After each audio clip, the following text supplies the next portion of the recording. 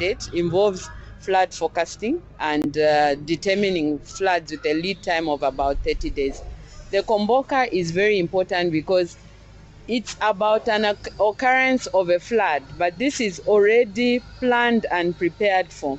So we have a lot to learn from the communities in how they are using their traditional knowledge to manage the flooding that occurs here. In addition to that, this is an economic activity. Of course, there's tourism and cultural heritage involved.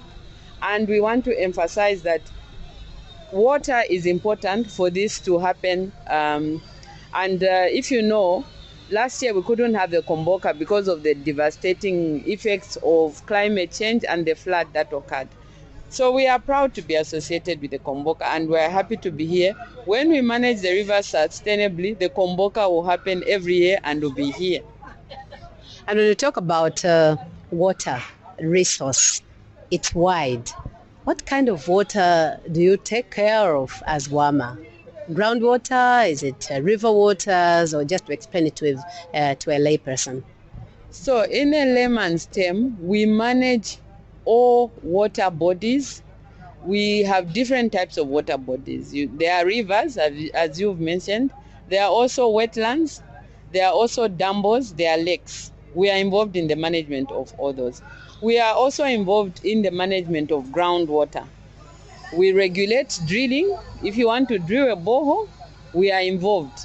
We regulate the drillers themselves to ensure that the public gets value for their money, so that they drill the boreholes with the right standards. They are not near a water pollution, a pollution source. That's what we are there to do.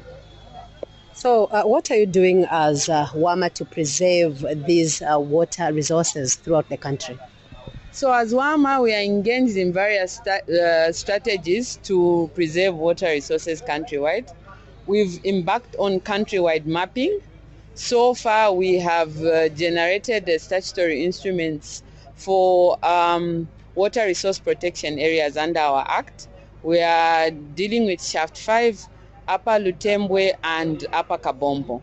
However, we learned from what the drought did to us. So we've gone now to also identify 127 areas which we need to map that relate to provision of water by water utility companies. In addition to that, we are using technology in our work to ensure that we are able to predict floods.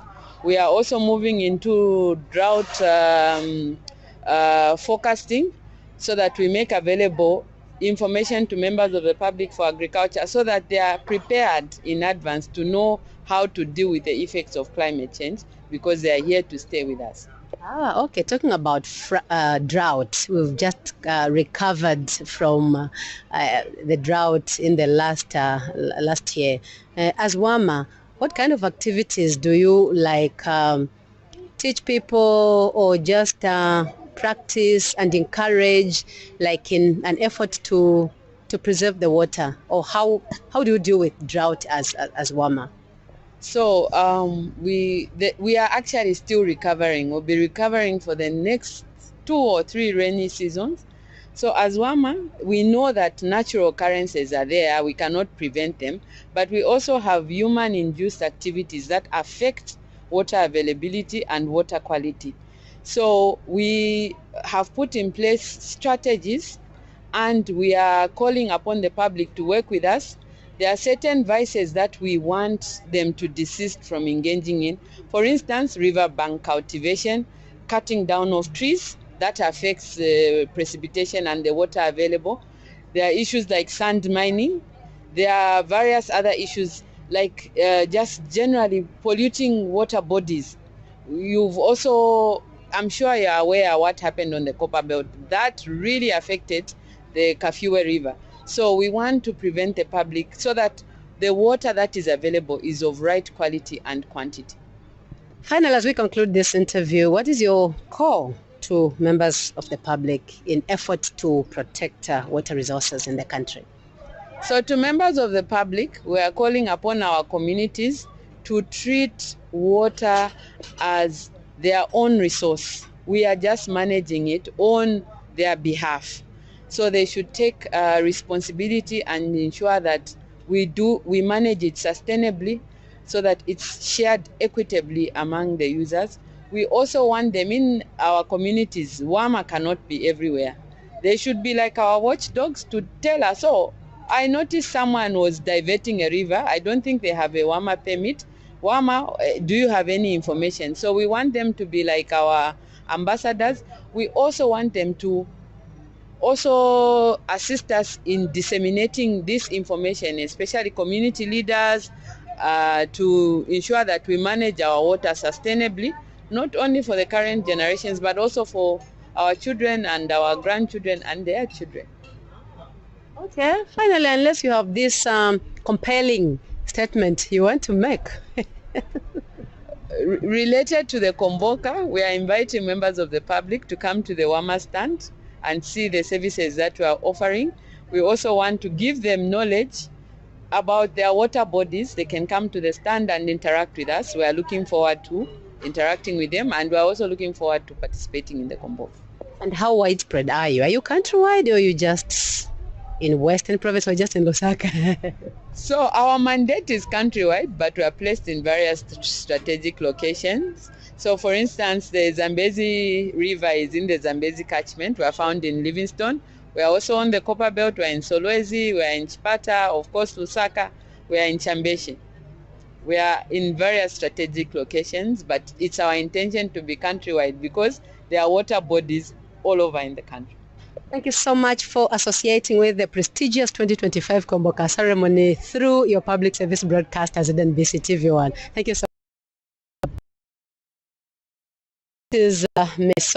Lozi, Acting Director General for the Water Resources Management Authority, WAMA, appearing on NBC TV1 and taking part of participating here at the 2025 Kuomboka ceremony, whose theme is not just a migration. Stay tuned.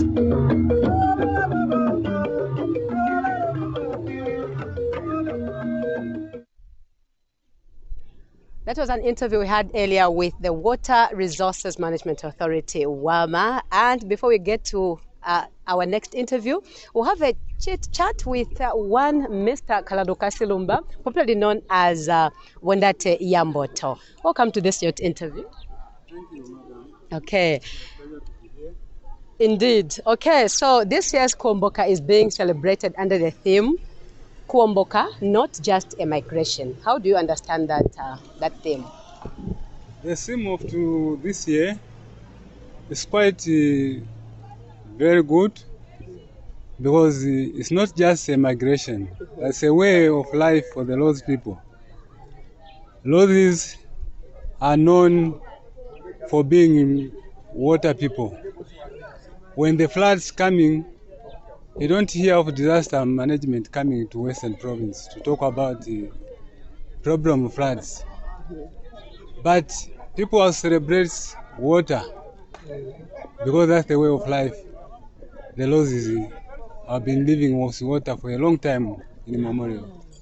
So Kuomboka is not just a migration, but essentially the way of life. Yes, for the people of Western Province. Right. I know that you are a climate justice advocate. You are also a very good reader or narrator. You're a storyteller. And some of the popular books you've read about, Matangwa Bokuku Bongangula, Kayamas Mangulungwa, Situpusali Pieha. I know you. Matangwa Bokuku Bongangula. Kindly just tell us about, just summarize this book, Matangwa Bokuku Bongangula. What is the story behind Matangwa Bokuku Bongangula? Mm-hmm. There's a young man called Singandangali in that book. The first story is talking about Ndatao Kindatao, meaning your father is your father. When he went out to look for medicine, he became a witch doctor. And when he came back, he started denouncing parents to say, I'm very much ahead of you in terms of medicine. Even if I look at you at this moment in time, I can see through you with my own eyes. So he started making some magics. But then there came a time when he came back home. The older brother to the father of Ngandangari said, can we teach this child a lesson? So we hear about Singandangari.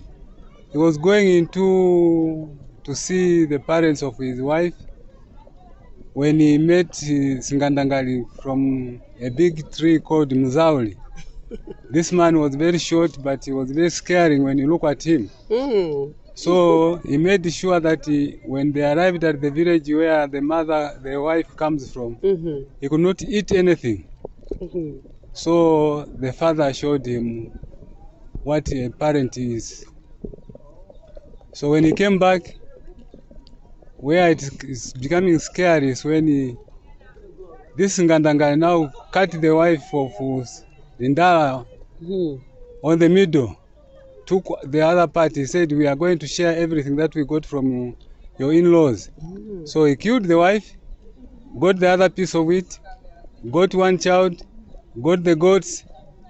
But when Lindala went home, he found his wife is busy pounding maize with other women in the village. And then he came back and saw the body of the wife. Oh, shocking. And then the vulture started eating that body. So later in the evening, the father came and said, even this time around, you still say you are wiser than your parents.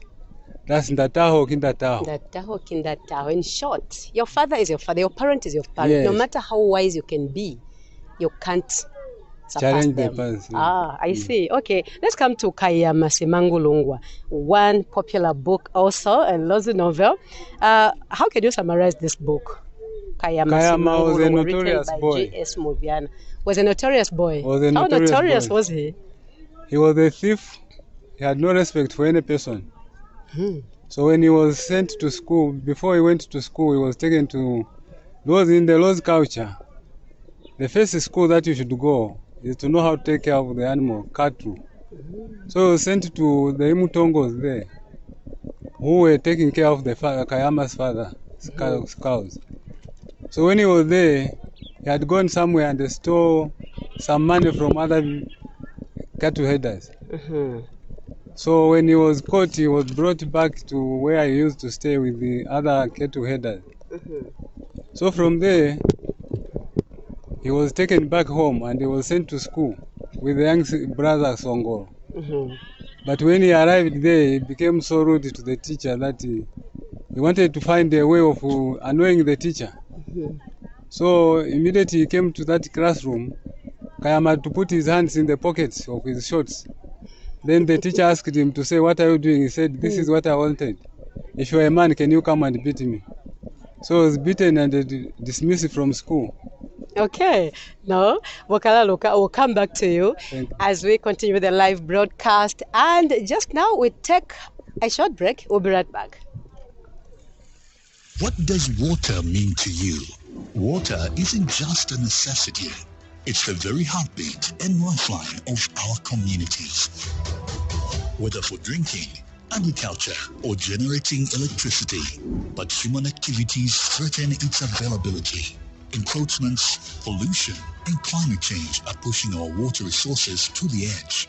The need for sustainable water management has never been greater. This is why the Water Resources Management Authority, WAMA, was established in accordance with the Water Resources Management Act No. 21 of 2011. The authority is mandated to identify and protect potential sources of fresh water supply. We ensure safe water for domestic use. We manage water resources sustainably through permitting and licensing, ensuring fair access to water sources in acceptable quantity and quality for hydropower production, agriculture, mining, and other commercial purposes. Water concerns us all.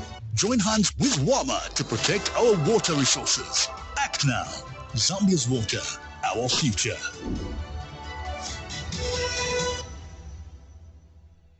We continue chit-chatting with Wondate Yamboto, Mr. Kalaluka Selumba. So tell us about Kuomboka. This year's Kuomboka ceremony is being held under the theme, Kuomboka, not just a migration. And you explained or you interpreted this theme. So just tell us about Kuomboka. And you earlier said it is the way of life for the people of Barrosland. It's not a disaster, okay? But it's a way of life for them. Just tell us more about that. When you talk about Kuomboka, I think we need to split a year into 4 pieces. June, July May, June, July is the first part of winter. Then during winter, people have come to the upper land, and people are deciding now to go back into the plains. And when they go there, they start concentrating on farming. Others are fishermen, and others are taking care of their cattle. But because of the upper land has no grass for cattle, then cattle, you would find them that they are not looking good. Then from there, you come to August, September, October. That's summer, which combines with the rain season time. So that time around, there's too much hunger in the Barrows land because some food has been finished by the time when they were upper land. Now, January, February, you have a lot of water. They say in Lozi to say the floodplain, it can be covered by water, but not by fire. So during floodplains, you'd find everywhere there's a lot of water, but you cannot see fire without nearby. Now, it was something like people would decide by February, March, April to take their animals out of the floodplains to the upper land. Some time back it used to be each man for himself, but as years went by, they realized that we cannot leave our king behind. So they decided to make a very big boat that could accommodate the king from the Lialui to the upper land of Limulunga. So it became a ceremony, but in the past it used to be a way of life, like what they are saying. It's not just a migration, but a way of life, because it's a year in, out, when you have floods in the Barrows flood plains. So lozis are used to water. You would find a 6-year-old boy can paddle a canoe in the flood plain. He's not scared. He can cross the Zambezi River. He's not scared. A small boy, are they taught by their parents, or it just grows in them? It's an inborn thing. When you grow up within a certain community, you learn how people live. Certain things they see them being done by the parents. So it's very nice when you come to see the Kuomboka. What happens before the day of Kuomboka? The drums, Maoma drums are sounded, and to call the paddlers. You would find each Lozi man is very interested in paddling the Tunga in the Nalikwanda. It feels good to be part of that trip or voyage. It's an honor and rare privilege. It's a rare privilege. Even me, I wish one day I'll do the same. To paddle my Have you paddled the Nalikwanda before? Yes, more especially in Luambi, Tulitungalambwera. Okay. Yes, sometime back. Anytime soon we'll be seeing the Nalikwanda, I think, as they are coming through. And tell us about Kufuluhela.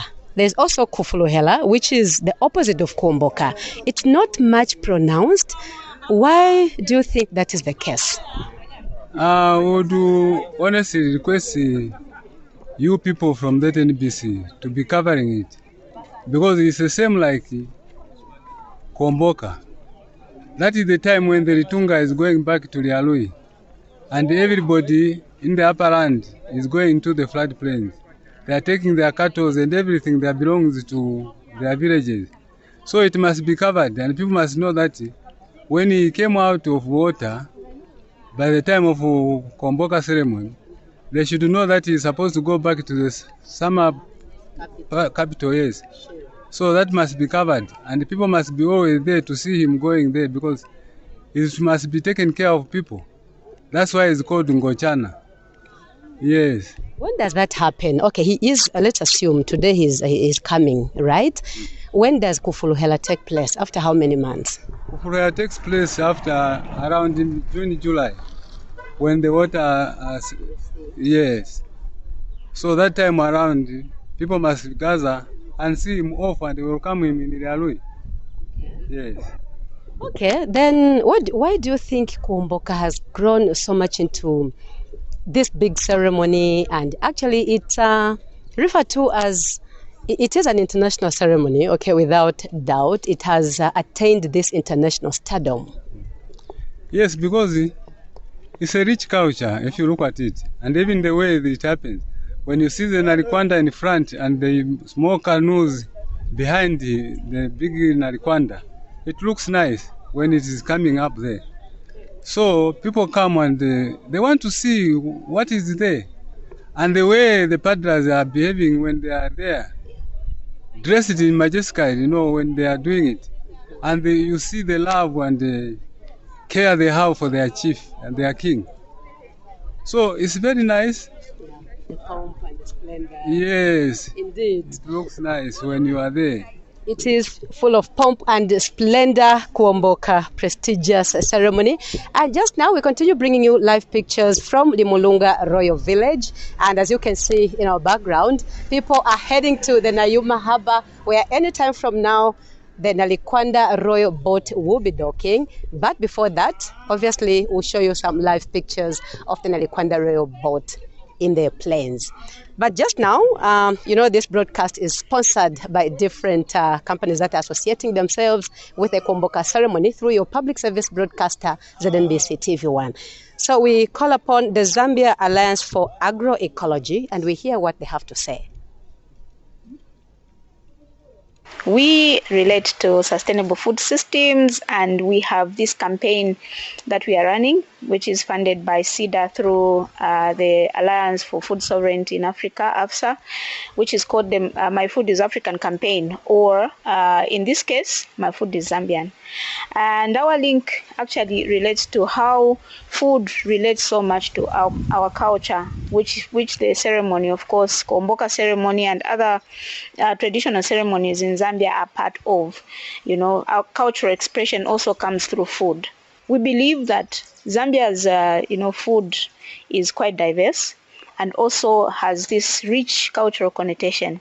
We are coming from a cultural background where we had a lot of food, diversity of food, and most of these are celebrated at these at the ceremonies, and also are part of the culture that I spoke about. So the culture, the perpetuation of culture, the food links us from it links the past to the present to the future. It's part of the perpetuation of the culture, just like the Kuomboka ceremony is also linking people. We also have the fact that cultural ceremonies are an identity. We know that Kuomboka is for the Lozis, and Chwala is for the people in Eastern Province, and we also relate the same with food. Food is also a form of cultural expression, and as long as we continue to embrace our food, we are also perpetuating part of this culture. And we cannot necessarily delink our food, our variety of food, our local foods from the other forms of cultural expression, such as the ceremonies. One of the things about the campaign, the My Food is African campaign, is that we are trying to get, the aim basically is to try to get Zambians interested in their own local foods. And this is for many reasons. The first reason being that it's part of who we are, our identity. When you lose the food that you are producing, when you lose the food, the physical food, when people stop eating things like chikanda, for example, and it is lost, you're not just losing the physical chikanda, you're losing also the traditions, the cultural connotation to chikanda, and also the knowledge, the indigenous knowledge that comes with harvesting the chikanda in the forest, choosing the best chikanda, preparing it. All that is lost along the way. So it's very, very important that we preserve this knowledge and we preserve these foods for the future generations to come and know them. The other reason we are promoting this food is that when you consume local foods, for example, you are supporting the local farmer, because they are the ones that grow this food. The people that are harvesting the chikanda that I talk about, for example, are smallholder farmers. They are people in the villages, so they get an income out of that. Take that away, you take away the income. So the more we consume of our local foods, the chihuahuas, the kalemblas, the lumandas, we are also putting money into the local economy through and supporting the local farmers to continue growing. Our local foods are also climate resilient, because they are God gave us these food, most of them. They grow here, they've adapted, so they adapt to changes in climate change. You find that as weather changes, these crops are more adaptable than the exotic foods. So they are easier in terms of building resilience for the farmer. And lastly, they are also very easy to produce without chemicals. I think there's a very big debate both internationally and at continental level in Africa around toxic pesticides, chemical pesticides, the fertilizers and their harmful effects on our soils, the pesticides and their harmful effects on both the human being and the environment around which people are producing food, and how our foods are so much easier to produce without any of these toxic chemicals. You don't need to spray chihuahua, you don't need to spray lumanda, you don't spray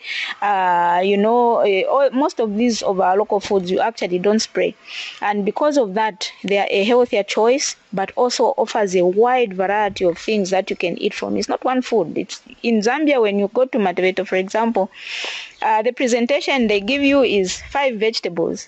I mean, who eats 5 vegetables? It's because we have so much to offer.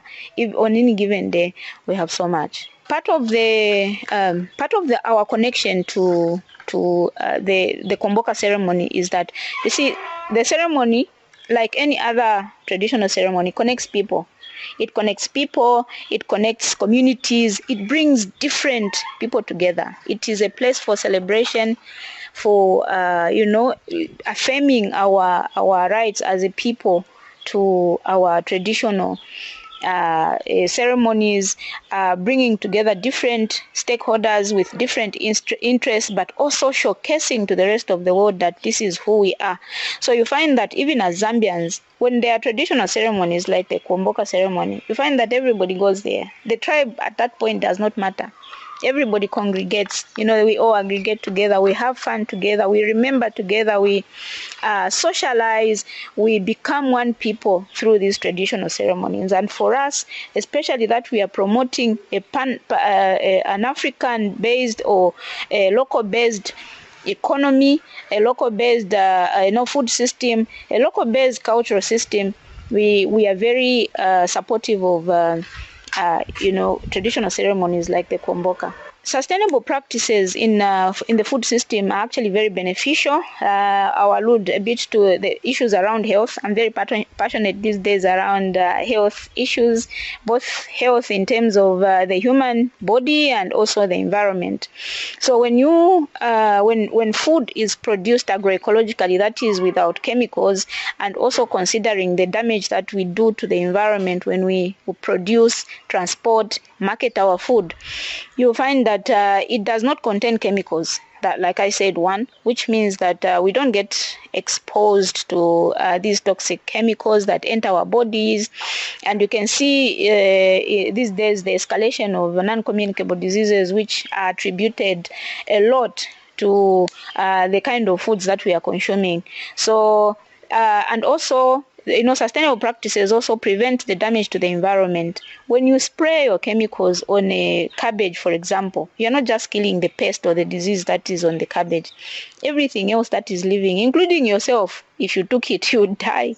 So you are killing everything else, including beneficial bacteria, beneficial microorganisms that help our environment. These days, when you move around, you see quite a lot of, you don't see quite as much of the bees as you used to see, those the ladybird beetles that we used to see, the beautiful ones that would normally come to a field of, for example, beans. We don't see them as much. We don't see that color anymore. The butterflies that would hang around, your fields.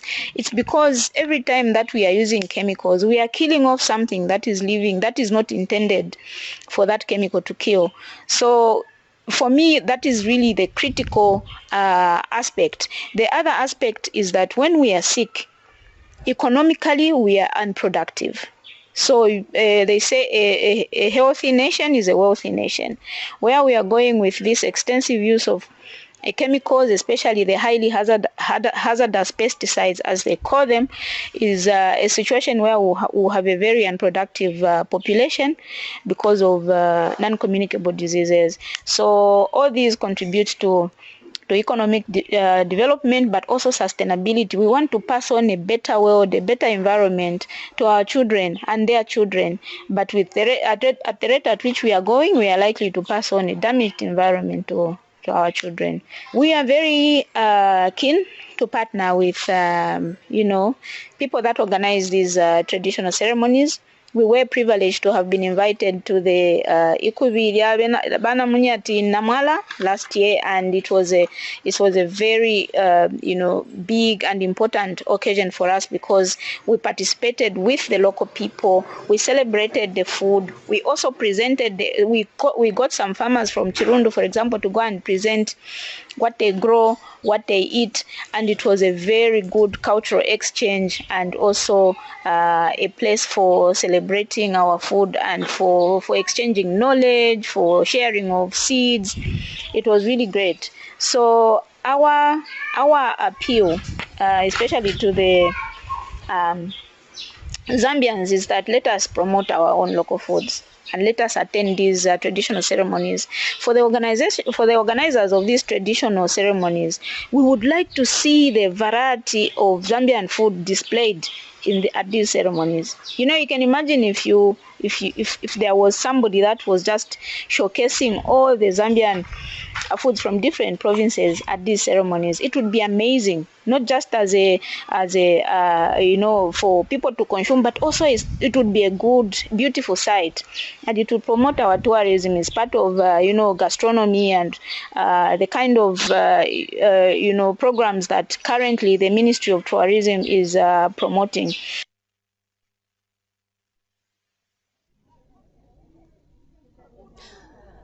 So now let's just get to speak to some of the Kuomboka 2025 attendees. With me here is a lady. Could you tell us your names? Welcome to this interview. Thank you. Okay. My name is Akayenge Katowangandu. Maybe would you just take your hat a little bit up so that people can see the beauty? Yes. Better. And where have you come from? I'm from Lusaka. Okay. Yes. Wow. What prompted you to come all the way? Well, we just came to witness the festival. So the ceremony is a very good culture. So it's very rich. So we're going to wait for the Litunga. And yes, we're happy to be here. Sure. Yes. Are you attending for the first time or you've been here before? Oh, I've been here before. So it's like a ceremony. I couldn't hold back. And the waters are a lot this time around, so we won't have a struggle of the peddling issue. Yes. Wow, I'm admiring your musisi. Let me just step back a little bit and just admire the musisi. Please, can you show us? Wow, modernized the musisi. Did the camera pick that right? We are seeing a musisi. Wow, beautiful. Thank you so very much. So what can you tell the young generation about the importance of observing traditional ceremonies and just maybe our culture? Okay, we have a very rich culture, especially the Lozi people. So every year we need to embrace the culture and make sure that it runs on in generations. So like we've inherited, and the next generation also, they need to make sure it carries forward. Sure. Yeah. Indeed, a country without a culture is dead. Yeah, definitely. Yeah. Thank you so very much. Thank you very much. Enjoy the moment. Thank you. Enjoy. Thank you. All right. We are still here on the tarmac road, the short tarmac, where the king, in this case, Litunga Lubosi Emeko II, will walk majestically with the Republican president about 3 hours from now. I have a gentleman with me here. Could you tell us your full names and where you're coming from to attend this year's Kuomboka ceremony? Wow, he's chosen to speak in Selozi. Yes. Na mabizwa kakina kapalo kaye. Tumeze ahulu mukito munde washemi baluna mu amalozi kaluna ashemi baluna malozi abomboka chwana lo atabela kibashemi baluna birunyolezi kubabona mihapelu baditabo yetu na hulu muzi wakaye mupila na mali mulunga mo kapa nanizo kwa senanga selushimbo kona koni simulu wakonizwa kono kwa Yesu kona na kono kwa Mungu shangwe mubona kuli mikiti yasizo butokwa bwayo na kibufi butokwa wasizo kikuli mwaba makuwa babulezi bali si mushobosi na sizo ushwile kona kuli butokwa wasizo kikuli muziba mupira lona bapira bashemba lona kale kona kuli mulutani babayinyani basataha mumulaho tweka kona kulutusaho kuli lubeni nibunangu ni babasataha mumulaho shangwe Litumeza holo shangwe. That is Mr. But we're not in a full season, but we've just decided to okay. No, it's okay. Mr. Kapaluka Yeye from Senanga, and he is here to experience the Kuomboka. Wow, more ladies are coming, clad in their misisi, looking so beautiful, ladies. Oh my God, the beauty of the musisi is whatever color. You know, the way it's just made by tailors, it's just dramatic. Okay, may I have your full names and where you've come from? My name is Mary Lisolo. I've come from Lusaka. Okay. Yes. Wow. What prompted you to come all the way? Yeah, this culture is a rich culture. We enjoy watching the boat, the way the paddlers, they enjoy paddling. Okay. Yeah, that's That is the part you love most. Yeah, I love most. The paddling. Yes. The way they do it in style. Yes, in style. Yeah, it's really interesting. And you are? I'm Tinta Miova. Okay, from where? From Mongu. Okay. Yes. Why attending the Kuomboka ceremony? Amulubulelele shangu mutezingi kwanu. Nalata Kuomboka bakensa kuli ni mulozi so nanikubona kuti naiza promote izo saka nikiseza support. Mutu yasazi bisizo. Esi baba mubali apesizo kiza kusiyalela sihula wituta. Kuta azoza sizo kiza kusiyalela. Bavulea kuti mushobosi nasizo kimushoboshire. Mutu yasazi bisizo sahayi kimutu yalatehire. Shena kakuziba konizo nikuziba kuli ni mulozi. Nanikubona kuli naiza zeo sizo saka sibulera kapasi eza ensha. Okay, she's saying she's so much proud of her culture because her culture identifies who she is. No matter how educated you are, you cannot just lose your culture like that. And you are? I'm Ingo Tumolozi. Okay, yes. Okay. Zoya Mungu. Okay. Muteze ngokomba. Nitsileka Kuomboka kakulini mwana Lozi, sinalibiza ni paka kulini mulozi tota. So anigona kutwera sizo kuli sifite fela kwanda kuli luweze promote sizo salona. You look young and young ones like you would say, why? Vaka uchani vakudala. Fiakale. You know, it's one Zambia, one nation, right? So why do you promote culture? I promote culture because I'm young, so I have to inspire others who are young, and I also have a child. So my child, I have to teach my child my tradition. Interesting. How do you teach your child your culture? Teach us. Maybe others will learn from there. By like this day, attending the same day, so that you see each event and you follow the steps of every event, so that you know more. Okay. Yeah. Thank you so very much. Please enjoy the moment. Litumeza hulu and shangwe. No, we are live from the Limulunga Royal Village, right at the palace. So, okay. Who? A brother here? Wow, clad in Siziba. Wow. Your names? Sishumba Mwela. From where? Uzakwa Livingston. All the way from Livingston? Niko nalupira mamungu Fumanianga niko Livingi. Okay, and Kina Nyambe, mpira mwaka oma, udrota pisa namani ya luna. Batilota pisa namani, why culture? Why is culture important? Sizo kinto utokwa holo. Neba aluhula ni sizo ulitutasi likute kwa bahulu kwa bashemi itisama basi amoho. Klika zengata ulituta masizo. Meaning ya Kuomboka kinto eri tutila ulukuzwa kwa banana. So aifitana kwa echwana peto kiziezi. Kwa uinzi kaufela. Nje bakuhanira live kwa msewezi wa mata tutapsana mani. I hope you've been authorized. Please don't tell us because you'll be charged. Okay.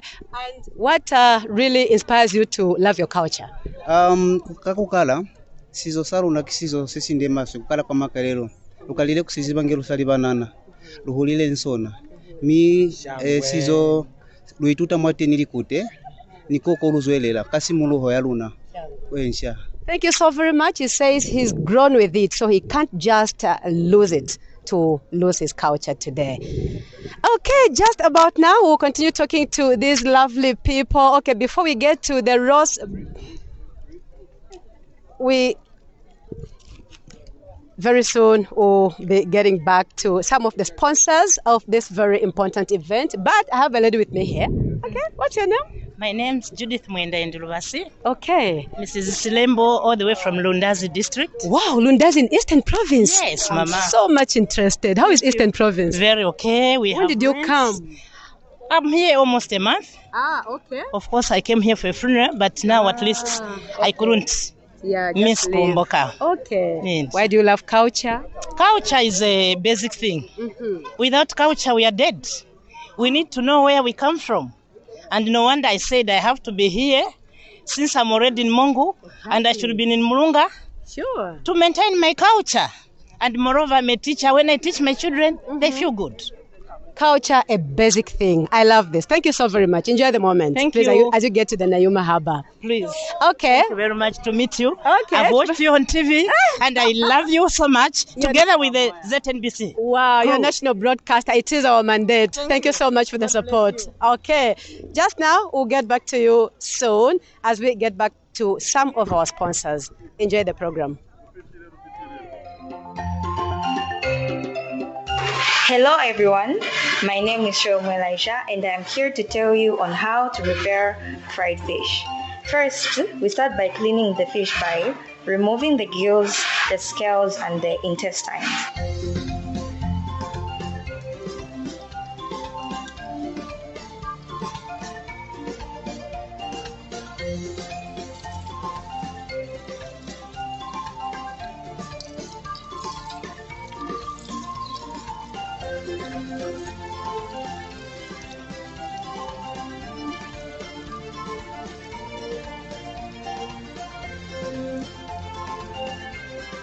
After that, you make some openings on the fish and you add some salt to taste.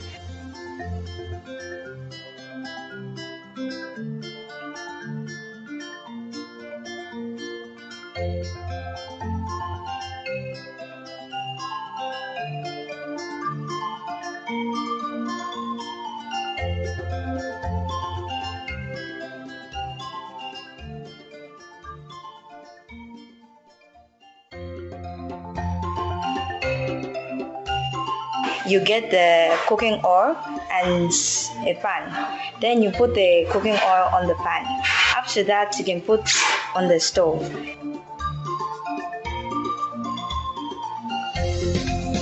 It's either a stove or a brazier, whatever you have.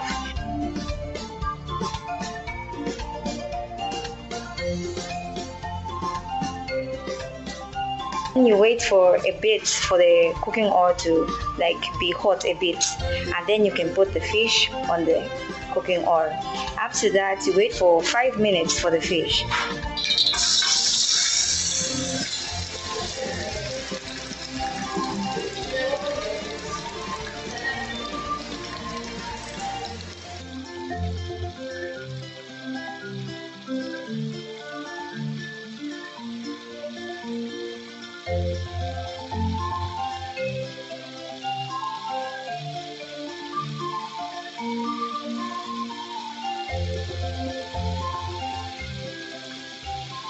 After 5 minutes, you turn the fish, and then the other side you can wait 3 minutes.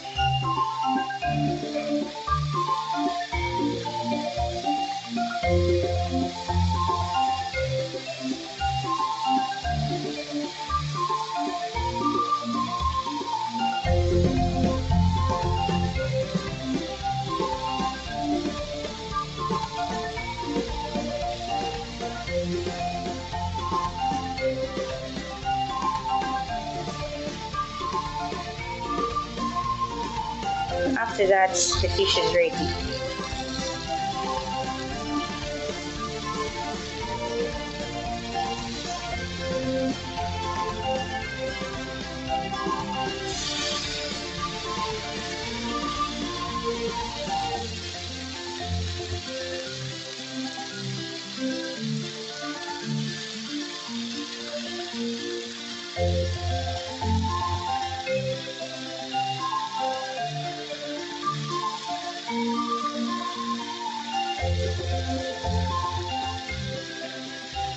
When it comes to making the soup, you should make sure that you remove the cooking oil. You just need a bit of cooking oil so that the soup can be healthier.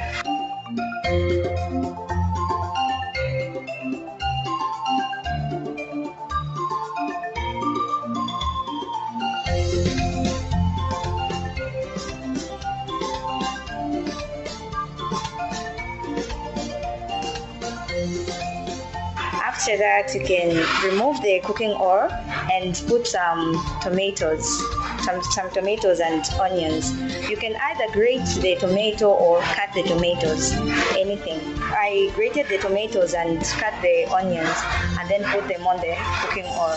After that, I waited for 2 minutes so that the soup can be ready. That's all. Thank you.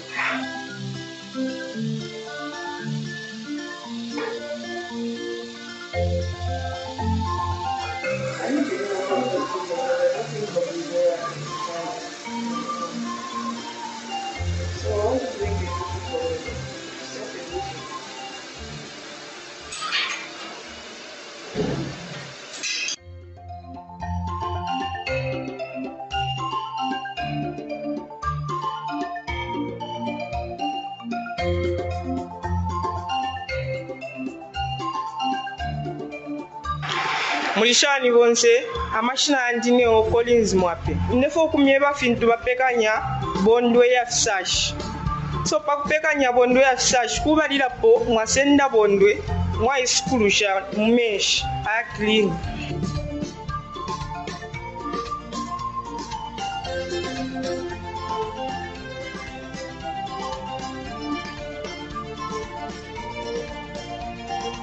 And then ngamwa iskulusha nomba kuhula knife ngamwabula knife mwasenda kona kabali apa kuputwira mwapitula mu pieces.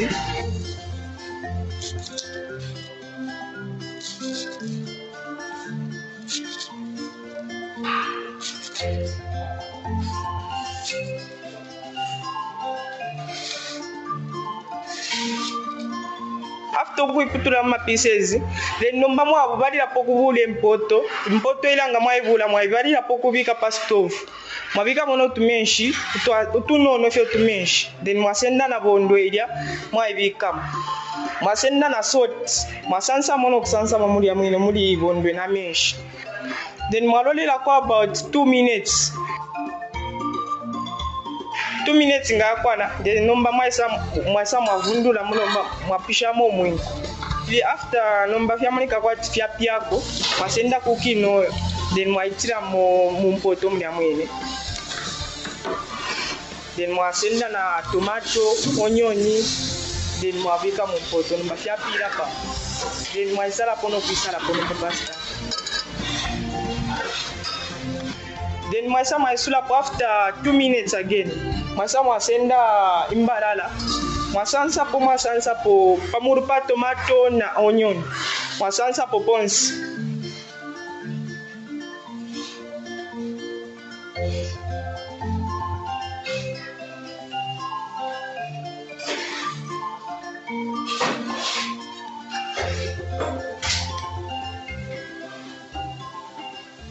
Then nomba mwaisala po marolera first paptako 2 minutes a bit. Then nomba after 2 minutes mwasenda nombo mwinko mwakumbura mo chamoneka ko kwatina afya nomba mshimwapuisha no kuisha nombe fe wapekanya bondo ya fisashi. Mtoshani batoka ofera fine kirema kutomi gurerera mwabasokeranga wewe bwa mwanja. Amukara kusoka wewe bwa mwanja pili mwabe amezi mwampika atene mwainga mpika wale mwabe fasto. Nekari kakaferaze munani sako kari kota kamba famba urari kakaferaze munani atene mwaliberera mezi yale abira atene mwashimbani ufi wa mkwaiwa peto mwashimba mwakara kuzuberera amuzuberire chwalo mwaliberera 10 minutes nge bubira.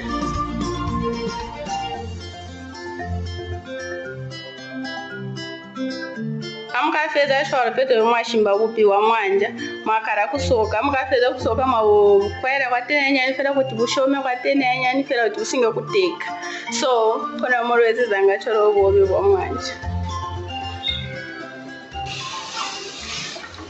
We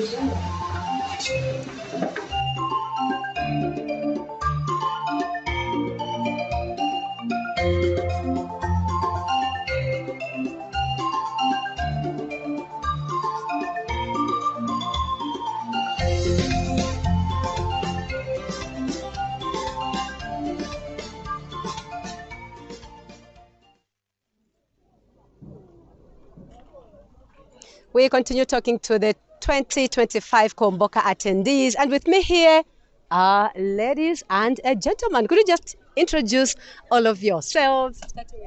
My name's Katebe Kaya Wesmoya. Came from where? From Lusaka. Okay, and My name is Lillian Mwila. Came from Lusaka, but I'm based in the UK. based in the UK. Yes, so I was really looking forward to seeing the Kuomboka. Okay. Yeah. My name is Clotilda Simoya. I'm from the US and I represent Organization of Zambians Abroad.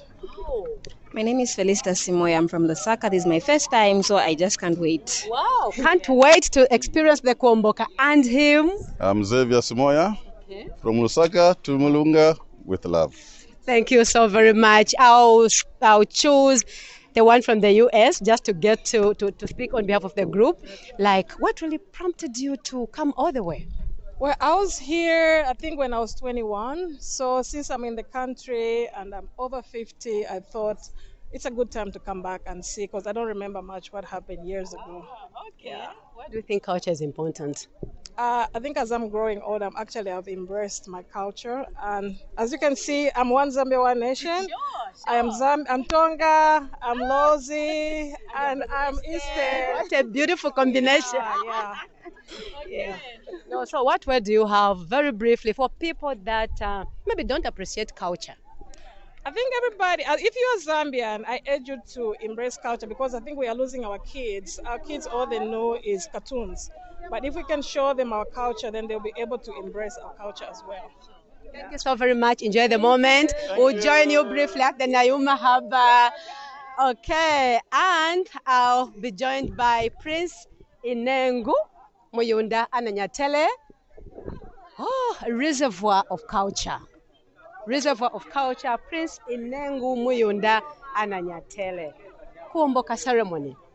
For how long has Kuomboka taken place from Lealui to the Mulunga Road, and why? This is the first question we pose to Prince Inengu Muyunda Ananyatele. Let's hear what he has to say. He's a reservoir of culture. You'll be shocked. Welcome to this interview. Yeah, you're most welcome, my dear beloved sister. Quite is a very nice question. It is well known that Kuomboka began a long time ago, like in King Bo's time, but your question about when it began from coming from Lealui to Rimolunga.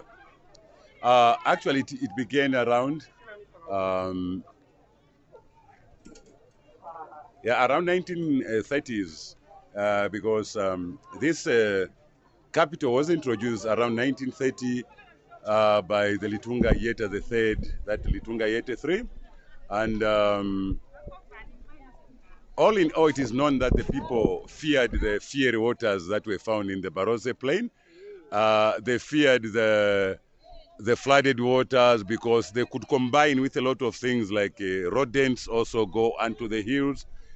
Yeah, rodents also go onto the hills, you know, some snakes and other things. You always fear the water and they always come to the dry land. So it was that time in 1930, but it used to happen a few kilometers from where we are, at a place called the Mafulo Sana. Then in 1933, this palace here was built. And then from the Litunga Yeta, they said, it became a tendency of every Litunga who came after him to be coming all the way from Lealui, royal capital, to Limulunga, royal capital. As I said, this was all done in fear of the waters. Though at first people couldn't, the Lozi people themselves couldn't accept this. They never accepted it in their hearts. That's why you discover that the term Limulunga means false rumors. So there were false rumors depicting and saying that the kingdom of the Lozis is declining, because for they believed that it was a taboo, like to see a Lozi Litunga to stay in the forest. So what were these false rumors? the false rumors talk that maybe at one time the kingdom will decline. You know, as it says, change is constant. Yeah. So from that time onwards, up to today, Kuomboka has been taking place from Lealui to Limulunga Royal Village. It's only in certain areas or times when we experience the drought. That's when we always probably can try to go to Mulamba Harbor, and those are the times which we call in Old Lozi language as Sendavanji, a drought time. You know, because when we say Sendavanji, we mean moving on foot, a journey on foot. So on rare occasions, then people could use the harbor like what people wanted to you know, were longing for, some of the people. But the reality is, when there's much water, we always use Limulunga Royal Capital. And then the barge has to dock at Nayoma Harbor. Wow, Yeah. interesting, very interesting culture there. Exactly. Yeah, and how do you interpret this year's theme, Kuomboka, not just a migration, considering the resilience known for actually, by as the Lozi people? it is non-motto for this year that Kuomboka is not just a migration. migration. Yeah, there are a lot of things that goes with it when there is this migration. For example, it is one of the flagships that's putting the province Barozaland and also the country Zambia on the map. So it has become a tourist attraction. Like it happens, as I said one time, this type of lifestyle wasn't a ceremony per se. It was a way of livelihood that for each and every Lozi person has to have one home in the Barotse Plains and also the other home at the upperland. But as I alluded about a few times ago, that in the time of the reign of King Imwiko, Imasiku Liwanika, it became very pictorial to a lot of people, and it was somehow marketed, especially when he visited Livingstone, where he had welcomed King George VI by then it was known even beyond the borders. So from that time on, it became a very nice, wonderful thing to see. So I say that it is now a tourism attraction. At the same time, we would say it's a business booster, because you can feel that nearly everyone who has brought his merchandise to sell, we can talk of accommodation, we can talk also of being a unifying factor, because today you can greet each and every person in his own language here in Limulunga. You answer you can say Muribwanji, Murishani, Muributi, Muringachili, exactly. Muringahi, all these kind of answers you can be given. So today, if you are to enjoy, this is the time in Mongo and Kuomboka whereby you are 100% free to talk in your own language, and then you find a translator and an interpreter. So you can see that it's a really unifying factor. Exactly. Actually, there's something I'm happy about Kuomboka being a very unifying factor. My sister Mutokwa Moya, when you look at even some of the important logos that we have in the nation. For example, the coat of arms. When you look at the coat of arms, it really depicts of the lifestyle that our forefathers had. You see those people, that man in a khaki shirt, and khaki shorts, yeah. And then if you're even to Google about that, find that there is a woman on the other side and who is holding that. When you look at that woman, it says that she is dressed in a traditional attire. Now, when I close my eyes, I open up my eyes. What could that attire be? We don't know. Probably look at the sleeve. It looks like MCC. Oh, wow. So, I need to check you check on thoroughly that. on the coat of arms. On the coat of arms. Wow, so interesting. It is really Okay. talking about our origination. Prince Inengo, without doubt, Kuomboka ceremony can never take place without water. Exactly. Okay, and effects of climate change are there for all of us to see. Yeah. How do you think, as a country or as Lozi people, can preserve this culture to sustain Kuomboka ceremony? Yeah, actually, I'm happy you have said that. I think it needs a two-way system. Today, there are a lot of ways in which we are trying by all means to mitigate the climate change. But when you look at that, let's not only rely on the information that we receive from outside on how to conserve nature, but equally too, we had our indigenous knowledge on how to conserve the nature. For example, people were not allowed to grow their crops very close to the banks of the riverbeds or the pools and whatever. If we are to also sustain our indigenous knowledge on how to preserve the nature, to be very good. Because as I said one time when I was interviewed by that NBC again, you see that we are more attached to nature That's why even your 13-month calendar is attached to nature. You talk of sope, you talk about the morning star, Yowa. That means at that time when the river is washing, March, which is Ratamani, meaning mass water coverage, and also Lungu, which is April, whereby the water is stagnant. So let's try by all means to preserve, this kind of nature so that really Kuomboka can be sustained. Yes, let's not cut trees anyhow because rain actually we know comes out of evaporation and all this kind of thing. Okay. No, we keep bringing you live pictures of the 2025 Kuomboka ceremony. As you can see, people are getting to the Nayuma Harbor. You saw the Zambia army. You're seeing it's like security is getting tightened. We are drawing closer now to the climax of the actual day of the Kuomboka. Of course, we still have activities even tomorrow on a Sunday, but it's getting tighter and it's getting more interesting now. Kuomboka, we are really now feeling it. We're getting to the climax of the event for today. Wainengu, thank you. Just now, we'll get back to you. You are with us.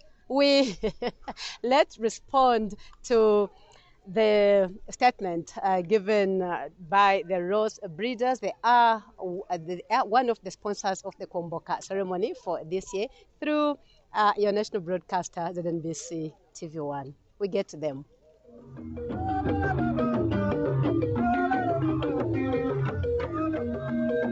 Welcome to this short interview. Thank you very much.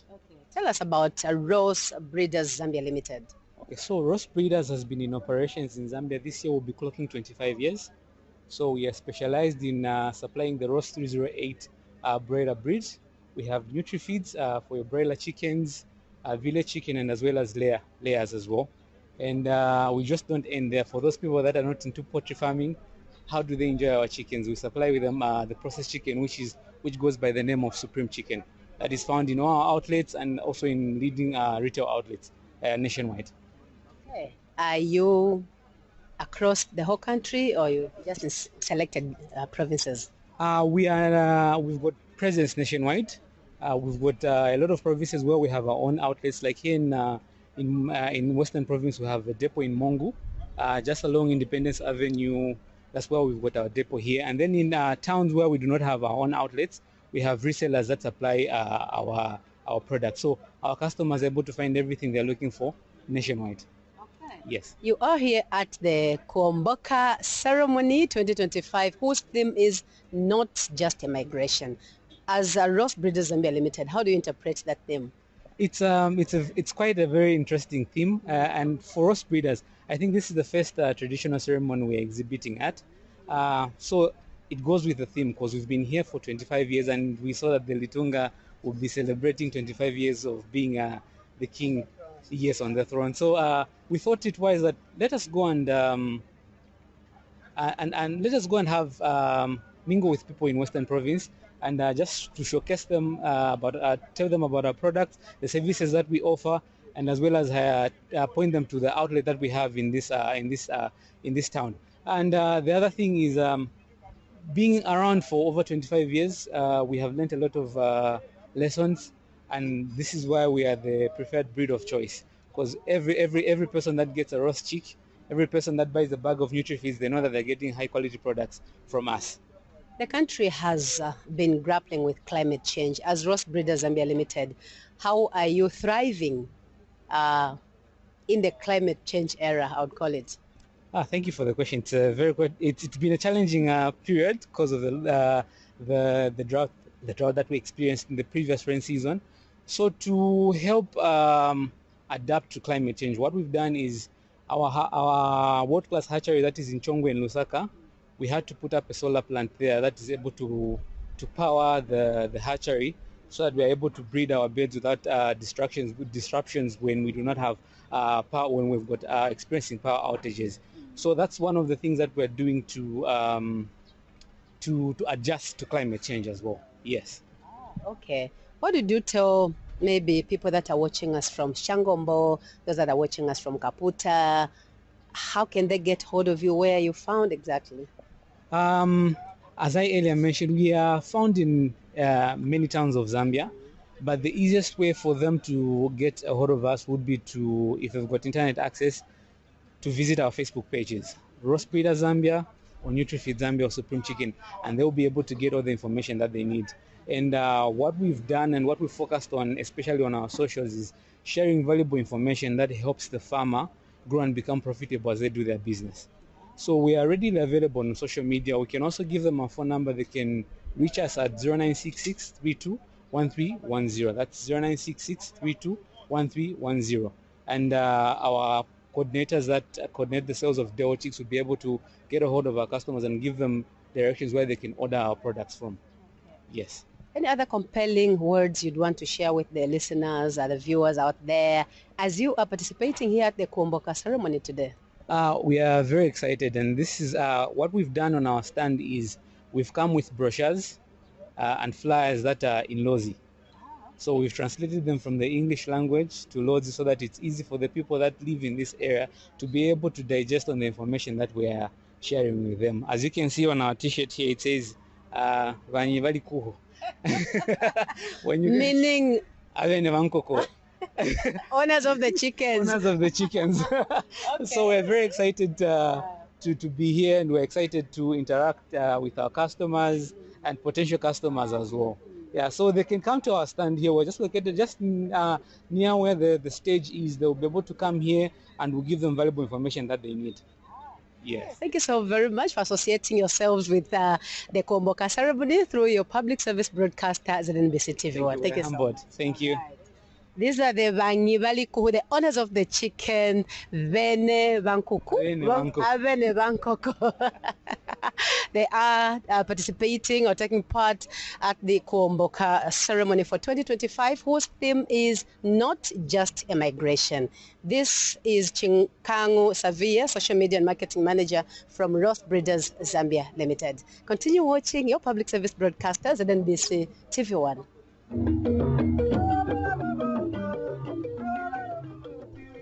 We continue giving you live pictures of the Kuomboka ceremony 2025, and we continue chit-chatting with Prince Muyunda Inengu Ananyatele. And with me, I just want to ask you. Yes. Something to do with the Maoma, the Maoma royal drums. Yeah. What are they? What do they signify? We see our king beating them on a Thursday. Yeah, beating the royal drums. What is that all about? Yeah, as you said, the Maoma drums are, as it says, the Maoma drums are drummed according to tradition in times when there was war, but at the same time, the Maomas are beaten at a time when the Litunga is about to take a royal journey, like from Kuomboka, the way it has happened. And as you said, it has to be beaten 2 days before the period day. And then that kind of drumming is now called kufolomona.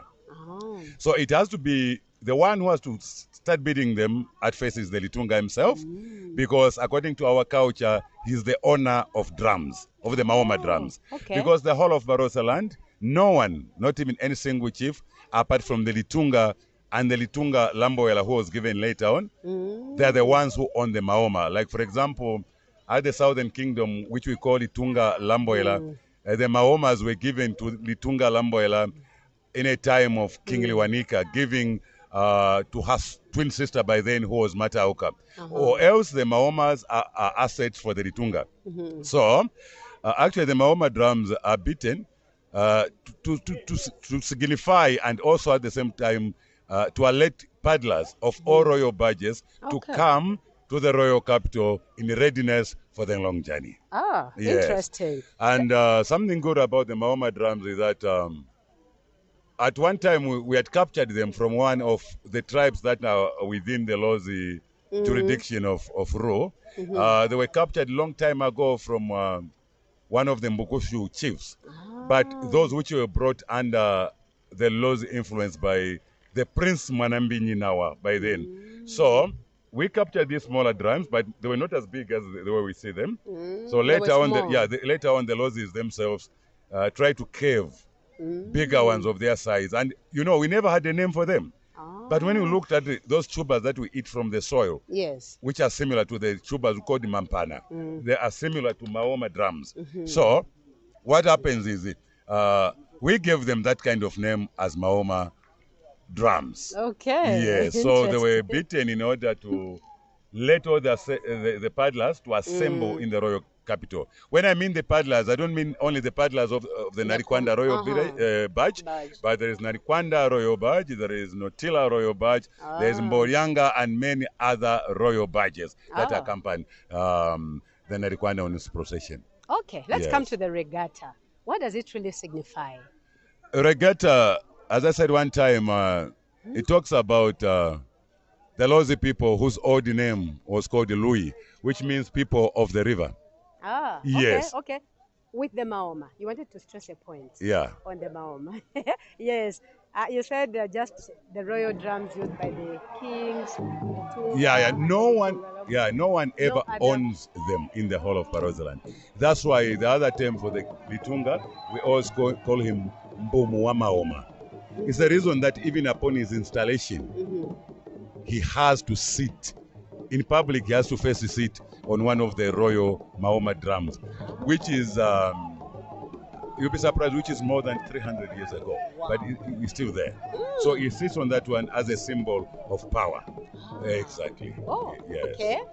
We can move to the regatta now. Yes, you're most It's called the boat competition. It's known as the boat competition. Yes. What does it really signify? Okay. Any cultural meaning hidden in it?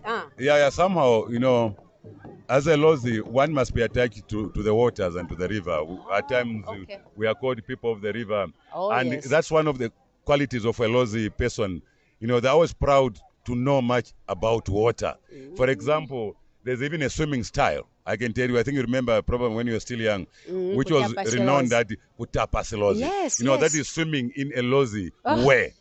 So there's a certain way you sing as a Lozi, in a Lozi way. What is that kind of swim? How is it? I wish you were in water. Yeah. It's like when one swims in the river, he has to splash water somehow in an imitation of a way a crocodile swims, whereby it pushes its legs. So that's swimming in a Lozi way. Yeah, so it's one of the qualities or the necessities of a Lozi person to know about water, not fear the water. So as such, that's why it is necessary that on a regatta, they wanted to know who are the best paddlers. And mind you, it has never just started now. It started a long time ago, like in olden times, such kind of sport used to be done at a place called Rio Yellow, near the banks of the Zambezi River. And at the same times, it also used to happen in Mwandise Sheke, whereby people were proven to see who can paddle much. But on the other hand, it's something that will continue teaching the Lozi people to be more close to water, be you female, whatever, because they're the only people, if not in the whole world, who don't call floods or water as a disaster. To us, it's a blessing. To us, it's a blessing. Mixed blessings. So we need water everywhere in whatever we do. Okay, so it's a must. That regatta thing has to be held. Yeah, it has to be held. Day before has to be held. Okay, nice history. All right, let's talk of Kuomboka itself. From the beginning of the procession, Kufulwa. It's called as Kufulwa. That moment when we see our king coming now to get to the Nalikwanda Royal Badge with the guest of honor. Like in this case today, the guest of honor is the Republican president. So just tell us about that. Take us through the whole process of Kuomboka. Yeah, at the time of Kuomboka, there's a procession. There's a procession that really happens. To start with, we've already talked about Maoma. Then on the D-Day, then the Mwenduko drum has to be beaten early in the morning and taken outside. And we see, not to cut you short, but we see when are those paddlers that carry those the items, the royal items, I would call them. Yeah. Where they call even just a very small piece of item is carried with both hands. Yeah, it has to be carried with both hands, and that's the tuyam. Everything that belongs to the tung has to be carried using two hands, in the palm. Yeah. So actually, what happens is that, as I've already said about the Mwenduko drum, why is it taken outside? Is to let people not know that the Litunga that particular day won't spend his night into his capital that is found at the lowland. That's why they take the Mwenduko outside. Yeah, Mwenduko outside. Okay. So everyone else will know that the Litunga won't spend a night here. Then from there, there will come a time when you saw like the way he was walking majestically with the head of the president. And at that point, he's clad in his siziba. Yeah. Yes, but when Actually, he comes this time, out of the Nalikwanda Royal... Actually, this time we can call it even a simple term, skutingo. Sikutingo? Yeah. Oh, okay. Yeah. It's not Siziba is for us. Oh, not for it's for us ordinary If people. you were to Okay. take even a simple term, we can call it skutingo. Sikutingo. Okay. So, that is the time now they have to... Now he will be escorted by the royal bandsmen. He will be escorted by the royal bandsmen. Mostly with the kind of beating that has no lyrics, apart from people who are doing the evoking clock and so forth. And then he'll be taken like on the first stage of movement. There is a song we call Kanda, which makes him to move faster than ever, so that the stretch can be shortened. And when he's about to reach the docking place or the harbor, they will change it to a song called the Lunda, which allows him to move at a slow pace. And then immediately he goes inside the royal barge. The song generally called Ifulwa has to be beaten, and this one goes without singing. Okay. Yeah, the whole essence is it is being drummed by the first drums in the Lozi, history. Beaten on the manduko, the matota, and also the old Lozi xylophone called Mwawawa. And then people just begin giving praises. There's no singing. It's called Ifulwa, which means to start off. So they will go with that kind of sound that there's no singing. And then at a certain point, they will interchange with certain songs like Manjavila, any of the songs they can pick it, and not forgetting the song that has got the lyrics which talk about one of the first people to cut a tree out of which the first plank in Narikwanda was made, and that man was called Sikota Mutumwa. I think you've heard Sikota Mutumwa. And they'll say Sikota Mutumwa. We praise Sikota Mutumwa, the one who befell the first tree out of which the first plank in Narikwanda was made. Actually, as you know, the first Narikwanda was soon. It was sown out of the Makenge roots, but now at the same time of the season, the Lozi people discovered that it was not, the durability was very short. Because at a certain time it could rot. Now they planned of making a plank Narikwanda. That's why Scott Mutumo, the first person, cut that tree. But it's not only him, we had a lot of people who remember in the history, the Smui from Siko village, those were the first founders of the first royal bank. Making out of planks. So they were interchanged. At the same time, the Maomas also will be drummed. So it will, and then when they want the royal badge to move at a fast pace, they will introduce a song called Dishoma. Also, that one also doesn't go with singing, just people shake. You know something funny about your culture, that Lozi culture, most of the songs that are beaten are not sung. Oh, that it's just they have no lyrics. Okay. And the songs that have lyrics sometimes are not much danced like the way the Rimba people would do it. They'll just sing and then shake swiftly. Okay.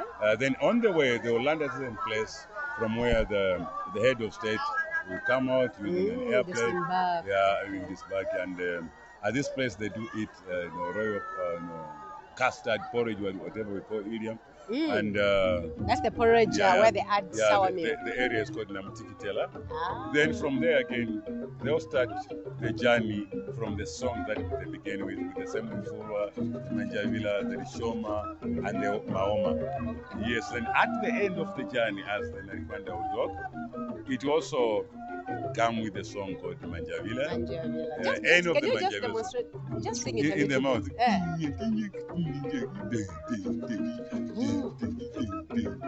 That one is a proud song. One can just sing in a proud way. People have to swing their waist. Yes. Okay. Let's talk about the paddlers. That paddle the Narikwanda Royal Badge. How many are there? And I noticed they're like the paddling sticks all move in one direction. Do they move in one direction or they differ?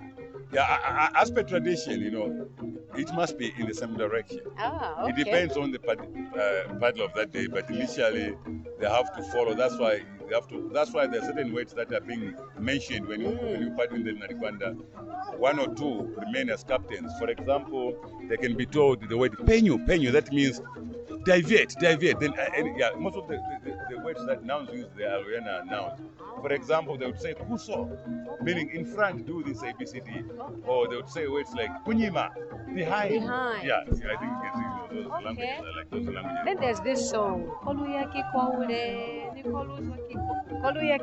it's a beautiful. Tell us about that one briefly. All right, that one develops a certain kind of mood so that the paddlers don't tire. See how far we've come from. Yes. See how far we are going. Okay. We've managed to come all the way from there. So let's maintain the same momentum in order to reach our destiny. Yeah, so it really gives the paddlers that kind of interest and mode. Yeah. We are getting there. We're still getting live pictures from Western Province, Limulunga district in particular, and Limulunga Royal Village. This tarmac we are on is that tarmac where the Litunga moves majestically with his guest, the Republican president, like in today's case. Just now, we take a break. We'll be right back with more interesting content. Keep watching your public service broadcasters at NBC TV1. What does water mean to you? Water isn't just a necessity. It's the very heartbeat and lifeline of our communities. Whether for drinking, agriculture, or generating electricity, but human activities threaten its availability. Encroachments, pollution, and climate change are pushing our water resources to the edge.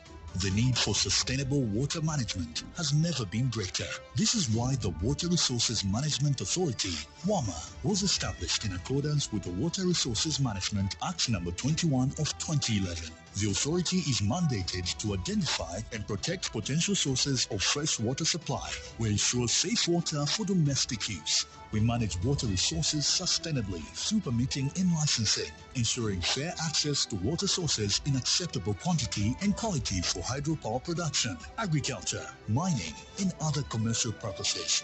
Water concerns us all. Join hands with WAMA to protect our water resources. Act now. Zambia's water, our future. Grow with Greenfield, your trusted fertilizer partner and the farmer's first choice. Are you ready to cultivate success in your fields? Look no further than Greenfield Commodities Limited, your premier destination to top quality fertilizers, chemicals, and agro products. Our fertilizers are formulated using the finest ingredients, ensuring optimal nutrient intake for your crops. From nitrogen-rich blends and specialized formulas, we offer a competitive selection to meet your unique needs on every crop and soil type. Visit us on Impulungu Road in Olympia or in town along Katonjira Road, or call us on 0211 230 012 or 0979 688 749 or 0777 504 019. Greenfield Commodities Limited, the farmer's first choice. Konkola Copper Mines, or KCM, comprises several significant assets in Zambia's copper belt and the central province of the country, with operations spanning across 4 locations in Zambia: Chingola, Chililawombwe, Nampundwe, and Kitwe. Vedanta Resources has pledged an investment of $1.2 billion. KCM is primarily engaged in the exploration for mining, production, and sale of copper and copper byproducts. One of the key components to that investment will be the Konkola Deeps project, which will be key to the future of KCM. So in terms of targets, what we'd like to be producing by 2031 is around 300,000 tonnes of copper per annum. That comprises of both integrated copper, so that copper is from our own internal resources, and also from custom feeds. With Vedanta taking over KCM's operations, their investment in Zambia extends beyond production and employment, but its support into communities which surround the mine. KCM operates one of the most extensive corporate social responsibility programs in the industry, touching on 4 pillars, namely education, health, sustainable livelihoods, and sport.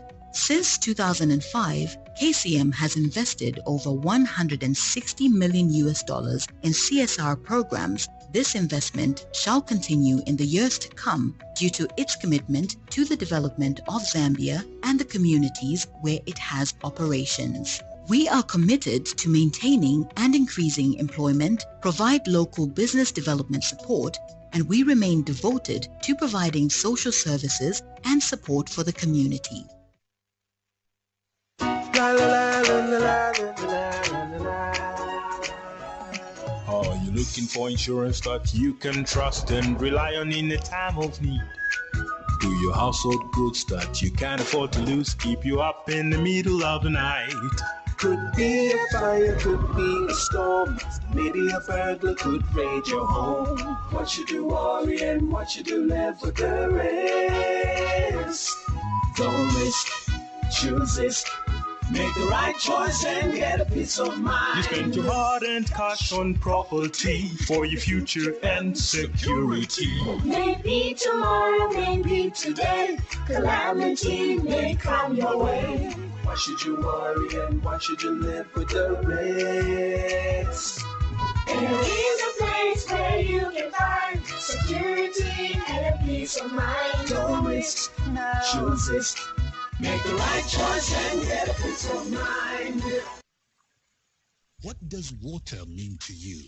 Water isn't just a necessity. It's the very heartbeat and lifeline of our communities. Whether for drinking, agriculture, or generating electricity, but human activities threaten its availability. Encroachments, pollution, and climate change are pushing our water resources to the edge. The need for sustainable water management has never been greater. This is why the Water Resources Management Authority, WAMA, was established in accordance with the Water Resources Management Act No. 21 of 2011. The authority is mandated to identify and protect potential sources of fresh water supply. We ensure safe water for domestic use. We manage water resources sustainably through permitting and licensing, ensuring fair access to water sources in acceptable quantity and quality for hydropower production, agriculture, mining, and other commercial purposes. Water concerns us all. Join hands with WAMA to protect our water resources. Act now. Zambia's water, our future. We're still bringing you live pictures of the Kuomboka Ceremony 2025, which is being brought to you by the Greenfield Commodities and Konkola Copper Mines. Greenfield Commodities is the main sponsor, and the Konkola Copper Mines KCM. And right now, I'm joined by Zisk General Insurance Managing Director, Mr. Trevor Jenga. Thank you so much for joining us, and thank you so much for associating yourself with the Kuomboka ceremony this year through ZNBC. Yeah. Happy Kuomboka Day. Yeah, indeed, happy Kuomboka Day. First of all, thank you for having me, and I'm enjoying myself here. Great. We understand it's your first time to be in Mongu. How are you finding the place, Limulunga in particular? Well, it's quite amazing when you look at the floods, you know. My first time to see such mounts of water. So from the tourism point of view, I think it's fantastic. Okay. So you're here for the Kuomboka ceremony. What makes it significant to you as a business? Yeah, you know, we have been operating from Mongu for quite some time now, from as far back as 2007. Okay. And right now we are generating premiums in excess of 5 million kwacha from our Mongo office. So we thought it right to plow back and support the Kuomboka ceremony this year. So Zisk General Insurance offers insurance services, several of them. Can you begin by explaining the fundamental purpose of insurance and why it's crucial in today's world? Yeah, you know, insurance is a risk transfer mechanism. It's a vehicle through which you can safeguard your assets. If you have, for example, at the personal level, household level, if you build a house, you need to insure it against fire. If you buy a car, you need to insure it against theft and damage. So you can see that insurance plays a very important role in protecting someone's assets. Could you elaborate on the risk management services being offered by Zisk General Insurance Limited in comparison to life insurance? Yeah, as I said, general insurance offers short-term covers, short-term policies, which range from 3 to 12 months, specifically for assets. That is our business. And life is obviously concerned with ensuring life, as it were, against natural causes if someone dies, and also medical insurance falls under life, and also investment policies like education policies when you are saving for school fees, as it were. That is life. There is competition. How have you survived as a business in insurance? Yeah, our industry is quite competitive. We believe that at ZISC, we pay claims. 2024, we paid about 220 million in claims, and we also keep innovating in terms of service delivery. We think that customer service is at the center of everything that we do. Okay. With the current challenges posed by climate change, which is affecting the world, Zambia inclusive, including the most recent drought and floods, how is ZISC General Insurance Limited adapting to these global risks? Yeah, climate change is a global issue. It's basically something to do with changing weather patterns. This you have seen of late. Sometimes we are moving from a drought situation, we go into a flood situation. Yeah, so really, that is what we talk about when we talk about climate change. And in our case, we have been providing agriculture insurance against drought. Okay. Yeah, even against floods. Okay. So we are trying to mitigate those risks faced by farmers in as far as climate change is concerned. Okay. In this part of the country, we have a number of farmers. Shed more light on the value of insurance. Yeah, I know here people have got livestock. People grow rice, okay? So when we talk about livestock, we've got specific agriculture products where someone can insure their livestock against diseases, against theft, and also when it comes to crops, we have also continued to insure. I'm sure even in Western Province, people access FISIP, Fertilizer Input Support Program. So we automatically pick up those risks and insure them. Yeah. So what kind of advice would you offer to someone who is considering purchasing their first insurance policy? First of all, I would congratulate them. Okay. And I would tell them that's a very important step. People need peace of mind. People need to secure whatever investment or assets that they have. It's important to make sure that you protect these things. You never know what tomorrow holds. Yeah. So rather than regretting, it's better to have peace of mind, buy an insurance policy, and you're at peace. Okay, let's just get back to agriculture and crops and how you as ZISC insurance come in. Agriculture is one of the most important products that we have. And if you want to know, last year we paid out over 200 million for drought-related risks. Okay. That is poor germination and poor yields. Okay, so that is how we come in as this general insurance to mitigate in terms of agriculture risks. Okay, as we conclude, where do we find the branch, the ZISC General Insurance branch here in Mongu, for those that may look around for you and your services? Oh yeah, in Mongu we are at Tebe House, which is along Senanga Mongu Road, next to APSA. That's where we are situated. And also they can check on our website, see our contact details there. We are available. This is a digital world. You can WhatsApp, you can call toll-free number 1122. So from wherever we are able to attend to you. Great. Let's talk about financial education on insurance. Why is it important? And just tell us about it so that you have a clear understanding of it. You know, the uptake of insurance in this country is quite low. So there's need for... Why is this so? Why is it low? It's literacy. Something around educating people about the importance of insurance. You'll be interested to know that people would rather gather information around getting a loan to start a business, but they won't bother to gather information around insurance. So we, as an industry, we have a lot to do in terms of educating people about the need to get insurance and also apart from buying insurance, Mm-hmm. we are encouraging the public to make sure that they pay the premiums. You know, that's the only way we are going to be capacitated as insurance companies. If people buy insurance, pay the premiums, you'll see the efficiency that insurance companies will be able to do deliver the sales in terms of claims payment. Okay. Yeah. And just tell us briefly about the work you are introducing in your Zisk insurance company. Mm-hmm. Any plans you have? Mm-hmm.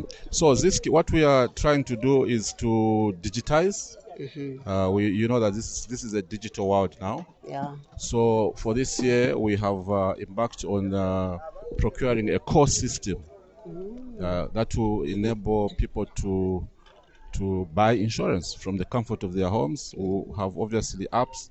You'll be able to access information on your policies, on claims, without the need for physical engagement whereby you walk to the office. So all these are interventions that we are doing to improve customer experience. Wow, great.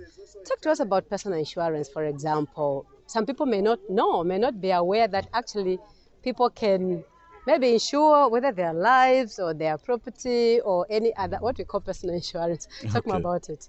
Yeah, when we talk about personal insurance, basically personal insurance, you are looking at assets or risks that individuals face, okay? At household level, like I said, people own houses, people own cars, people own homes, so there's need for people to protect those things. And also in terms of the other angle, which we don't do, of course, since we are concerned with assets, they can look at funeral expenses insurance, that is from the life insurance aspect. Yeah, so those are just examples at personal level. You know, talking about that, there's need for people to plan. Yeah, when eventualities like funerals happen, so people can buy those policies at personal level. Yeah. Wow. Lastly, since we're a government-owned entity, tell us about your sustainability plan. Yeah, we are a subsidiary of IDC. Which is Industrial Development. Yes, Industrial Development Corporation. Yeah, so for the past 4 years, Zisk has been profitable. Like 2024, we posted profits, 26 million. So in terms of sustainability, the company is on a right trajectory. Very soon, we want to be able to declare good dividends to our shareholders. Okay. Which is the government. Indeed. Your last compelling statement or your clarion call to the people attending Kuomboka and to the Zambians at large. Well, there's somewhere where I read where it was saying "Setu ni setu." This is ours. This is our ceremony. Yes. Yeah. So there's need to maintain culture. Okay, we need to pass on these issues about culture. Sure. So it's very important, even for. I'm sure that's why the president is also here. It's a very important cultural event, which we are going to continue to support as Zisk GI. Thank you so much for your association with the Kuomboka Ceremony 2025 through your public service broadcaster NBC TV1. Thank you so much for this interview. Pleasure is mine. Thank you so much. We're speaking to Zisk General Insurance Managing Director, Mr. Trevor Jenga. We'll be right back after this short break.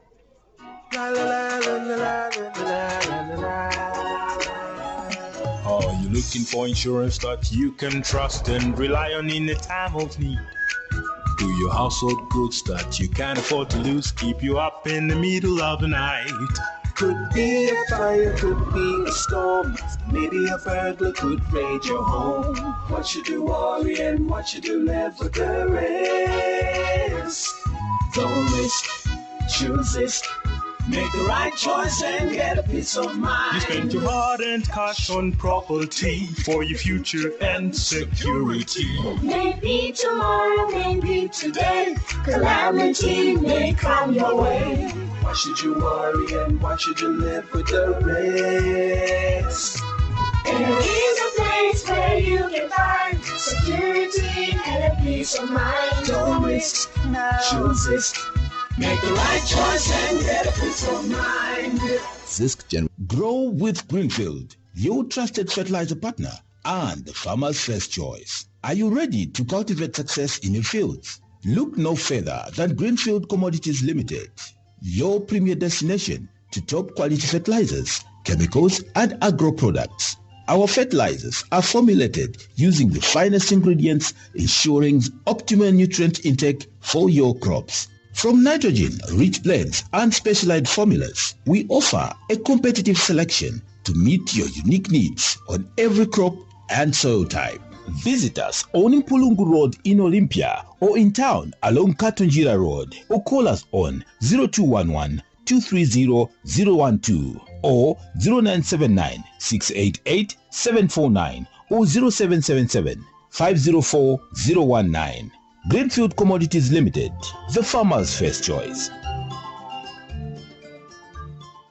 Konkola Copper Mines, or KCM, comprises several significant assets in Zambia's copper belt and the central province of the country, with operations spanning across 4 locations in Zambia: Chingola, Chililawombwe, Nampundwe, and Kitwe. Vedanta Resources has pledged an investment of $1.2 billion.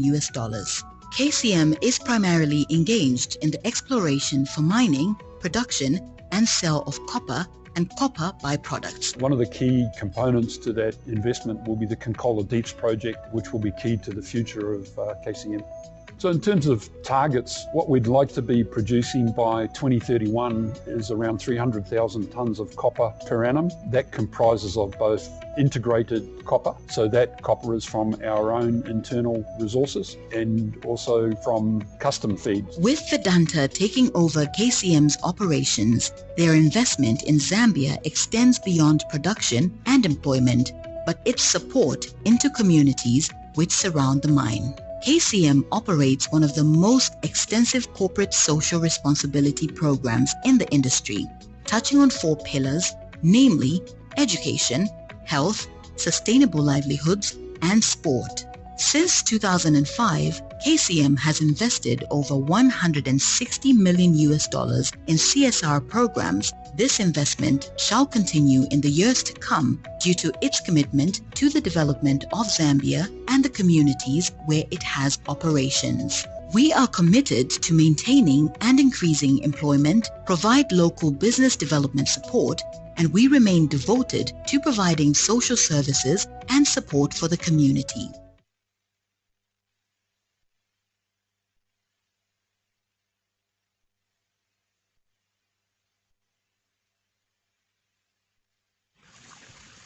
What does water mean to you? Water isn't just a necessity. It's the very heartbeat and lifeline of our communities. Whether for drinking, agriculture, or generating electricity, but human activities threaten its availability. Encroachments, pollution, and climate change are pushing our water resources to the edge.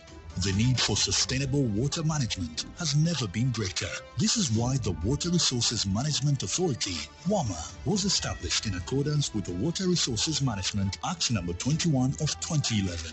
The authority is mandated to identify and protect potential sources of fresh water supply. We ensure safe water for domestic use. We manage water resources sustainably through permitting and licensing, ensuring fair access to water sources in acceptable quantity and quality for hydropower production, agriculture, mining, and other commercial purposes. Water concerns us all. Join hands with WAMA to protect our water resources. Act now. Zambia's water, our future.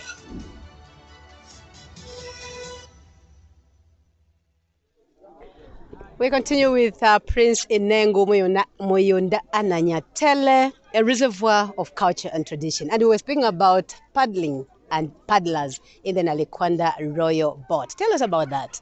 How many are there? Did you give us the number? And what determines that number? Okay, what determines the number is the matter of the size of a royal barge. At that particular time, for example, what you have known is that the Nalikwanda used for this year can house about 180 to 200 paddlers. But all in all, people have got positions on which they padu, and we do call these positions in our old language as the tubili. Yeah, so each, for example, according to our real cultural arrangement, you know, some of the Indunas will padu in the Narikwanda, some of the people will padu in the family lineage name, title, you know, some of the people, but when you come to badges like that of the Ngambela, it's only his villages, the villages under his territory. I know it's very difficult for you to understand. Okay, the Ngambela, like for example, he rules the whole of Barosland, but coming to manual work, it's only a few villages that can work for him. It's not every village.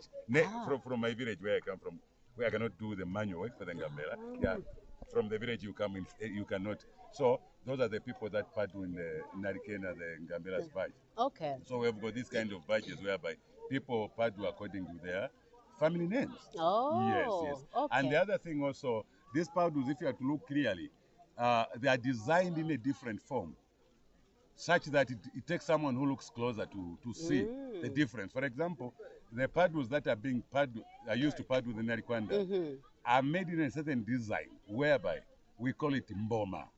That was depicting like a cobra, like the way a python is made. It's how it is, like the way a python is made. And while those of the Notila, they're designed in a way which imitated an African beanstalk. And they call them Rilabo Zarinongolo. So it's very easy to see, even if someone has dodged, he was supposed to padu in the Notila and then maybe has tried to come in the Narikwanda. Okay. Then you screen that person through the type of paddling stick that one has. These are some of these things are not known by people, but for a few of us who are accustomed to this kind of thing, we're able to spot the difference. Okay. And also, I question myself, like, what can qualify somebody to be in the Narikwanda Royal Board? Because, like, on this particular Kuomboka 2025, though not really confirmed, but I read on social media platforms that this tribal cousin of the Lozis, one calling himself one international rider. He's come all the way from his Kaonde. Yeah, can I tell you something? He's come all the way from Solwezi through Livingstone up to here. That's a very interesting question. On a bicycle. That's a very interesting question. Before the modern boundaries, the Kaondes, the Ilas, the Tongas were all under the influence of, for example, just to name King Liwanika. And you know, we used to put these people in certain sectors. The Ilas, the Kaondes, they fell under a sector that we called Njeminwa. These were kind of sectors that were made for war and then for certain works. So let every Ila, whatever position in life, let every Tonga, whatever position in life, in here we believe that they belong to a so-called Njeminwa sector. We call it Ikolola Njeminwa. What I mean is Narikwanda is meant, it means for the people. Nearly all the people from as far as Kafua River, coming here. That's why in one of the phrases of the Narikwanda Royal Badge, there's where it says, basi fueni basi nganda mulinji mwetu iya elobana kuya wanjonjolo mkulu amanto mungambai.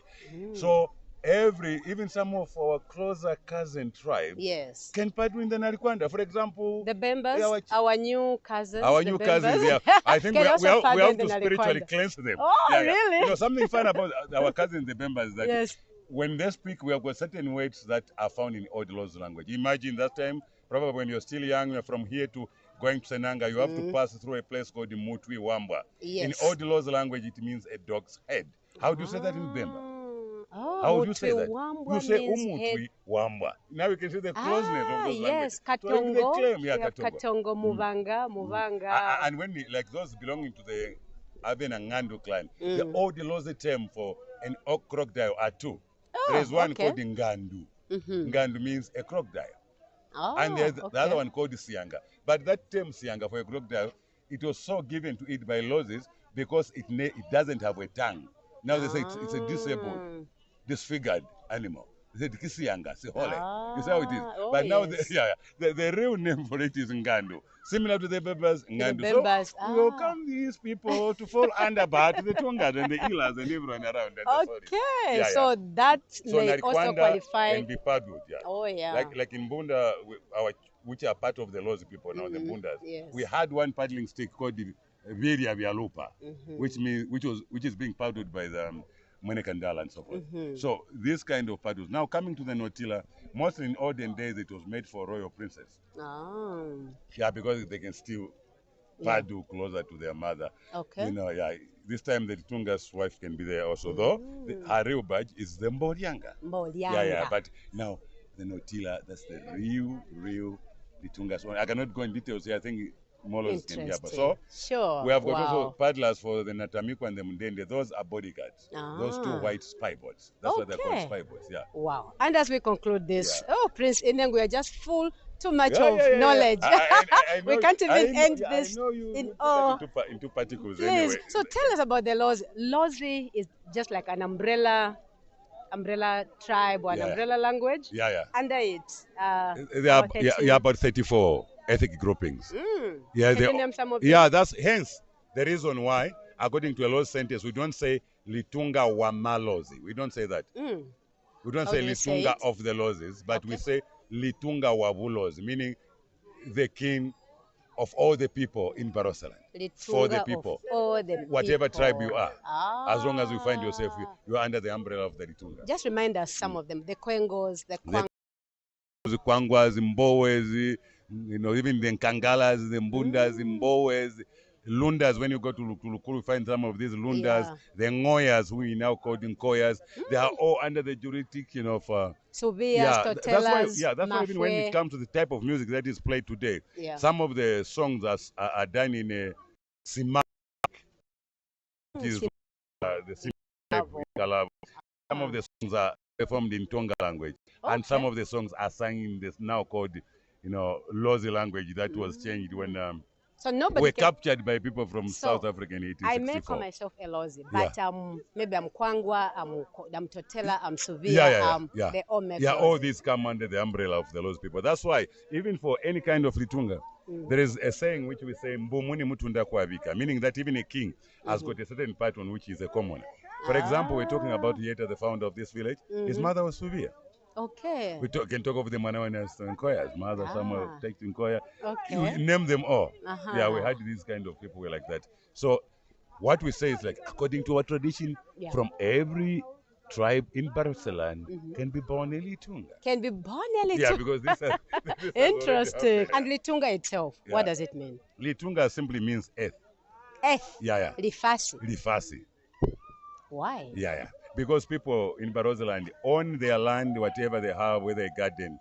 Probably they were given as princesses or princes, or they acquired that land through what we may tell. Maybe they went in war, and then they became victors, and they rewarded that land. That's why, let me tell you secretly, this ceremony we're attending today is not only called Kuomboka. Yes, Kuomboka means coming out of the water onto a dry ground. But the other name for it is Lishowelela. I think, Lishowelela. That is come and give homage and praise, salute to the king for what our forefathers may have got from a certain kind of Litunga at whatever time. So what does that mean? All the tribes in here, in Barotseland, can also claim honor. Okay, for example, let me talk a bit. Could we talk of Spatoniana without Barotseland? No. We can't. Yeah. It's a long history. When they went there, his real name, what we know is, he was Simugari. Simugari. Yeah, later when he was advised, probably by us, when you are going to lead this colonial masters, the British, when you are going to create a city in Kalomo, behave like a duck. Oh. Okay. Allow them to be in front of you. And now, something funny, and something funny about our cousins in the Tongas. You know what happened? They thought the administration there was decentralized like the way it was here. But now our cousins there, they had a lot of animals, and then one man could own about 10 to 6 villages. And when they were given this registered, I think they introduced that name, Basibuku. Basibuku. Yeah, someone holding village a book. Then village headman register. Interesting. Yeah, I think my Tongas are hearing there outside. Yeah. Why is it that the Litunga doesn't speak in public? All right, it's a taboo. The Litunga doesn't speak in public. For example, he has got a lot of names. Even now, as he is being moved from Lealui to here, he is seen as a calf. That's why he's given a name. That's why he's given the name Ngochana, which means a calf. Okay. So that's another part. From there, the one who can talk on behalf is the one we have given a name Ngambela. Ngaambela in Old Lozi, which means he will speak to you. someone who's in between Okay. the king and the people. Okay. Yeah. Our Why right should honorable. So, Peminyolo. So it's a sacred title. So the Litunga is ever right. It's a sacred title. We don't talk anything bad about him because he never said that. Wow. It's only the Ngambele who can talk. He's the keeper of our air. And the other term that we use is also called Kaongolokanyame, meaning an insect of God. Meaning that he's blessed to such a time whereby whoever does him bad, then he'll be punished by the gods. Yeah. We call them that he's an insect of God. So caring for him, you get the blessings. Hurting him, you hurt yourself. That's how Caring for the Litunga, you get the blessings. Hurting him, you hurt yourself. Which might even Interesting. get manifested as you go along, even in your family lineage. Wow. Yes. Prince Inengu, you can just get tired. Talking to him is... So we take a break. Afterwards, you will join my co-host and colleague, Sab Machishi. This has been Mutuko Moya. We'll be right back later on. Keep watching Zambia TV1. Grow with Greenfield, your trusted fertilizer partner and the farmer's first choice. Are you ready to cultivate success in your fields? Look no further than Greenfield Commodities Limited, your premier destination to top quality fertilizers, chemicals, and agro products. Our fertilizers are formulated using the finest ingredients, ensuring optimal nutrient intake for your crops. From nitrogen-rich blends and specialized formulas, we offer a competitive selection to meet your unique needs on every crop and soil type. Visit us on Impulungu Road in Olympia or in town along Katunjira Road, or call us on 0211 230 012 or 0979 688 749 or 0777 504 019. Greenfield Commodities Limited, the farmer's first choice. Konkola Copper Mines, or KCM, comprises several significant assets in Zambia's copper belt and the central province of the country, with operations spanning across 4 locations in Zambia: Chingola, Chililawombwe, Nampundwe, and Kitwe. Vedanta Resources has pledged an investment of $1.2 billion. KCM is primarily engaged in the exploration for mining, production, and sale of copper and copper byproducts. One of the key components to that investment will be the Konkola Deeps project, which will be key to the future of KCM. So in terms of targets, what we'd like to be producing by 2031 is around 300,000 tonnes of copper per annum. That comprises of both integrated copper, so that copper is from our own internal resources, and also from custom feeds. With Vedanta taking over KCM's operations, their investment in Zambia extends beyond production and employment, but its support into communities which surround the mine. KCM operates one of the most extensive corporate social responsibility programs in the industry, touching on 4 pillars, namely education, health, sustainable livelihoods, and sport. Since 2005, KCM has invested over $160 million in CSR programs. This investment shall continue in the years to come due to its commitment to the development of Zambia and the communities where it has operations. We are committed to maintaining and increasing employment, provide local business development support, and we remain devoted to providing social services and support for the community.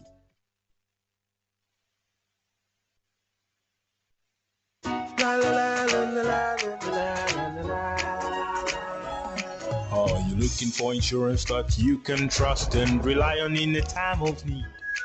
Do your household goods that you can't afford to lose keep you up in the middle of the night? Could be a fire, could be a storm, maybe a burglar could raid your home. What should you worry and what should you live with the risk? Don't risk, choose this. Make the right choice and get a peace of mind. You spend your hard-earned cash on property for your future and security. Maybe tomorrow, maybe today, calamity may come your way. Why should you worry and why should you live with the risk? There is a place where you can find security and a peace of mind. Don't risk, choose it. Make the right choice and get a peace of mind. Zisk General Insurance. Solid partners, flexible solutions.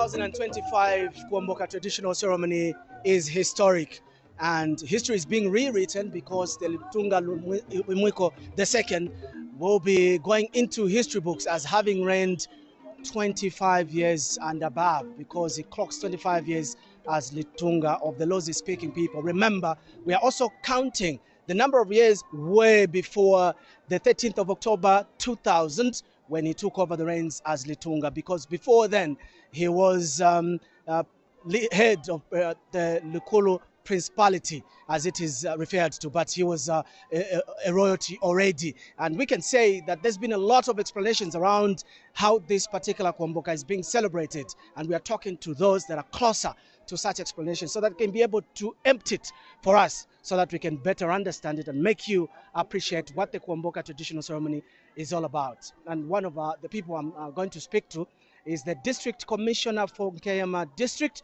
And Nkeyama, by the way, is the first district that you find as you enter Western Province, exiting the Kafiwa National Park into Western Province. And his name is Ellis Mukubesa with me.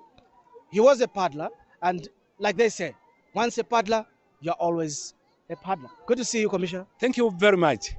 As you have mentioned, my full names are Ellis Mukubesa, District Commissioner for Nkeyama. Truly, I have been paddling the royal barges. I started with the Nautila from 1972 up to 1974. Hang in there, District Commissioner. You mentioned you have paddled the royal barges. Please. I was going to ask how many of those. You've already mentioned the Nautila. Yes. So I want you to explain, when you say you paddled for the Nautila, for the Nalikwanda, what these royal badges mean. Yes. And what are they about? Thank you very much. Nautila is a royal badge where the wife of the Litunga is being paddled. That is the badge which she uses. And the Nalikwanda is the royal badge for the Litunga. So I've been paddling Nalikwanda from 1976 to 2024. So at least 48 years I've been paddling the royal badge Nalikwanda. And I've been privileged to be one of the people who could be able to select some members to come and paddle the royal badges. Because it's not only people who just come anywhere to come and paddle the royal badges. Royal badges are specific for those people who've got experience. And this is the experience which I wanted to transform to our young ones, so that they can come and enjoy the experience which I have done. Hang in there. You are saying you are looking for experience. But then again, others would be saying you are being segregative. What if I want to be, I'm a first timer, I want to paddle the Nalikwanda. Yeah. How can I qualify at that standard that you're looking for? First of all, you are not going to be starting with Nalikwanda. You are supposed to start with other different royal badges. Then when you have got that experience of how to handle the paddle, the paddlers, then you can qualify also to come into Nalikwanda. And in Nalikwanda, there are so many songs which you need to understand. At the same time, each song, it has got its own way of dancing, the way of paddling. Like Manjavila. Manjavila is a song where people dance very flexible. They enjoy the royal dance. As they do paddling. Then we come to Lishoma. Lishoma, you paddle it when you are making sure that the time is going, and we need to paddle fast so that we reach our destination. Like, hurry up, guys, let's go. Yes, that's how we play Manjavila, Lishoma. Now there is a time when we do the Maoma. Maoma, you are showing people that you are the conqueror. You have achieved your objective of traveling from Lialui 60 kilometers up to Limulunga. You have conquered the journey, and then you enjoy paddling with the royal drums called Maoma. Excellent explanation. I love it. Please. Tell us, how did you start as a paddler yourself? Well, I started, as I mentioned, that I started with these other small boats. But from there, I continued. First of all, I was not supposed to paddle in the front. We usually start at the back or the other side of the boat. When you have got all that experience, it's when you can be shifted bit by bit. Every year, as you improve, you go up to the time you reach Mandongo. Yeah, that is the front part of the Narikwanda. In short, the ones that we are going to see in the front of the Narikwanda, those are the premier, the cream of paddlers. Yes, the one at the front, these are the creams. And those behind, the last people, at least the 8 of them behind, these are also very experienced people, because you can even see the way how they dance. Even those who are at the front, you can see the way how they dance to make sure that the people who are watching, they really enjoy seeing how the Narikwanda is being paddled. So for those that are kind of new in the game, they will have to be somewhere in the middle there. Yes, correct. That's what we are supposed to do. We put them in the middle. You know, even in the military, those short ones, we usually put them in the middle one. Those tall and the strong men, usually they are the people in the front, showing that they are leaders and they are the conquerors. JC, thank you so much. Great explanation. Now, here where we are, there's been a lot of improvements to the surroundings. Correct. As you can see, where the VIP are sitting to wait for the docking of the Narikwanda, it's been changed. It's a new scenario altogether. And all around, people have already settled, trying to get the best location that they can. I'll try to speak to some of them, but quickly, run us through what will happen as the Narikwanda comes to dock here.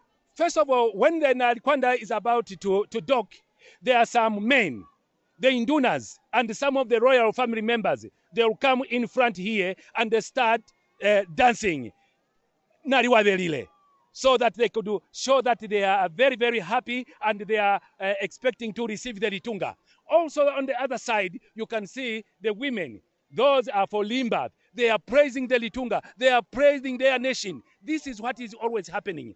Now, I'm so grateful that the arrangement for this year is also very colorful. And the people, I'm sure, according to what we have encouraged them to make sure that there is a discipline, I'm sure they will comply to that.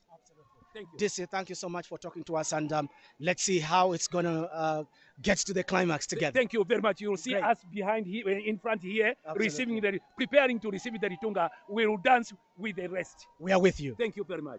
That's the district commissioner from KEMA, and he was just running us through exactly what happens during the Kuomboka traditional ceremony, the climax. Right now, my director tells me I can walk to the women that are singing. The district commissioner did mention these are some of the ladies that play quite a big role in making sure that they praise the Litunga. So let me just see if I can walk to them, and we'll speak to one or two as they wait for the Litunga. Muchwani mina? Okay. Okay, let's listen to what they are singing, just for a bit.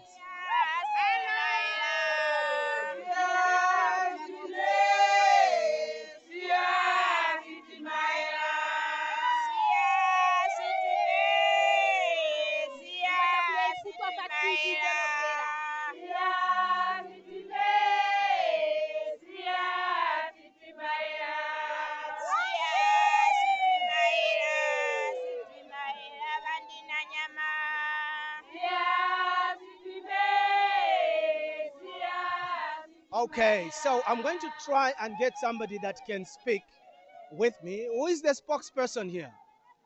You can, Mami. Thank you so much. I'm happy. Tell me your name. I want you to come here. My name is Somkelelabo. Yes. Somkelelabo. Like Silabo.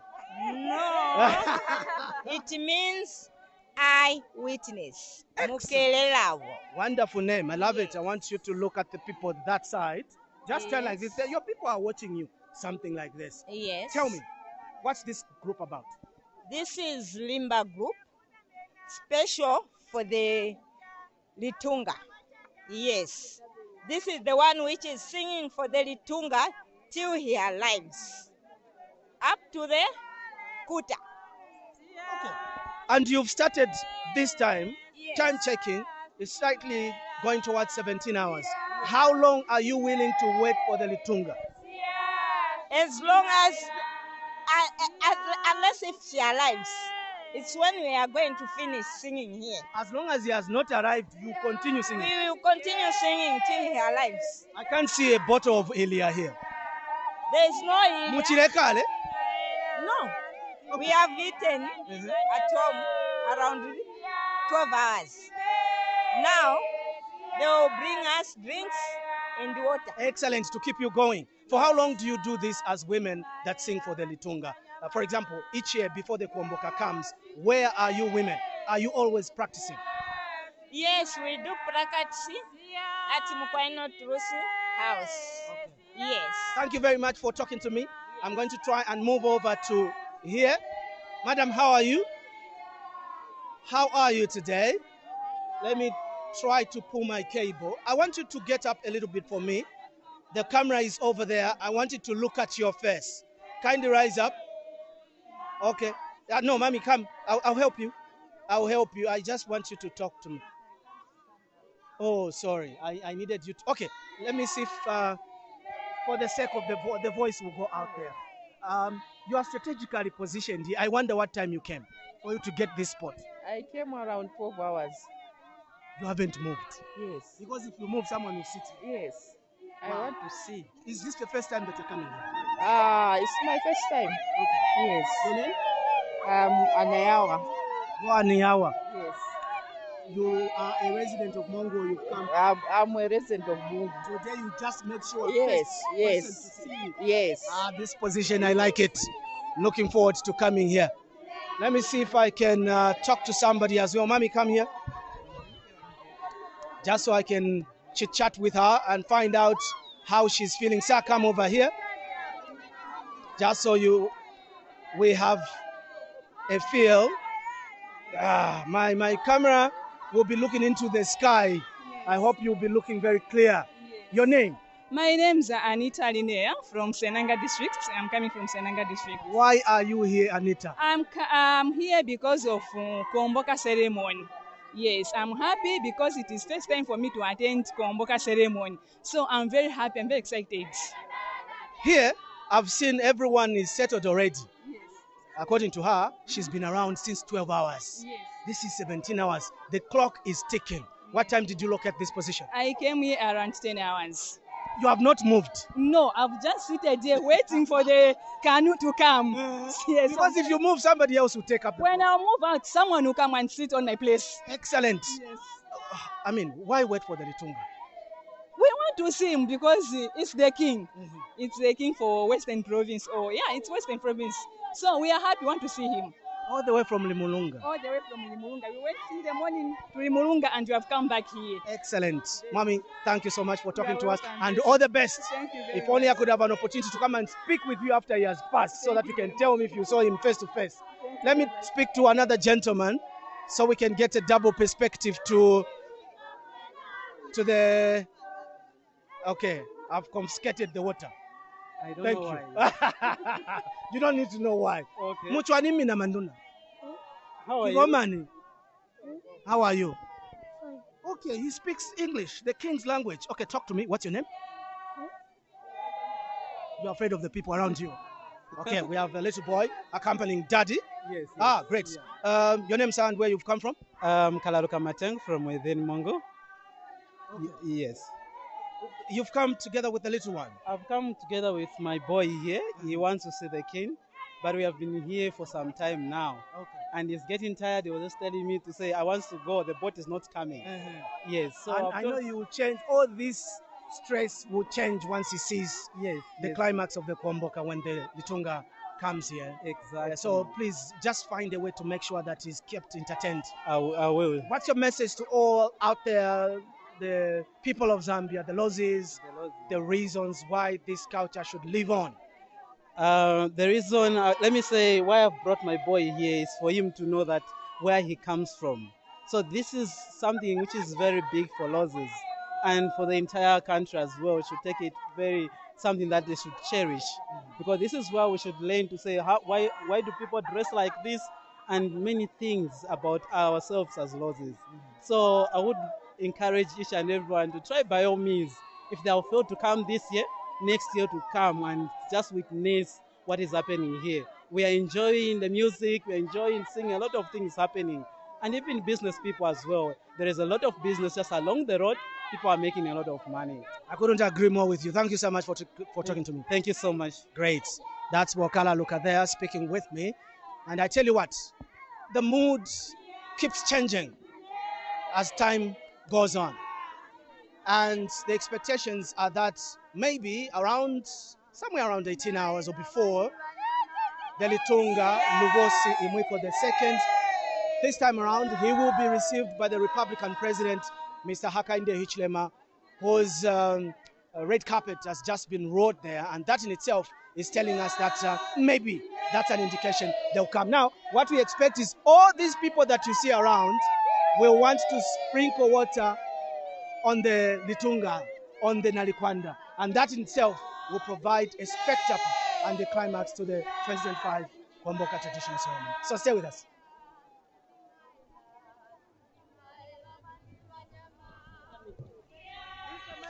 Now let's get to hear more about the music you were hearing. Those ladies singing from the Nayuma Haba, where they are with Sam Machishe. Wainengu. Kuna ni limba and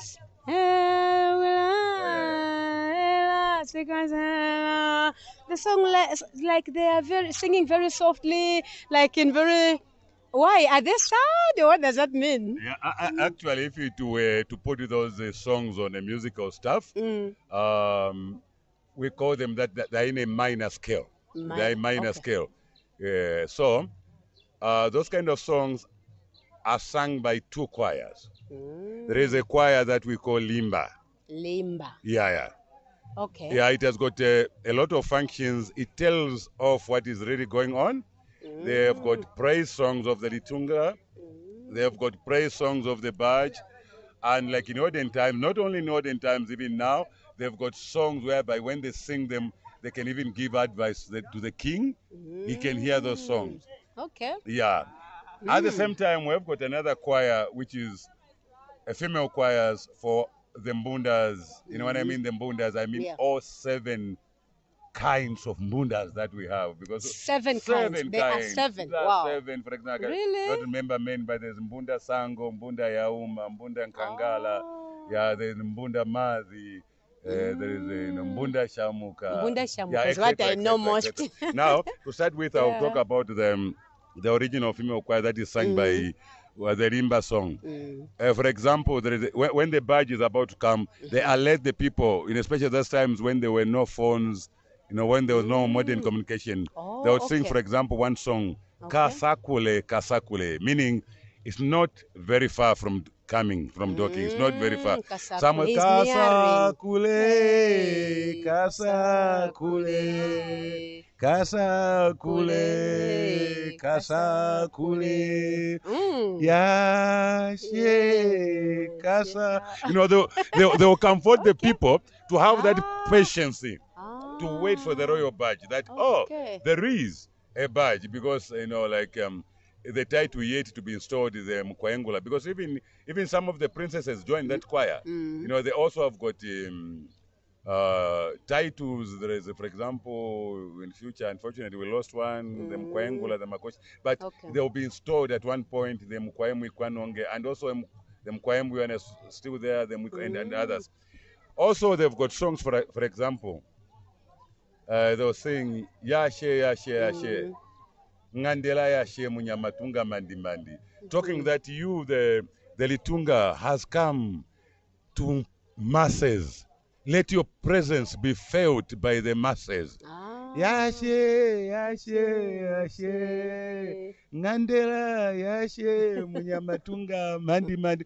They would praise the Litunga that he's owning a lot of chiefdoms under his care. That's why under the care of the Litunga, there are a lot of chiefdoms, some of which we call district chiefs, county chiefs, the Salalanda chiefs. So all these fall under him, and they would like that sound to come. For example, they will sing a song that depicts about the white pelican. There they would praise the paddlers as they paddle, especially when it's a time to beat the royal drums. The paddlers will paddle, especially in old times. They would paddle when they put their paddling stick. They don't really lift them up.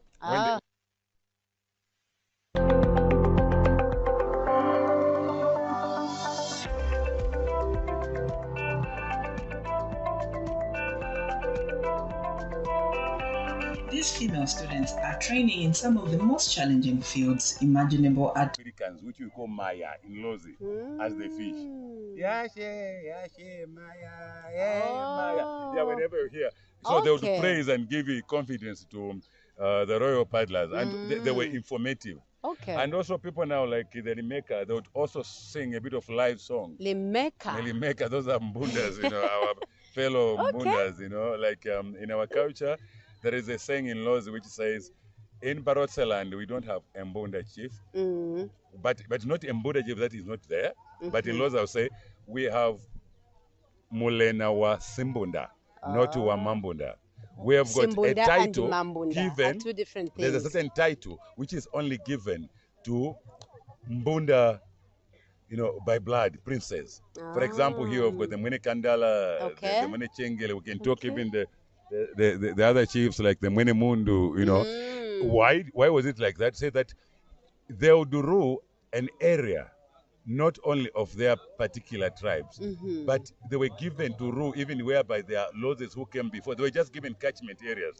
This catchment area of Nangoko, Mwene Chenge will be responsible in it. In it, the Lozis, the Nkoyas, the Tokas. So all these will be under your subject. Oh, wow. So, but this title will be of the Mbunda. So they would sing songs like Tambo Kari Mwene, and they even go to a point whereby they say Mwene Mbunda, Tambo. Unfortunately, due to time, certain pronunciations differ.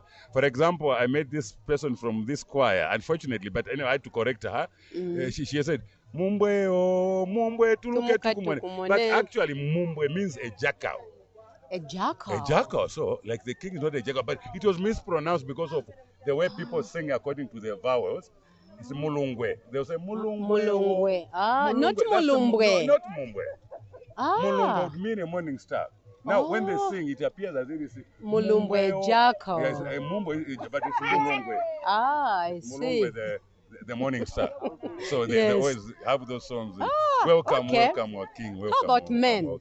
Are they also found there at the Nayuma Harbour Banks? The men, or it's just ladies at this moment? No, it's just the ladies, the female choir that always just okay. Why? Anything special? Why is it like that? Because this time, as I said, the king is called Ngochana.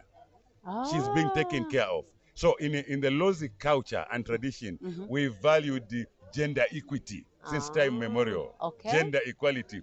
That's why you see that next week there will be a Kuomboka for the Litunga Lamboela, who is a woman, second in command. So we had certain areas ruled by women, like the Litunga Lamboela is a woman. Fortunately, in the near future, I know, and for sure, the Mwanjikwana will be installed. Yes. Of Livonda. She is also a woman. A woman. And we also so that was intentional. It was deliberate. That the Litunga for the south and for Kalabo Livonda have to be women. And at the same time, we needed these women also in the management and in planning. Sure. Women are good managers. Like when you go to Mwandi Kuta, you find these women also having those positions. Yes. For example, a woman called Induna Afungateka. She is a woman there, and there's a woman called Induna Limbwa. She's responsible for teaching people the tradition. There's also Induna Mbumunimai. At the Mafwe, somewhere there, Namibia, Zambia. Those Mbumunimai, those were Indunas given to have certain special duties. As you can hear from the term Mbumunimai. Yes. Or a ruler cannot say like that without being blamed. If you become a leader, for example, in Lozi, you know what happens? If Mutu Kwamoya, for example, 100 years from now, she is to become what? Maybe a prime minister somewhere there. The term that evolve will come out. The more you go up, it's like as if you're being disrespected. Thank you so much. We'll come back. We'll continue. Right now, we take a break. We'll be right back.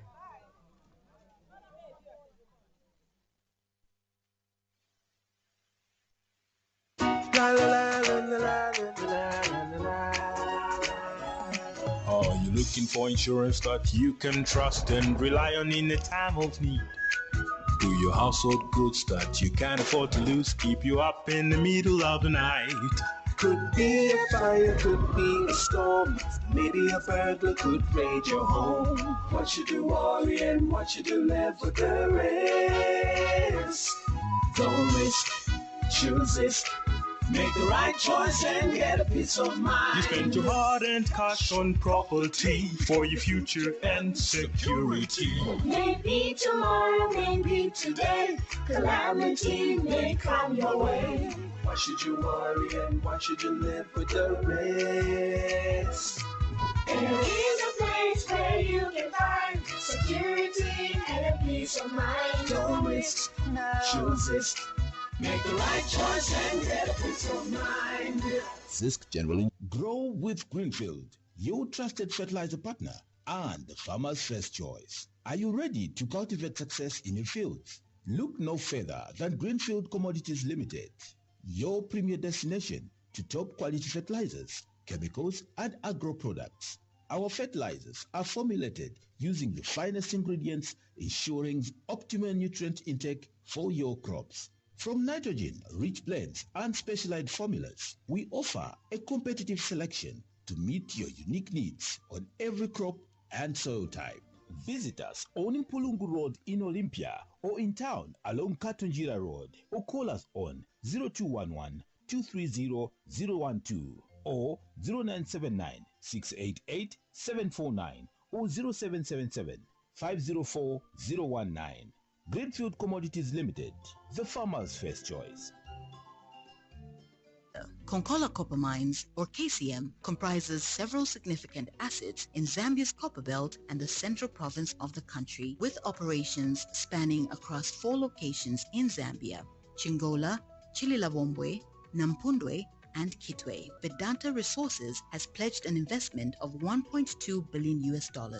KCM is primarily engaged in the exploration for mining, production, and sale of copper and copper byproducts. One of the key components to that investment will be the Konkola Deeps project, which will be key to the future of KCM.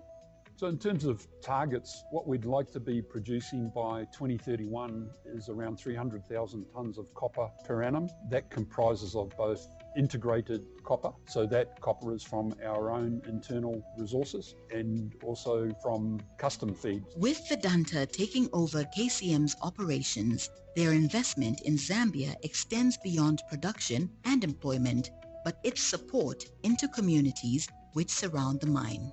KCM operates one of the most extensive corporate social responsibility programs in the industry, touching on 4 pillars, namely education, health, sustainable livelihoods, and sport.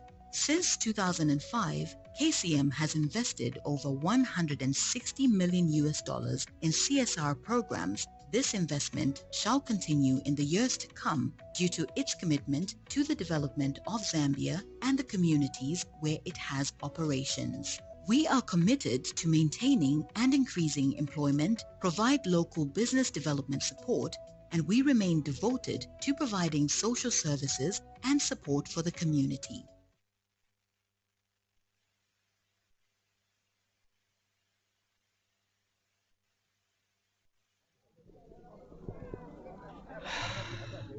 Beautiful conversations. It's all about the Kuomboka traditional ceremony. We love it. Setu ni setu, meaning ours is ours. And so we want to talk about it and just, go pride about the Kuomboka traditional ceremony. One of the premier seed companies in the country is Sidco. Without a doubt, they are making sure that farmers are supplied with the quality top-class seed so that they ensure maximum yield. I'm talking to Mr. Justin Simanego, who is the head of sales at Sidco. Yes, Jasper Simanego. Jasper Simanego. Good to see you, Head of sir. sales at Sidco Zambia. Great. Yeah. Tell us, why are you associating yourself with the Kuomboka for this year? It's not only this year. I think we've been associated with Kuomboka ceremony for the past 10 years. Yes. This celebration is very key to us because most of the people who celebrate this ceremony are farmers. As you are aware that Sidco sells seed maize, soybeans, and vegetables. And when you look at Western Province and Zambia at large, the staple food is maize. And the biggest company which sells seed maize is Sidco. So when farmers are celebrating the way how Kuomboka is celebrating, it is important that we become part and parcel as the biggest company which sells the food they eat mostly. There's growing of rice as well in this location. Yes. What are some of, are you able to take stock of the farmers that grow your, for example, your vegetable seeds, maize, and any other that you supply? Yes, a lot of farmers, they grow a lot of vegetables, sesheke, senanga, mongu, kaoma, mitete, lukuru, mlobezi, mwandi, and other places surrounding Western Province. That's great. Yes. Their staple food is maize. And when it comes to relish, it's vegetables. Absolutely. Yes. If I'm not mistaken, there are about 16 districts in Western Province of the total 1,000 of the total districts that we have in Zambia. 16 are in Western Province. Looking at how the soil formation, if I may put it so, for this region, we have the sandy areas, and then we have other areas that are superb for the growing of maize. One of them is in Kaoma. How do you spread your desire to reach out to farmers with what seed? Yes, when you look at Western Province at large, actually it's not only Nkema and Kaoma at large. We've got the upcoming area called Shangombo, Mrovezi, Sesheke. All those soils, the sand loam soils, they are better for all our varieties. And this area, Western Province, is the early matured varieties of Sidigo. Yes. Are there any brand identities that go with those brands that you promote in this region? Yes, I will speak for the animals. Okay. Yes. All our varieties are named after animals. Okay. Okay. Yeah. You're the one that have that famous monkey. Yes. Actually, that is very early maturity varieties. We've got a very key variety called 419. It's a new variety. It is just 3 years old. That is best for this area. Okay. Yes. Great. Yeah. And also we've got another key variety, which is still new on the market. It's called SC 555 or Sidico 555. Just 3 Cs. Yes. All those are early maturity varieties suitable for this area of Western Province. How close are you to farmers as individuals? Do you have field workers that are in touch with them just to check on how they are doing with the seed that you supply? Yeah, like here in Western Province, we've got our field workers who are situated in Kaoma and also Senanga. Okay. And we've got many programs which allows us to reach to where a farmer is. One of them is the traditional ceremonies. All the farmers across Western Province, they are here. And we've got a stand there, okay, where all the products are being displayed. Yes. Great. I know not too long ago you had a National Field Day where ZNBC was... Yes, it was graced by Her Honor, the Vice President. Mm-hmm. Yes. All that is in an effort to get closer to the farmers, isn't it? Yes, and we had 10 representatives from here, the Kuta. The Kuta comprises of the locals of the Western Province. So 10 members from the Kuta came to attend our National Field Day and other farmers from Western Province, where we showcased all the varieties, and they got a lot of knowledge out of that. Great. Yes. Let's run them through the varieties that you have once again before we let you go. Yeah. Before I go, I would want to speak why Sidigo is into traditional ceremonies. It's not only Kuomboka. We are just coming from Chwara this February, and we are here this April. Sidigo associates itself with the traditional ceremonies because they celebrate agriculture. Mm-hmm. So it is not only Kuomboka. You'll be seeing us across Zambia. Across Zambia, no matter how small the ceremony may be, to us it is not small because they are farmers. Of course. Yes. Now coming to our varieties very quickly, we've got the ultra early variety, which matures within 90 days, represented by the rabbit, and it is called 303. Okay, and then we've got the famous monkey we've talked about, which is we've got about 2 key varieties represented by the monkey. That is Sidiko 403 and Sidiko 419. Then we've got 513 and 555, which are represented by the zebra. And then we've got a lot of mid-maturity varieties. That is 633, 637, 647, and 657. And we've got the elephant, okay? The varieties which are being represented by the elephant. We've got 719, 733, and 727. Great. Those are some of the varieties which we have. And these are very good varieties for the farmers with a high yielding, very easy to grow, to cultivate. Excellent. Yes. Yeah. Mr. Jasper Simanego. Jasper Simanego. Jasper Simanego. Yes. Love the name. The surname itself is a punchline. Yeah. Thank you so much for talking to me, sir. Yeah, and we're looking forward to continued partnership between Sidco as well as ZNBC to ensure that these events are broadcast live to the Zambians so they can appreciate the culture, isn't it? Yes. Thank you once and again. Come and see the Sidco colors as the Narikwanda boat which carries the Ritunga is coming. I think you will see Sidco colors there. Excellent. Thank you so much. Thank you so much. Stay with us.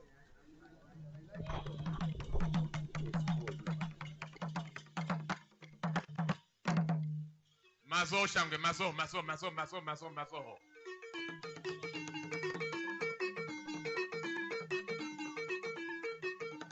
Lia la dance.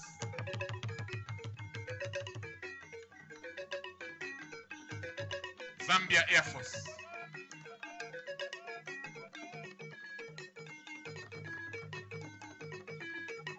Muske mababona kubina cholo shangwe kimasole bao.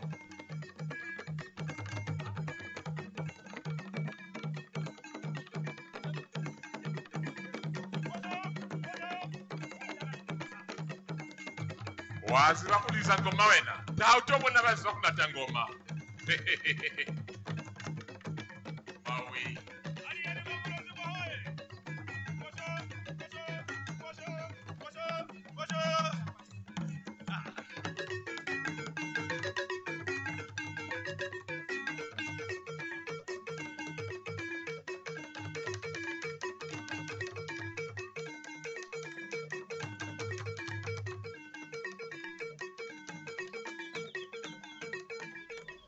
Zambia's tourism potential is said to have been marketed to well over 2 billion people across the world the previous year, getting into this year. Statistics do lie at the Ministry of Tourism, and they take stock and make sure that they push the agenda to market Zambia's tourism potential, and one of which is traditional ceremonies. Here we are at the Kuomboka traditional ceremony, just for a little interview with the Permanent Secretary, Ministry of Tourism, Evans Muhanga. Good to see you, PS. Thank you, Machishi. How are you? I didn't want to blow that trumpet. You do much better than I did. You spoke of those figures last year. Yes, traditional ceremonies are quite important within our tourism sector. As you know, you can see the amount of people that are here. And this tells you really what is happening to the local economy here, okay, in terms of cultural tourism. But more importantly is our identity as Zambia, as the Lozi people, the people from the Barose land. Who are we to be able to showcase the world? And as you saw in the morning, we're in Limulunga there. The Alui now coming here to Limulunga to be able to ensure that as we wait for them to dock. The president came, joined us on the other side. They are navigating through the waters, which is the real essence of Kuomboka. And as they come here, we are all waiting anxiously to ensure that we can welcome our king and the president so that they can now walk to the palace. So this is quite important. But above all, I think tourism as an economic sector has demonstrated once again that when there are ceremonies of this nature, people from all walks of life, they come here to be entertained, they come here to spend their money, to just have a great time and have an experience, you know, and that's what it means for tourism. Quickly, PS, when you cast your eyes down the Nayoma Harbor, and then you look at the people that are passing behind you, and then others are still coming. It's an ending queue. Your impression of their attendance? from morning to this time, we just want to make sure that we get all the statistics well. And this is a huge improvement year in, year out when the Kuomboka happens. So as you look onto the harbor, this swarm of people, it shows you how people love the ceremony, how passionate they are about the traditional ceremonies that are happening around Zambia. So it's really heartwarming for us in tourism to see that our people are committed to ensure that they can be able to support this tourism sector, but much more to show the world who they are, who we are as the Zambians, because the identity of who we are is what makes us unique, and that's what really is a competitive advantage for us in Zambia. Yes, I'll let you go take your position as you wait to receive, together with the president, the Litunga as he gets to dock here. Thank you so much. Always a pleasure. Great. Permanent Secretary, Ministry of Tourism there, Evans Muhanga, speaking to us on how important traditional ceremonies are to the country to promote the Zambian identity. And in this case, we are speaking through the Kuomboka traditional ceremony.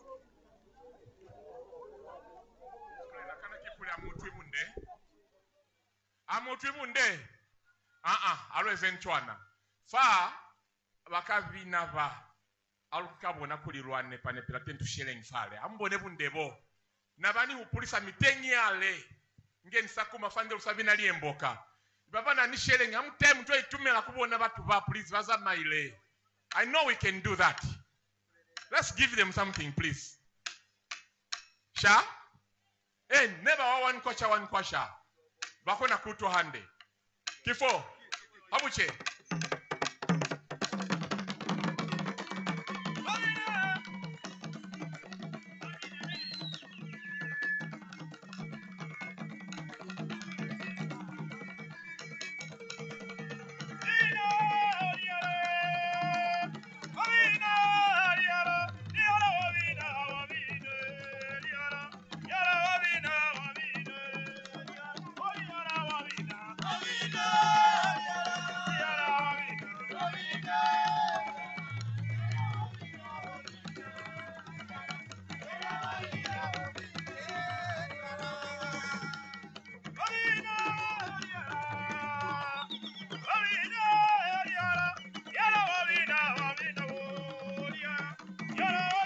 Alwa finishing.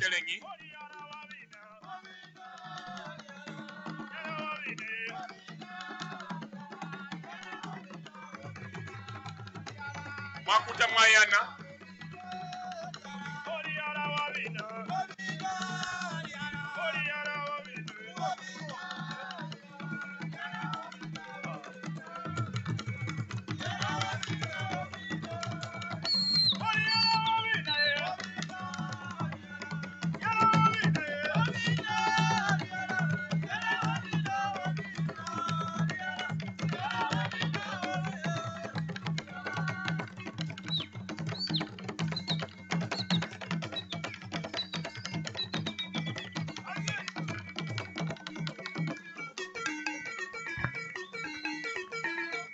Abuche, bona.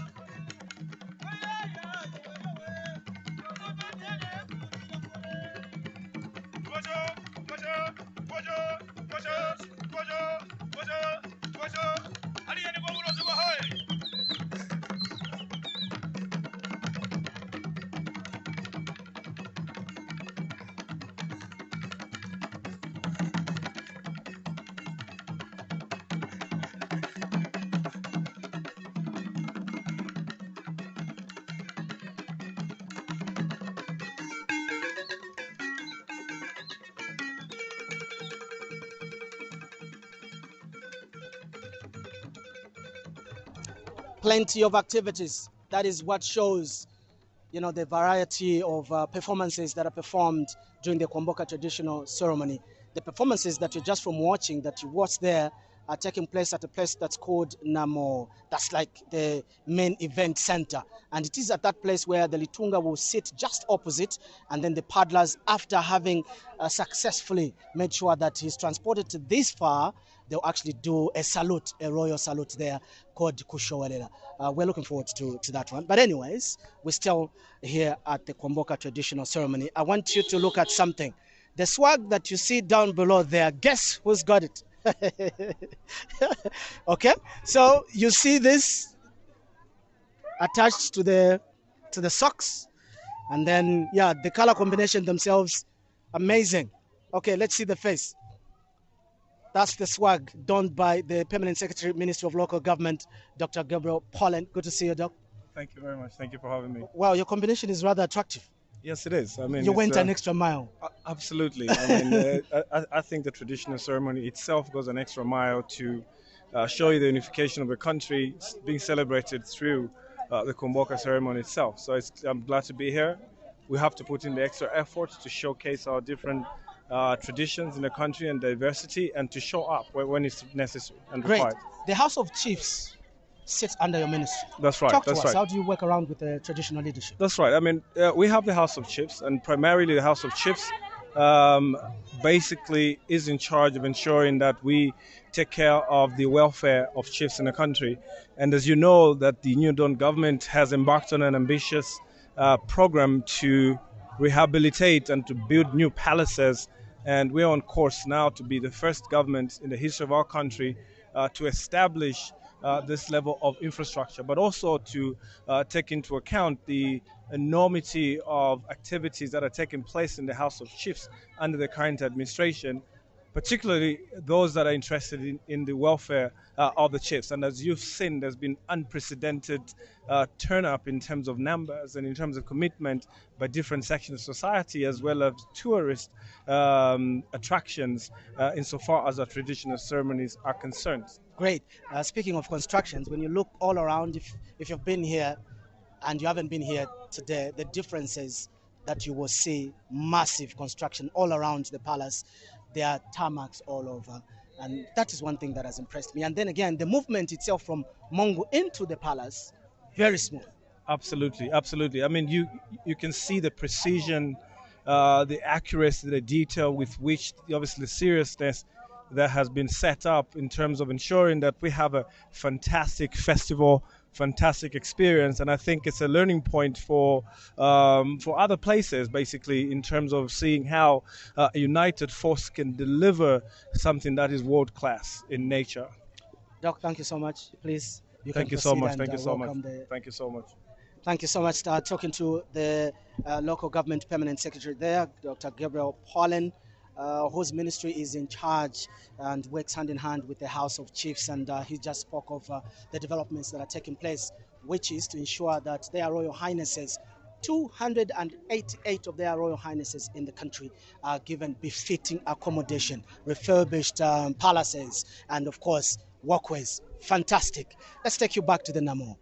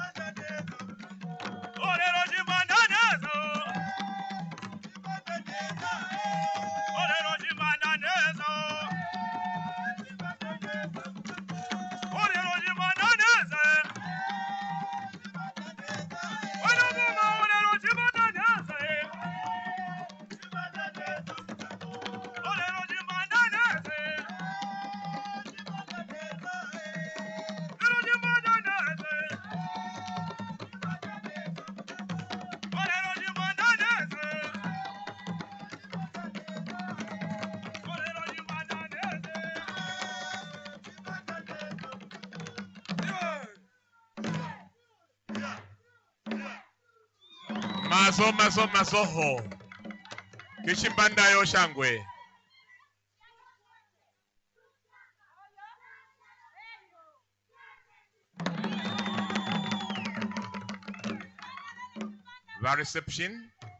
Va reception, take charge.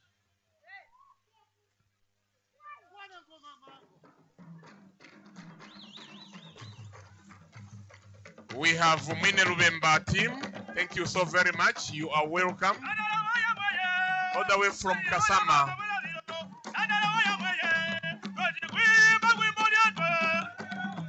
Reception. One time.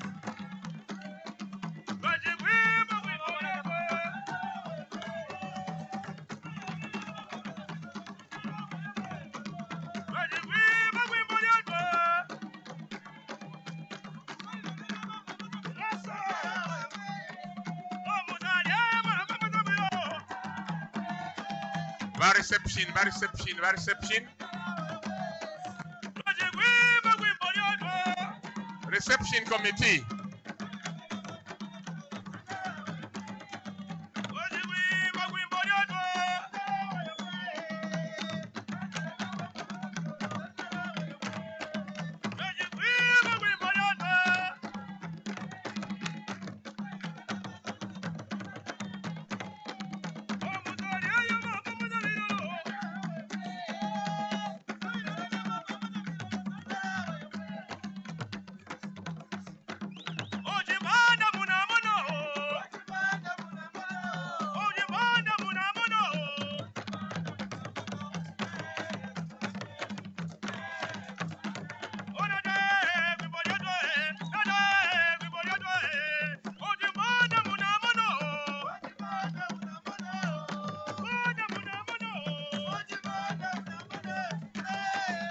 Akivunde ni boshangwe. Kasheno.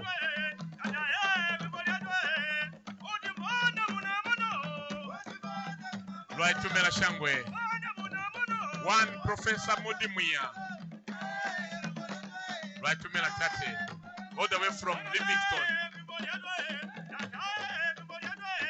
Tourism capital.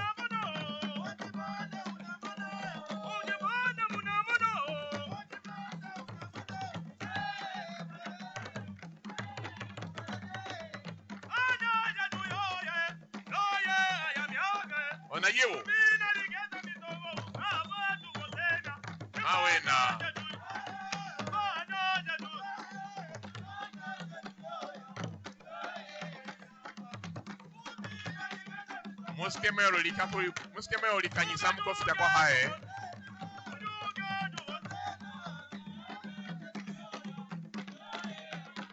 Don't try it at home, please. Uh-oh.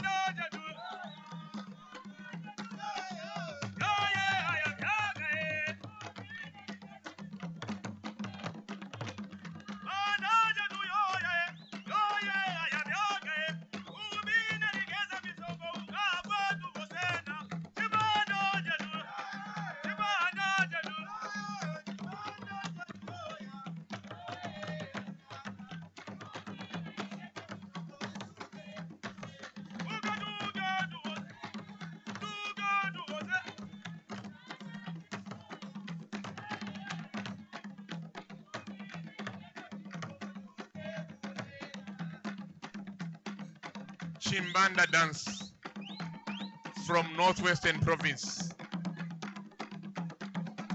Don't try it at home. Lunaba meno amasingalo aziele hachwalo.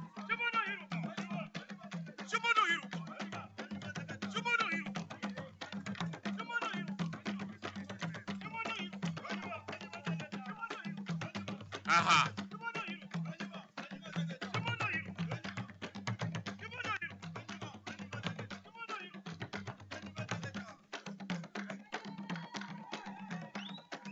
Right to Mela Shangwe Zambia Air Force for that interlude of entertainment.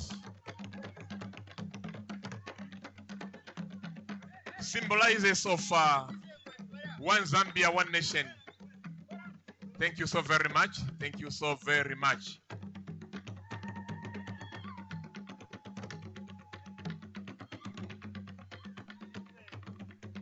if you still have something to give us, I'll be able to call you shortly so that I invite one by the name of D Compound. D Compound, are you around? D Compound. D Compound. Ayo. Okay, Ayo. You can continue. Just give us one song, then I'll invite Namayula Cultural Group. Just the name Namayula Cultural Group, all the way from Lukolo District. I hope so. Thank you. Zambia Air Force, give us more and more.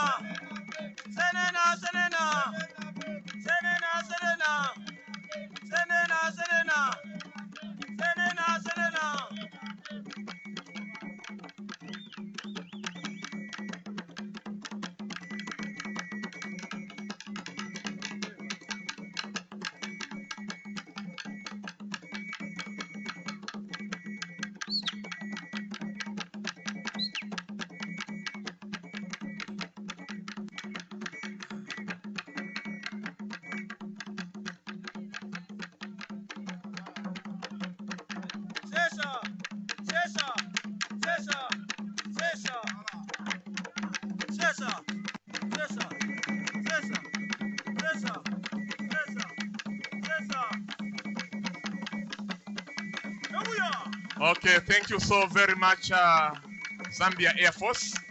B compound, you can come through. Thank you, Zambia Air Force. This time around, I'm inviting D compound. This man is not new.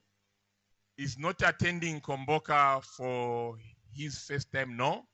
I think I can say 3 to 4 times. Thank you so very much. My DJ, I think you can give him a microphone. Mazoku D compound shangwe. D compound wapona buti?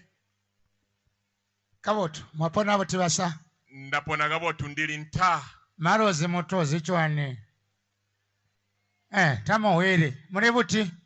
Gabotu muri buti. Amu ndigambila? Amu mukambelele shangwe, amu mukambelele. Nitotele nikoni zona. Aha. Music yanga tumakala pansai. In case wanyamuna gato kwa chaka chenji waleta twagulako kasafu. Chawaiti chameni na vala. DJ, ulwakona kuvanika lulo yale shangwe. Chawaiti chameni na vala wana vanipisha vene va kampani atia. Oye muntu ni wa dota. Yes, dressed by Pantela. Setu. Ours is ours. Thank you so very much. Ours is ours. Yes, please. You can go ahead. Thank you.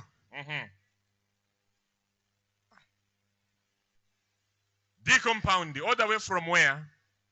From Monze, direct. From Monze. Oh, Zanego. I thought it's Mazabuga.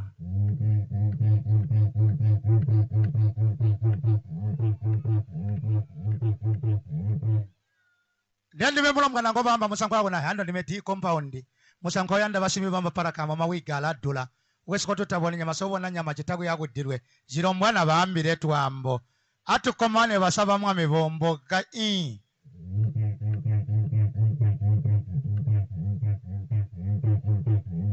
langa gori andaka kumubona mwami mweni litunga ndaga kumubona mwami weni litunga wezo mwamiga wabo buya kutala kainda mumenda kali mu bwato mulomgana buganema wala nduga mwami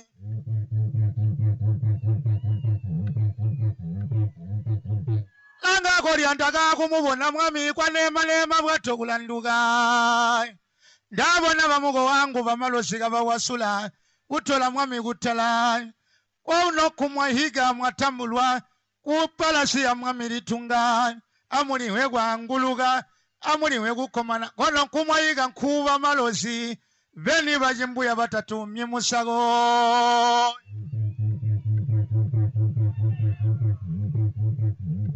walanga ndaka kubona bamami baindele ndaka kubona bamami baindele jankomani yagwamba bamusogo twani nibabwe habwami umendagaliko ndaka kubambire lagambo ndabalombela bali abamwami basikute abamwe bamwami batambwa bawamwa wabule mwenda masaga wano kumwayigo kuno kuba malosi mwatambulwa atuliwe gwanguluga ejeje yano chija so cha Zambia mujinga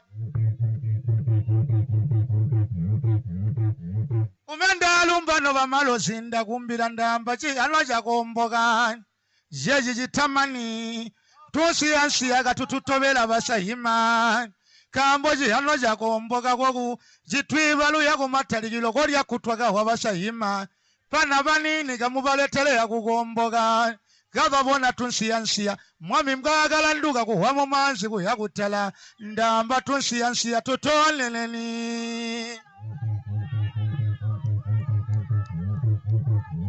mwabola kukomboka kamubole kwelwelela na mwabole kukomboka kamuliho kwanguluka kwano kumwayiga kukomboka bana banini kamubaletelela mukomboka. Bring the young ones to learn for the future, for the history where we became from. Mbotu yando bamujinga jiumo bana bayoba bamami bayolangirira kuti twahwagule ano mgagali wenda mule nangu litunga gali mumeyogo.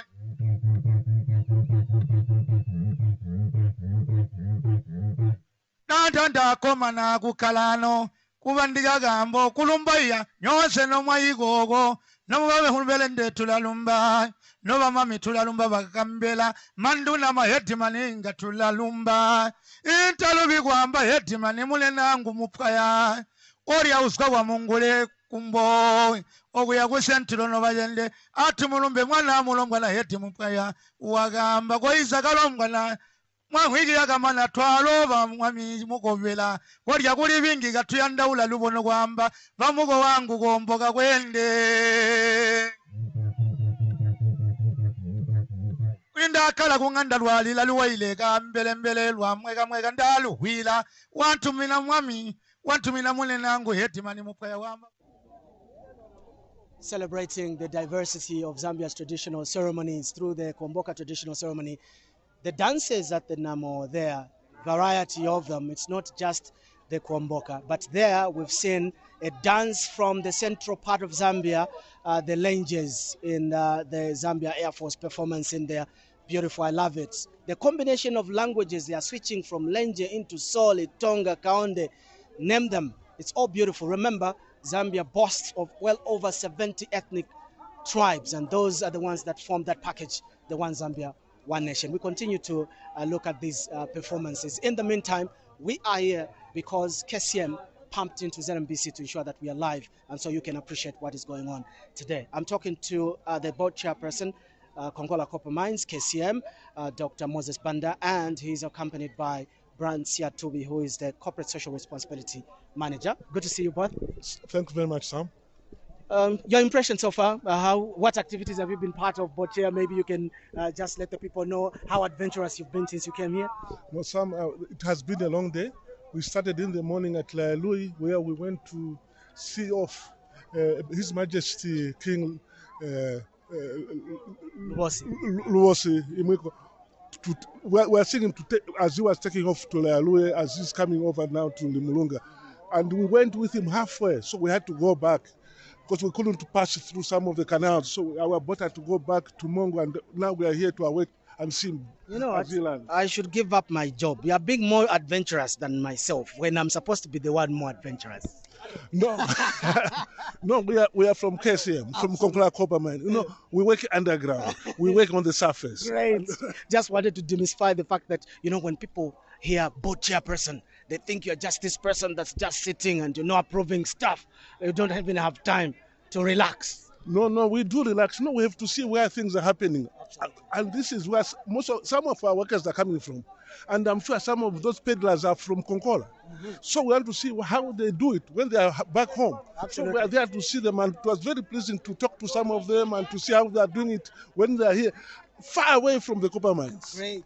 Before Brian comes in to just amplify some of the corporate social responsibility programs that you are doing in various communities in the country, talk to the people about KCM. How are you? No, as you know, KCM, or Kongola Copper Mine, is the largest copper mine in Zambia. And we are proud of that position. And we are going to make it even bigger. So we are looking at the challenge that the government and the Zambian people have given us. And we are going to stand by their expectations. There is obviously the news of the revamping of KCM. How is it working out? It's working out. This year we are going to pump in about close to $350 million. Our commitment to government is to pump in to pump in $1.2 billion in 4 years so that we can ramp up production to 300 metric tons and possibly 350,000 tons and further 450,000 metric tons of copper. That's an assurance itself to those that work there and the people of Zambia that the mining giant is up and running. It's up and running.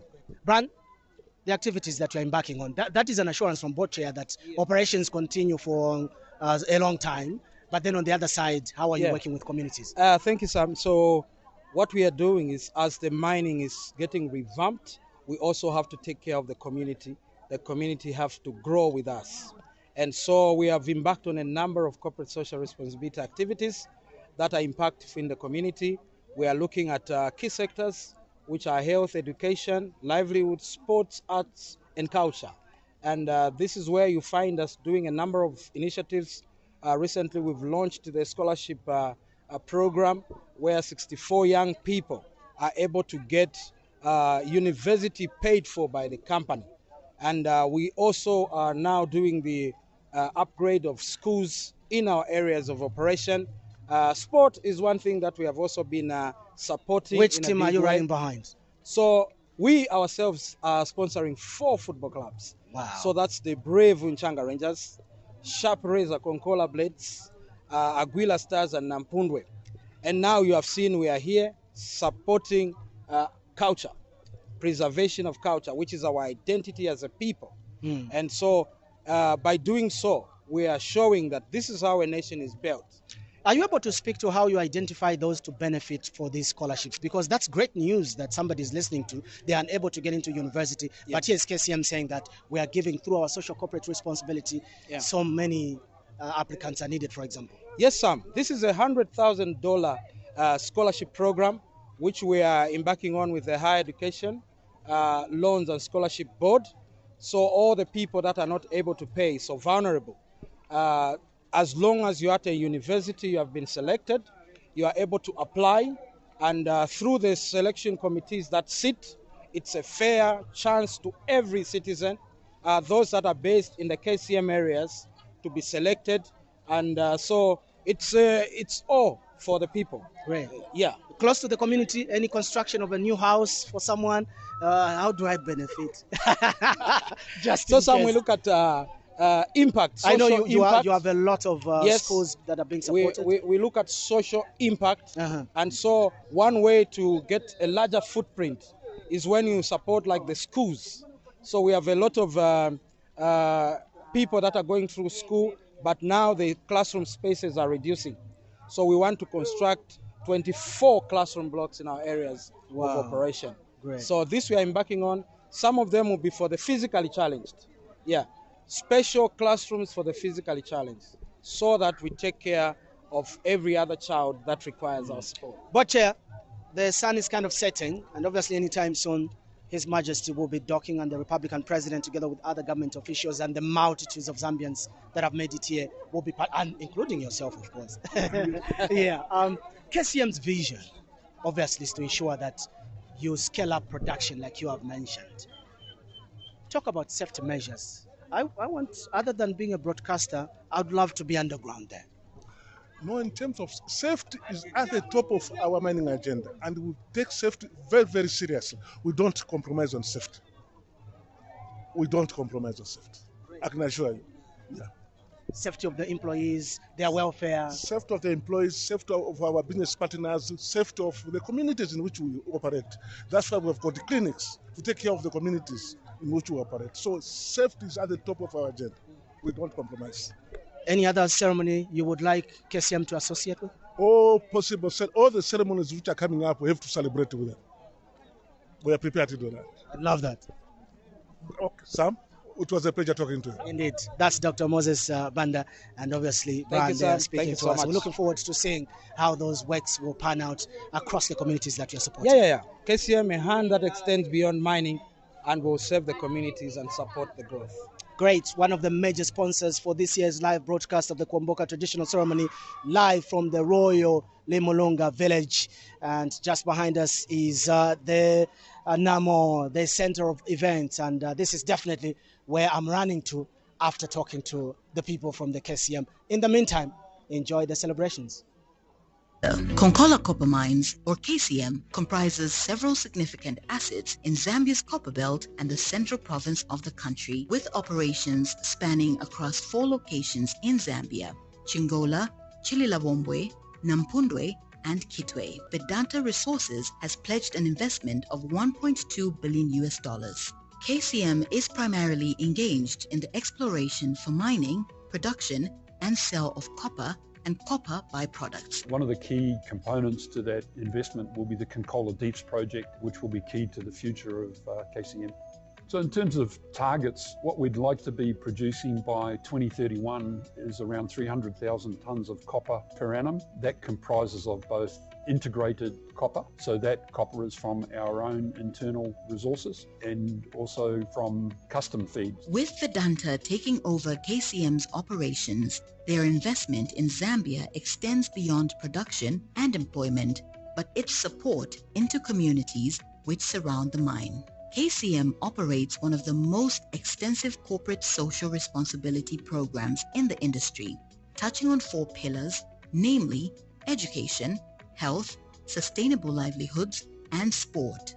Since 2005, KCM has invested over $160 million in CSR programs. This investment shall continue in the years to come due to its commitment to the development of Zambia and the communities where it has operations. We are committed to maintaining and increasing employment, provide local business development support, and we remain devoted to providing social services and support for the community.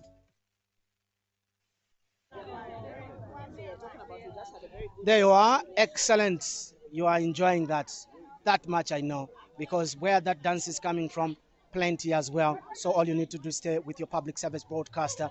Many thanks to our partners that have made sure that we are live from this end. Greenfield Commodities, Konkola Copper Mines. We have other partners. Zesco is one of them. Zambif to mention, but just a few. Rose CBC is Corporate Affairs Manager from Zesco, powering the nation. In fact, for us to be live, we've hooked into Zesco genset. Look at you flexing. That's what you want to hear. Some good stories. Zesco. Great. Talk to us. Power. We had the power. We've had power. I mean, ever since it is improving. It is improving, right? Well, we're in Mongo right now. We really want to just express our gratitude for being here.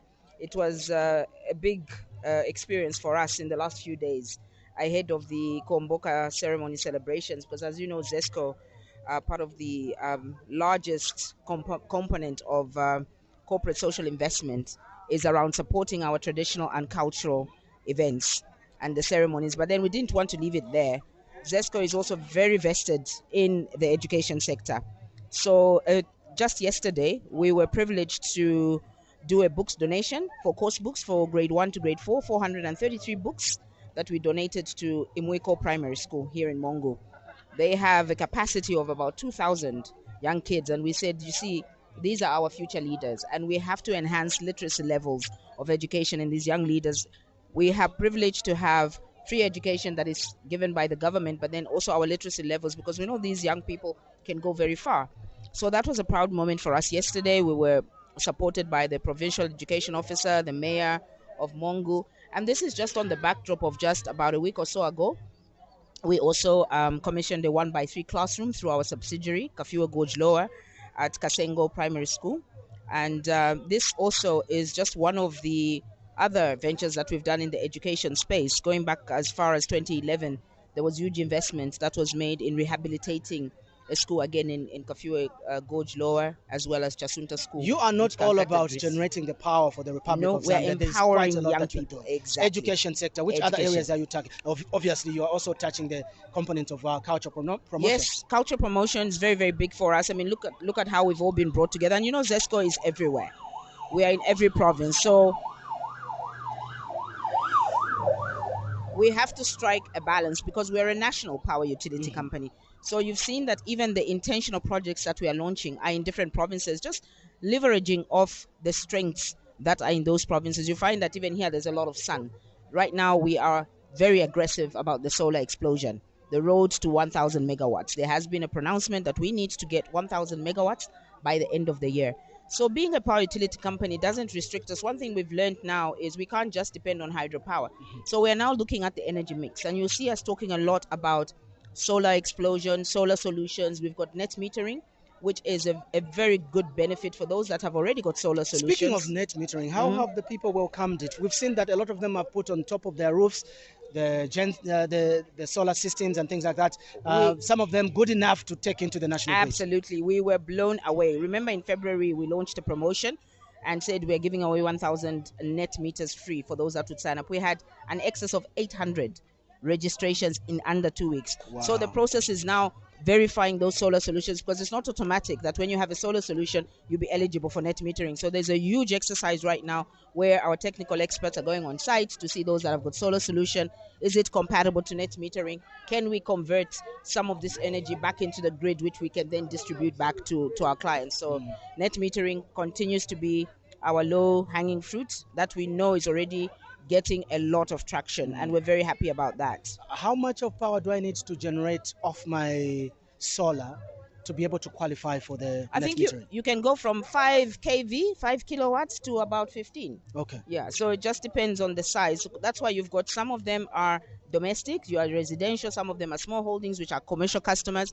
So you can either start with your single phase or a 3-phase, or a maximum demand. Anything above 15 kV would then qualify as a commercial or a business angle. So that's, you are diversifying in our that. energy. So we're very excited. Like just 2 weeks ago, just over a week ago actually, we were in the outskirts of Kabwe, where we are counting down to the launch and the commissioning of our Chisamba 100 megawatts plant. Massive project. Massive. It is, when you see it, it is just a game changer. It is. So our minister visited the site. We took him around the plant. It's this huge farm. The technology that has been applied, the infrastructure, huge investment. So we're looking forward to commissioning that in May. We've got other projects, solar projects in the offing, where we're looking at the Mansa solar plant, which is also going to happen this year. There's been exploration that is being done in Serenje, Kanona.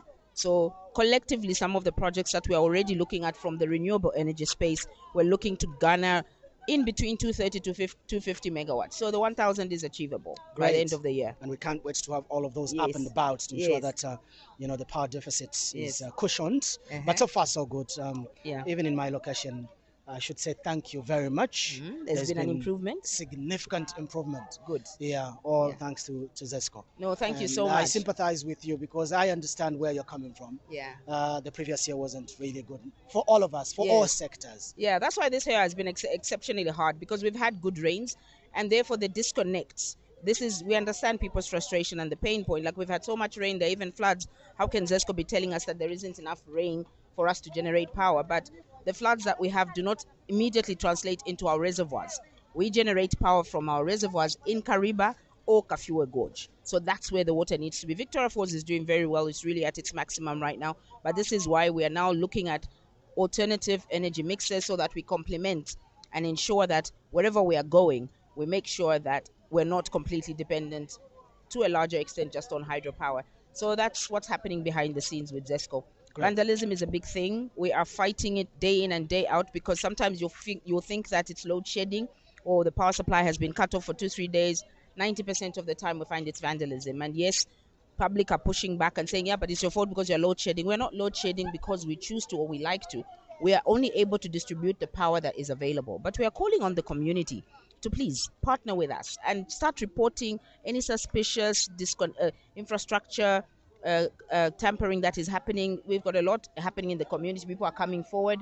We've got the Youth Action Against Vandalism that we've partnered with the Ministry of Youth, Sport and Art, and also National Arts Council. So through the musicians, the message is now going out into the communities, and we need to keep that going, because the punishment also for those that are vandalizing is 10 to 15 years jail term.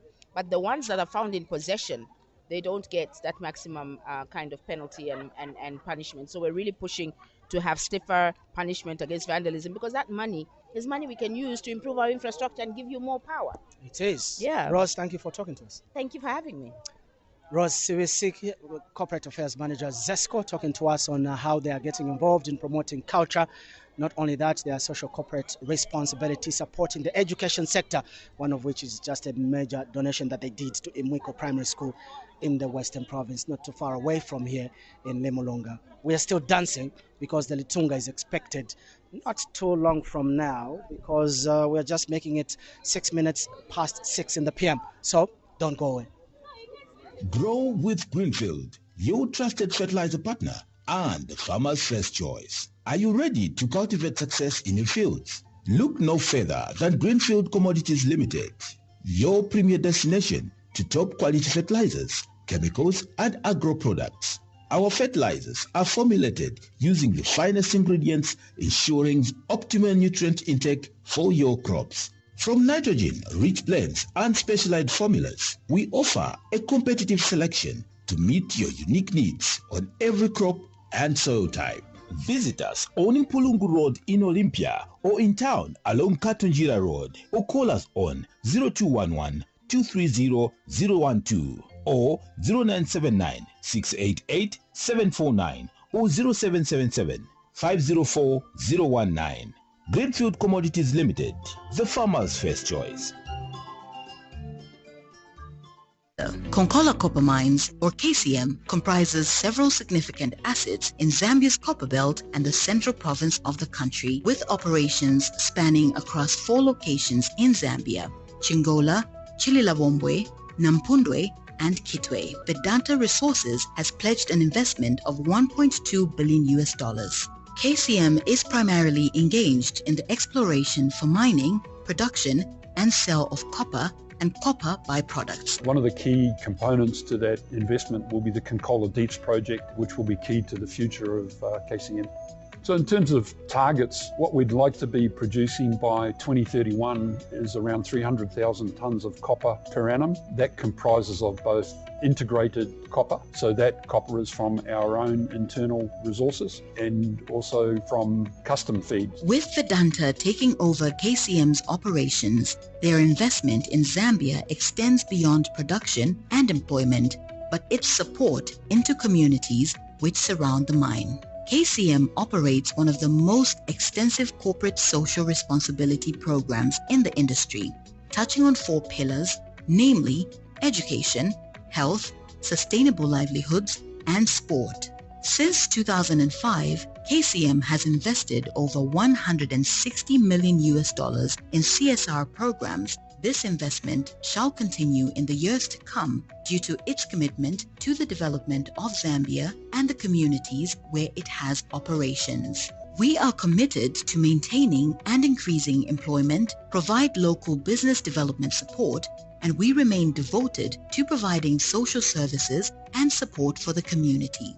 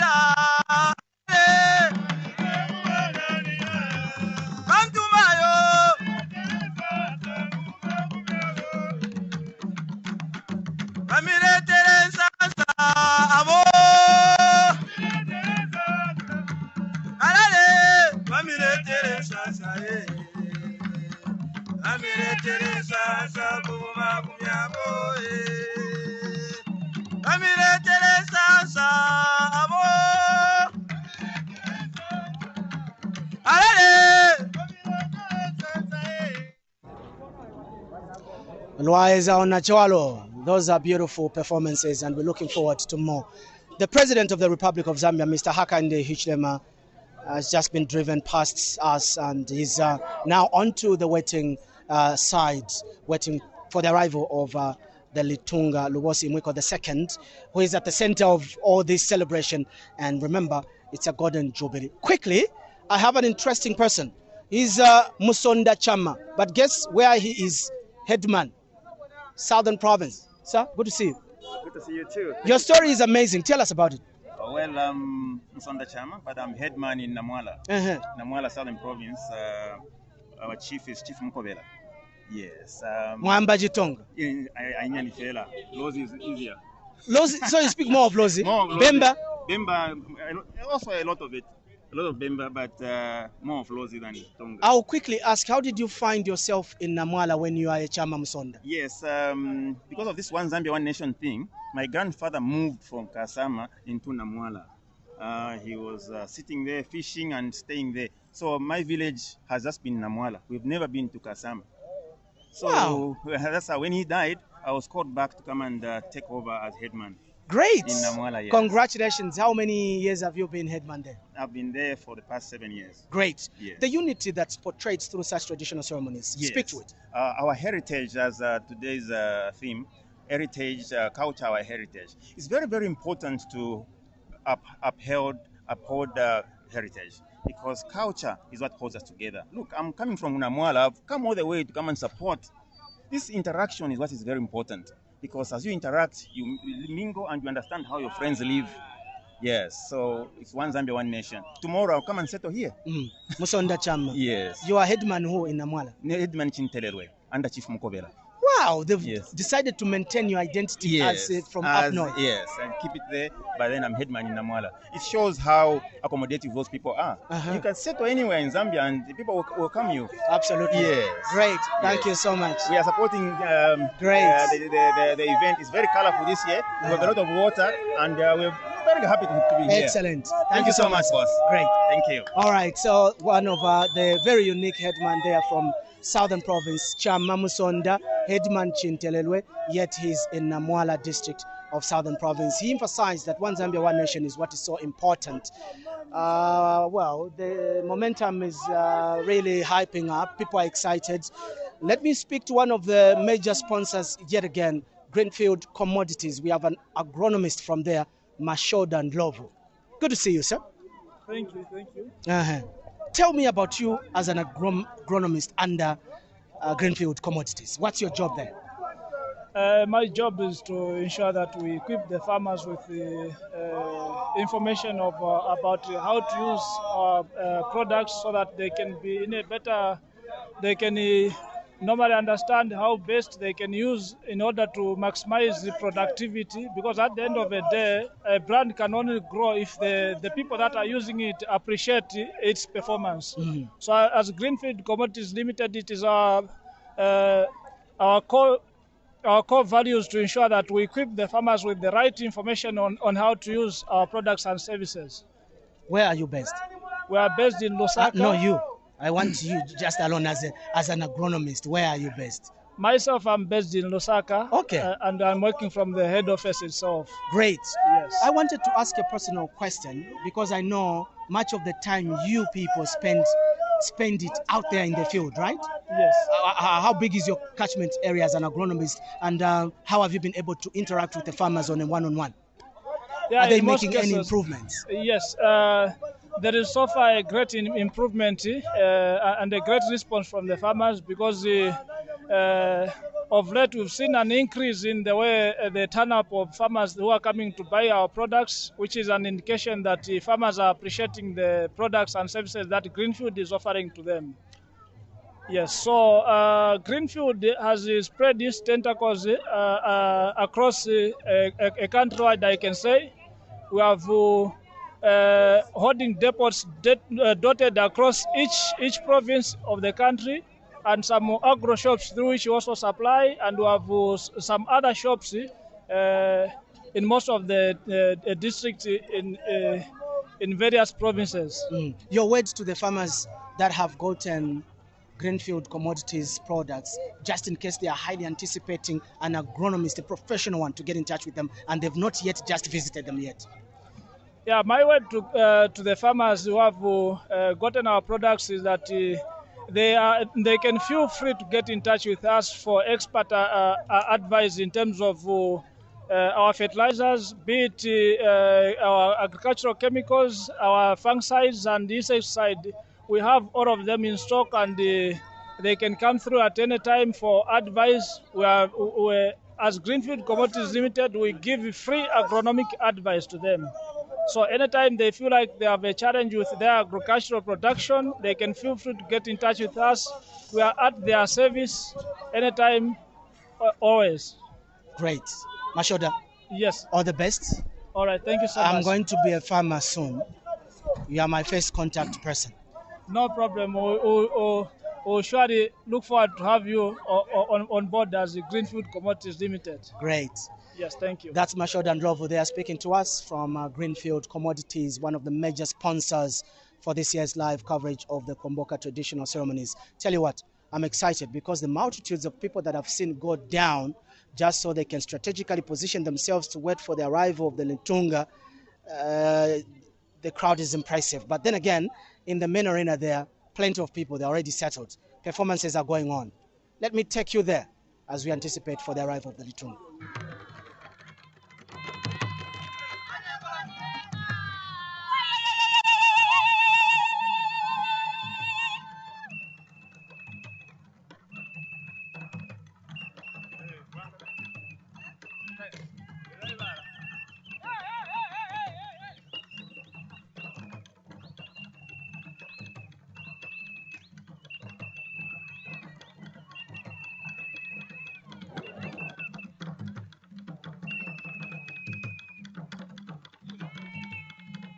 Musamanya ipa, kurari kumbuyo.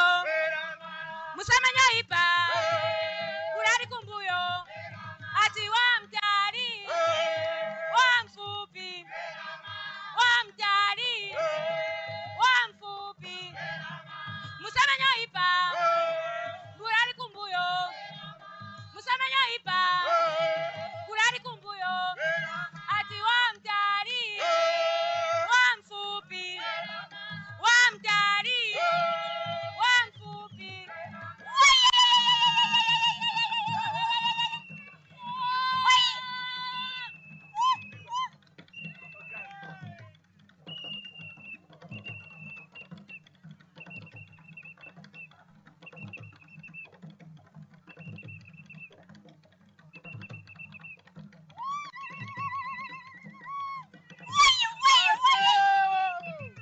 Betambe, betambe, beta siko na tulo, amachita sama dolo.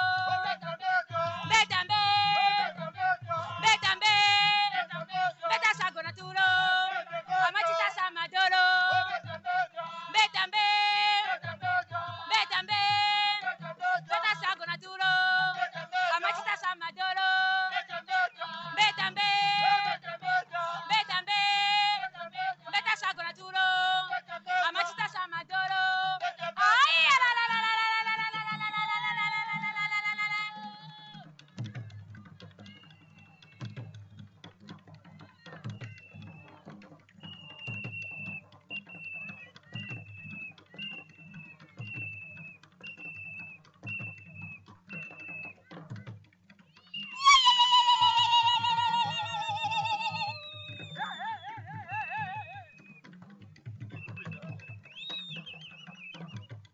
Matika sinje kwa bongo, matika sinje kwa bongo. Na beza bongo wasinja kale, na tora girasi na langani. Naona ya bawa yaonekera ye. Ya bawa yaonekera ye. Ya bawa yaonekera ye. Kera ye. Matika sinje kwa bongo, matika sinje kwa bongo. Na beza bongo wasinja kale, na tora girasi na langani. Naona ya bawa yaonekera ye.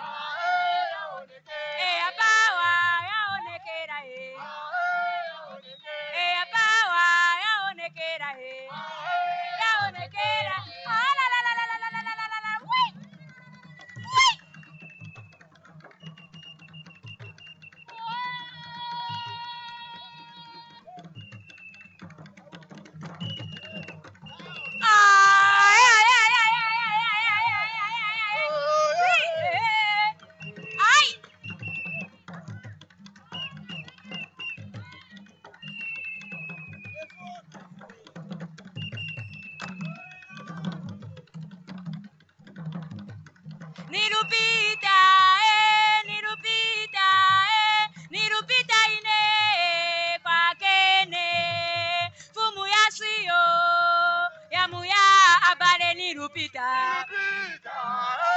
nirupita nirupita ine kwakene fumu yasiyo yamuyaya nirupita nirupita nirupita ine kwakene fumu yasiyo yamuya abale nirupita nirupita nirupita ine kwalitunga fumu yasiyo yamuya abale nirupita nirupita nirupita ine kwalitunga fumu yasiyo yamuya ai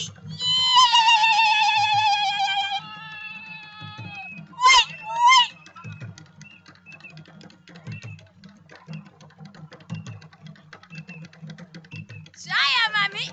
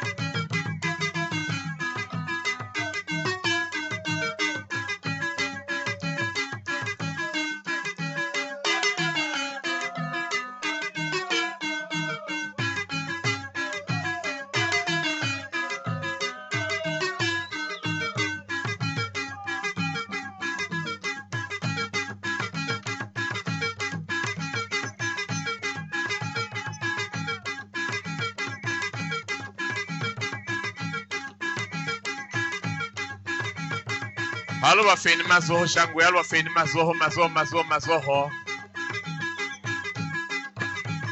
Kwa mina telo yeminde ya Lozi.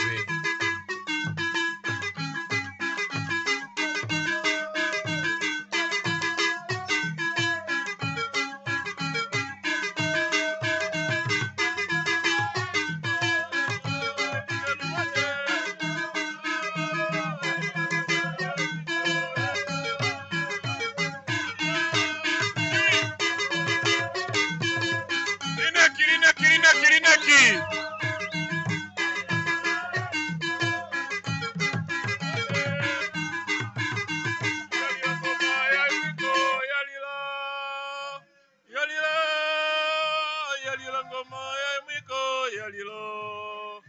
Chili.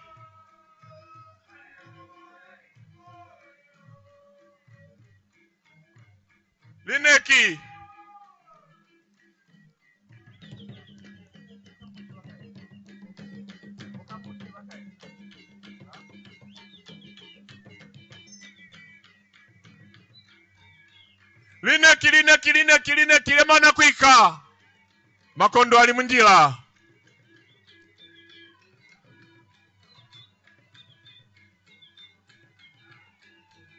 Uyo yange wino. Lya makola wana siyongo. Litunga luwosi mwiko wa bubeli. Chiwi!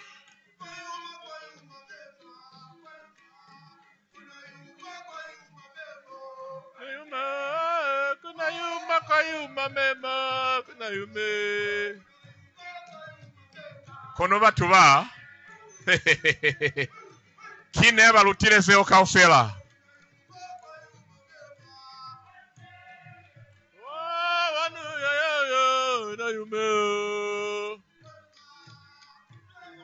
Chewy.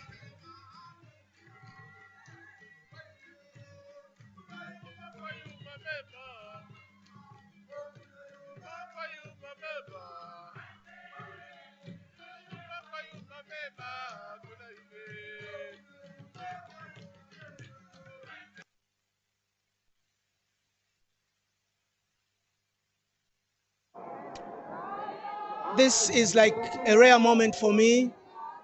If you are a very fashionable person, yes, you come with your fashion here, looking all nice in the Musisi or the Siziva, in your red berets, the Lishushu, but you will have to make sure that you sit down and just anticipate that spectacle that the Lutunga comes with. And there can never be a better spot to be, especially as the Narikwanda docks here. This morning, we came here before the waters were diverted to this canal. It was all dry. So systematically, we have the Zambian genius in the people that play around with the systems here if they want water to flood like onto this particular canal. I'm going to be talking to the Minister of Tourism, Rodney Sekumba, who is just being laid to where I am now. So we're going to highly speak to what is going to characterize the climax of the Kuomboka ceremony. But you can see the noises. It's like pomp and splendor now. Let me even stand as I wait for the Honorable Minister of Tourism, Rodney Sekumba. We will talk about how Zambian tourism is being shaped by the changes that are coming in, especially with social media being at the center. And this is one thing that the Ministry of Tourism has actually adopted to market Zambia's tourism potential. And so the Minister will speak to that particular story. How are we doing in making sure that all traditional ceremonies are amplified in terms of publicity, not only to the locals, but as well to the international community? The Honorable Minister is with me. Good to see you. Good to see you too, and we're very excited. As you can hear, the euphoria here in Limulunga is electrifying. Electrifying indeed. 25 years of the Litunga on the throne. It's a jubilee. It is a silver jubilee indeed, and as I had a courtesy visit to His Majesty the King yesterday, we did speak about his 25 years on the throne, which he felt like, look, it's like been forever. But what we're excited about is that in as much as he's 25 years old as Litunga, he actually has been serving within the BRE. Since 1981. There you go. You're talking about 40 plus years, which is absolutely amazing. This euphoria that you speak to, these are locals. The Zambian people have responded. I mean, just look at this setting itself. How are we doing in terms of amplifying these traditional ceremonies? You see, what I've actually noticed this year's Litunga, this year's Kuomboka rather, has actually pulled a lot of people from far and wide. Now, this in itself is what we call unity in diversity. We have a whole lot of people coming all the way from the Copper Belt, Northern Province, Southern Province, everywhere has come to converge here. But why we're so happy about this particular Kuomboka, over and above celebrating 25 years, which is a Silver Jubilee, is also an indication of what we reported earlier in the year today about how the tourism numbers have been growing. International numbers have hit 2.2 million. We are almost breaking the 500,000 domestic barrier. These are the domestic tourists that we're talking about. As a ministry, we will continue. I'll repeat, we will continue supporting traditional ceremonies. And you know what these traditional ceremonies do? Over and above creating local economies in a place like Limulunga, it also makes sure that our identity as a country is actually safeguarded. This is where we put our stamp.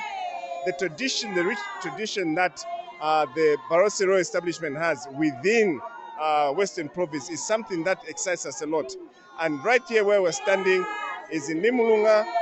All these people here are waiting to see His Majesty, the Litunga, Imwiko, Luwosi Imwiko II, to just arrive here. And what's interesting about this arrival will be that you'll see what they call the spy boats. The spy boats will come there to just signify, to just check if at all the people are very happy that the king has actually arrived. And then once they do that, then they'll go back and eventually you'll see the Narikwanda now getting to this place. This time around, as always, Mr. President Hakainde Hichilema is here with us to witness this momentous occasion. And we're very happy that the locals themselves, as you may notice around, is that the locals themselves are happy with what is happening. I need to release you, Minister. These ladies have been around since 12 o'clock and they've kept their words. I'm going to talk to them just to find out how they are feeling now. But I wouldn't let you go without touching the issue of accommodation. Absolutely. I'm just happy that these ladies have been here to support from 12 p.m., which is a long time. I had a very long discussion, as I mentioned, at the side with His Majesty. And one of the issues that we talked about is how we could create products out of this particular province itself. But the biggest challenge we have, as you have rightly noticed, is accommodation. And I would like to implore Zambian business people, please take advantage of these opportunities. Do not just think it's because of Kuomboka. Kuomboka is a trigger. Once you have hospitality services up and running, other things, it will just be, I would like to call Kuomboka as an enabler. So we need to take time to understand that government will not, I will repeat, government will not build hotels. Government will support local businesses to build hotels. And that's also what we're there for. Come to our office, let us know what you want to do, and we'll be able to support it. Excellent. Honorable Minister, thank you for talking to us. Thank you so much for having me, and welcome to BRI. All right, now let me talk to the lady. Ima, I'm going to talk to the lady because she's been representing the other ladies. Ima, amtaye kwanu. Ima, amtaye kwanu. Okay, so this is the lady that I earlier on spoke to, and she did mention for as long as the Litunga has not arrived, these ladies will not stop singing. And they've continued. How are you feeling? We are just feeling good. We are happy because we are waiting for His Royal Highness, our King Litunga was too. So we are not bored yet. What are you going to do when he reaches here? We are going to dance for him, continue singing, and escorting him while singing. Excellent. Yes. I wish you the best. Thank you very much. Indeed. The ladies that I spoke to earlier. Now, as you can see, more adventure comes up because the young and energetic Western Province is known for producing swimmers. These people are natural swimmers. They grow up swimming. And so we've seen some boys swimming across the other side of the canoe. And so nobody's bored. There's always an activity. And as you can see, if you are not here, you are at the Namoho enjoying some of the great performances.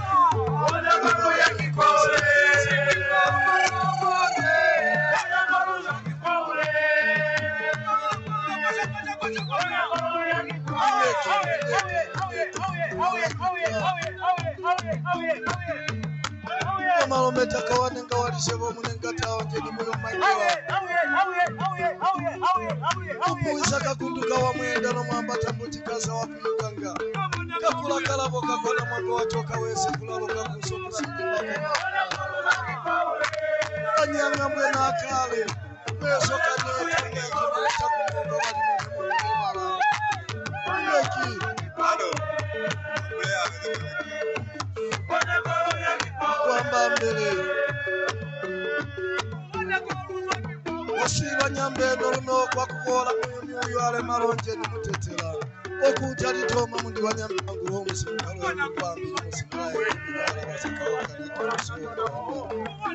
tawa musheto nakuva neneza vanovoka wamachitori vamunowiritela vajenyaverukulibula samuti mwanyambe wazanowa wanga samunape samunayo ifani iyo yayonje imuundora imuundekayo yayonje nyambangu mawi yatuluka vakanu nyamba nali mwala usamukungomenyamukunengajeimala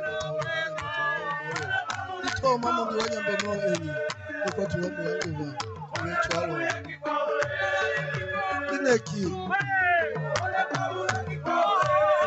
uku kutuketi mbayo ni kuvinini kwa kalisikangale sametu sawa muli ametu wite mamundi wana siyungu kuluchilera miungu yali amakola wana siyungu isikumbili nyanga samalele ndomo ya kikutemo nyachinga ngowa mukena wa musaoza ya maola moyo nole ya mutangola wesa njanja kawa kuikala mutu katu kataka wenyima ya manene kumino na wese kumikuwa mwanda imutangola tufawina kuinde kama pia tuiviko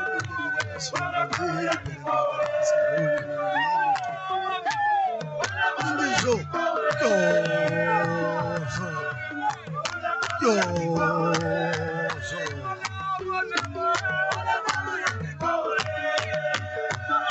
Iru paramiko Israeli sanene kafeka kutila Maria umwana sifona ngobe mwana mumeko umakando ubusi banyambe uomba tesi tungasafani sakurombela so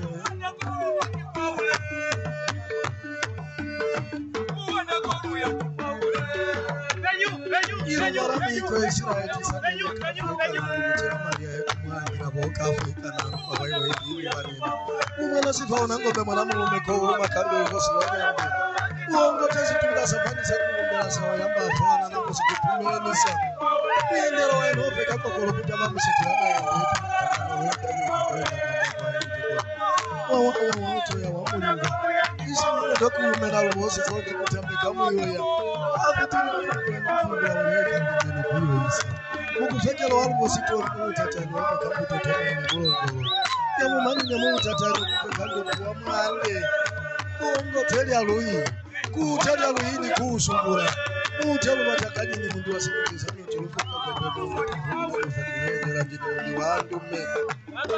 Atulio kufa atulio kuyo atulio marikani mwaka tawini mungu tukuimula na kusielanga tu mwani muyokela kujera lodumeni muyokela na kuisane na maramu ya mwani ni wasana na kulitandekani hata nyandu kwa anateka na jike kabili mwani zitambia mwani sipanyandu kaku mosholamu nonge moyo wange utila na wino waita undabona tumuna kasimu kinimate tena na kufani mashina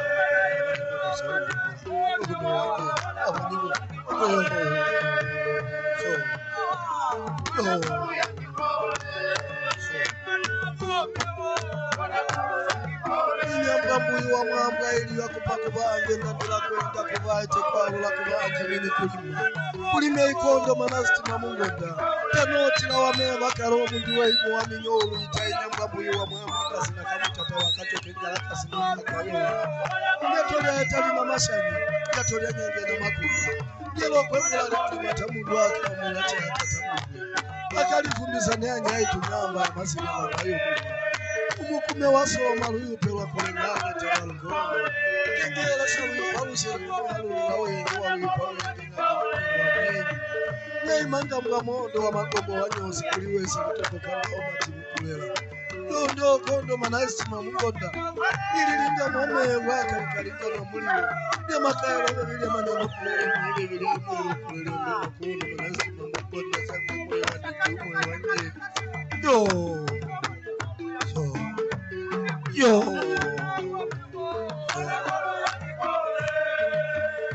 Ineki.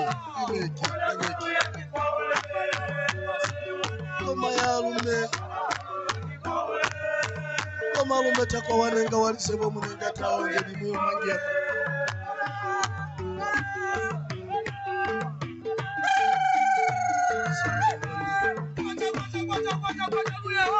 One DJ. We can pause there. Setu ni setu. DJ continue.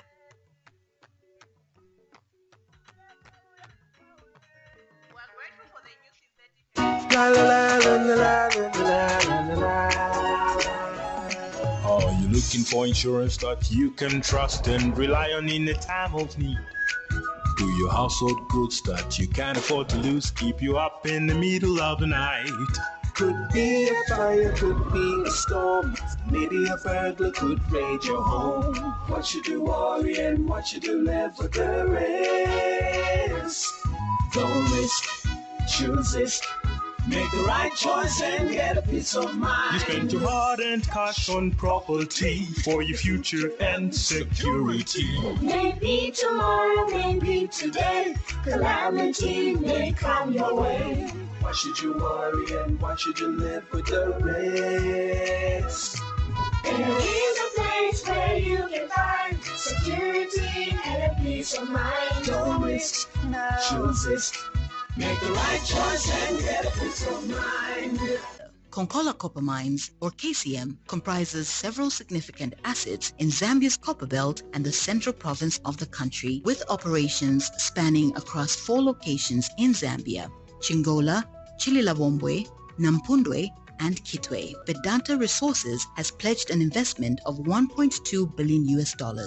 KCM is primarily engaged in the exploration for mining, production, and sale of copper and copper byproducts. One of the key components to that investment will be the Konkola Deeps project, which will be key to the future of KCM. So in terms of targets, what we'd like to be producing by 2031 is around 300,000 tonnes of copper per annum. That comprises of both integrated copper, so that copper is from our own internal resources, and also from custom feeds. With Vedanta taking over KCM's operations, their investment in Zambia extends beyond production and employment, but its support into communities which surround the mine. KCM operates one of the most extensive corporate social responsibility programs in the industry, touching on 4 pillars, namely education, health, sustainable livelihoods, and sport. Since 2005, KCM has invested over $160 million in CSR programs. This investment shall continue in the years to come due to its commitment to the development of Zambia and the communities where it has operations. We are committed to maintaining and increasing employment, provide local business development support, and we remain devoted to providing social services and support for the community. Grow with Greenfield, your trusted fertilizer partner and the farmer's first choice. Are you ready to cultivate success in your fields? Look no further than Greenfield Commodities Limited, your premier destination to top quality fertilizers, chemicals, and agro products. Our fertilizers are formulated using the finest ingredients, ensuring optimal nutrient intake for your crops. From nitrogen-rich blends and specialized formulas, we offer a competitive selection to meet your unique needs on every crop and soil type. Visit us on Impulungu Road in Olympia or in town along Katunjira Road, or call us on 0211-230-012 or 0979-688-749 or 0777-504-019. Greenfield Commodities Limited, the farmer's first choice. What does water mean to you? Water isn't just a necessity. It's the very heartbeat and lifeline of our communities. Whether for drinking, agriculture, or generating electricity, but human activities threaten its availability. Encroachments, pollution, and climate change are pushing our water resources to the edge. The need for sustainable water management has never been greater. This is why the Water Resources Management Authority, WAMA, was established in accordance with the Water Resources Management Act No. 21 of 2011. The authority is mandated to identify and protect potential sources of fresh water supply. We ensure safe water for domestic use. We manage water resources sustainably through permitting and licensing, ensuring fair access to water sources in acceptable quantity and quality for hydropower production, agriculture, mining, and other commercial purposes. Water concerns us all. Join hands with WAMA to protect our water resources. Act now. Zambia's water, our future.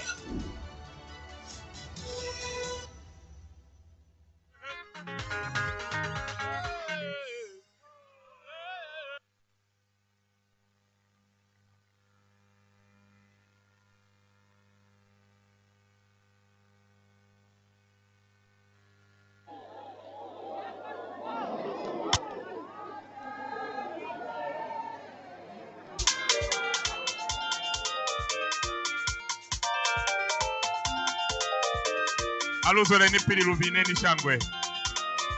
Aha. One Katangi, I see you from Kalabo.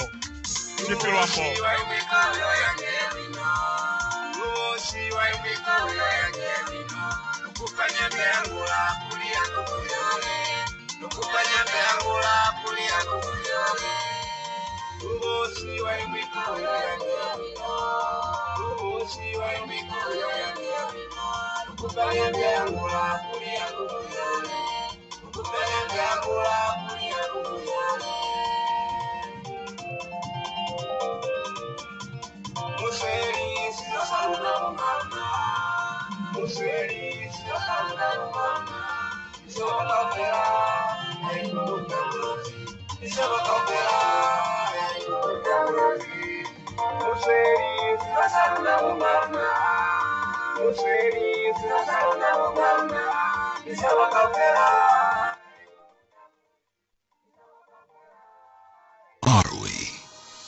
We are the heartbeat of trade. We are the driving force of progress. We are the key to greener energy. We are the fuel for the next generation. We are the power behind dreams. Zanaco.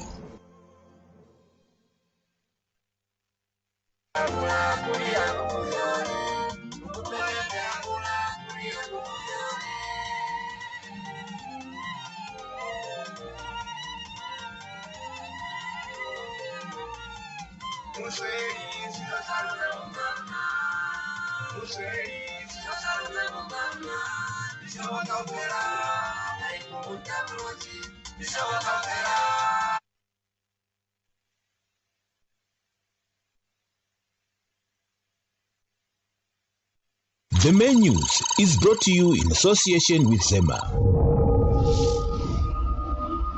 Managing our environment, securing the future. We only have one F. Protect it.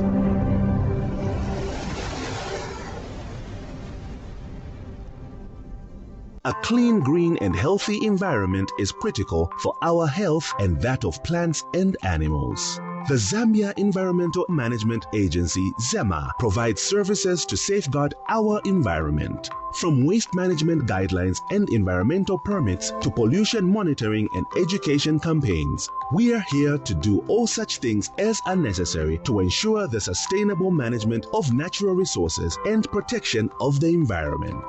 ZEMA, managing our environment, securing our future.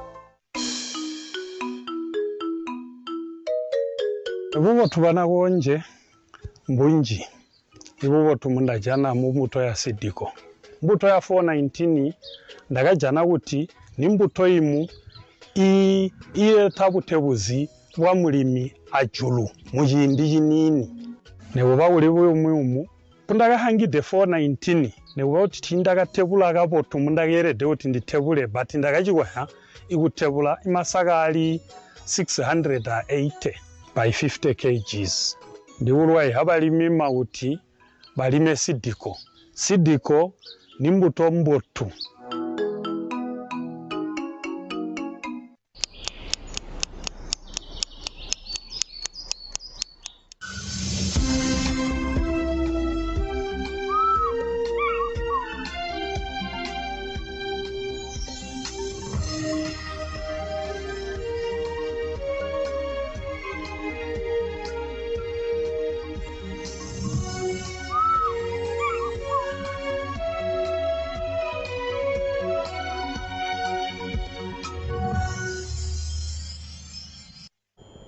One Zambia, one nation. A warm welcome to the main news coming to you live from our Lusaka studios here at ZNBC on Ali Kinkata Road. My name is Collins Muyenga. And my name is Margaret Chisulo. Our sign language interpreter is Kim Kakoma. We start the news with the headlines. President Hakainde Hichilema is among thousands of people at Nayoma Harbor in the Mulunga district to welcome the Litunga Lubosi Imwiko, the second from his Lialui voyage in the Barotse Plains to the Upper Land.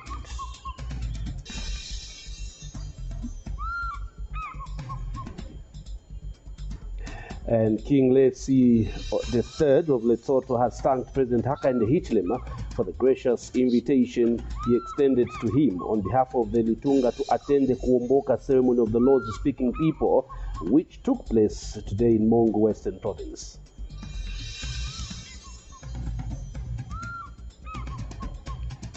Government has unveiled Chifa Enterprises as the contractor to undertake the over 500 million Kwacha Road project in Kitwe on the Copper Belt. And Zambia has been banned from participating in continental parasport games. Join us for the details after this break.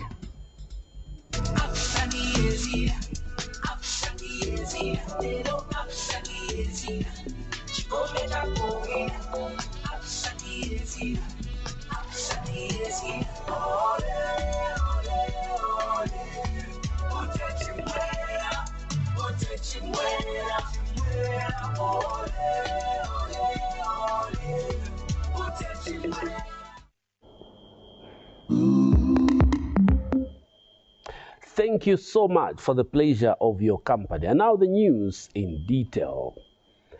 President Hakainde Hichilema is among thousands of people at Nayoma Harbour in the Mulunga district to welcome the Litunga, Luwosi Imwiko, the second from his Lialui voyage in the Barotse Plains to the upper land. We will now take you to the live pictures at Nayoma Harbour, where the Nalikwanda is expected to dock.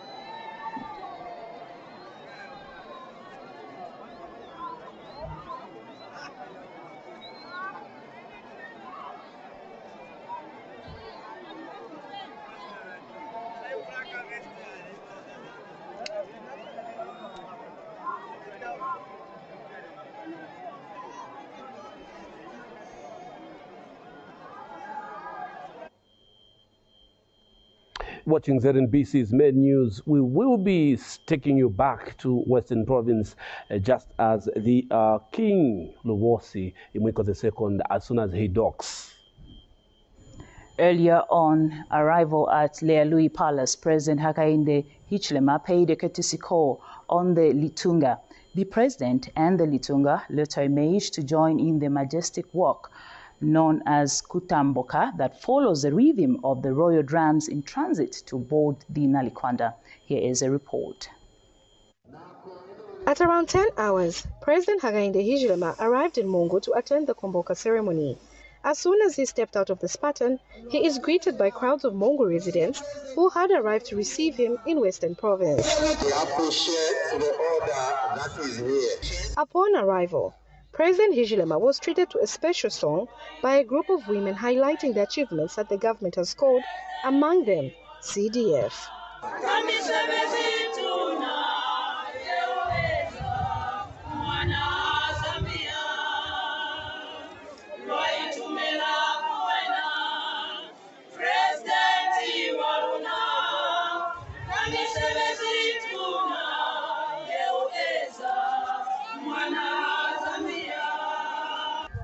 The head of state later proceeded to the palace to pay a courtesy call on the Litunga, which took over 20 minutes.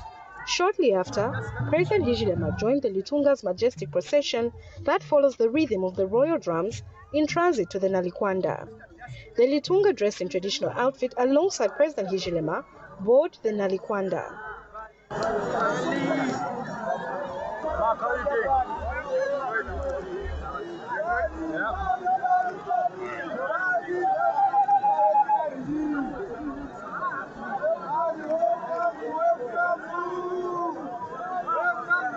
They not only embark on a journey across the Zambezi River, but uphold tradition.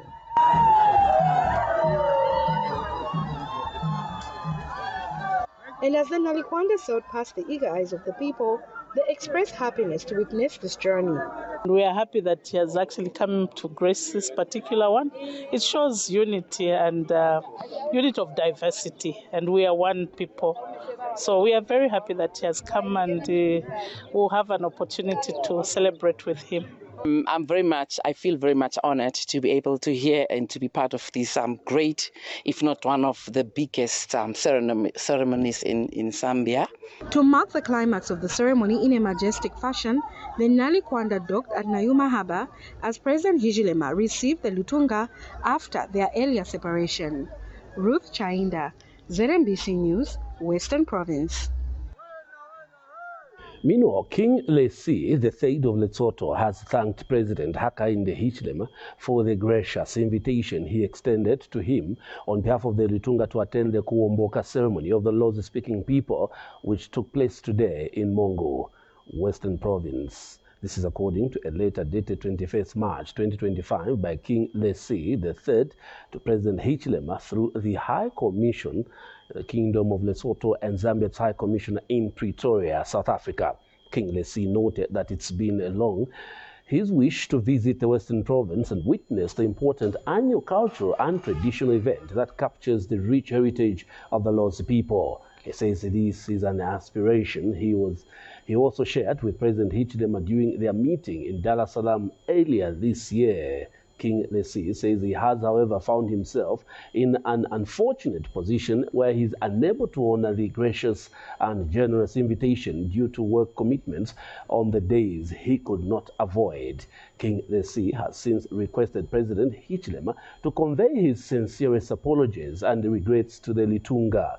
The King of the Kingdom of Lesotho has expressed his hope and prays that he will have another opportunity to attend the Kuomboka traditional ceremony. King Lozi further says it remains his wish and that of the Batsoto to review and celebrate the cultural ties between his people and Malozi-speaking people of Western Province in Zambia.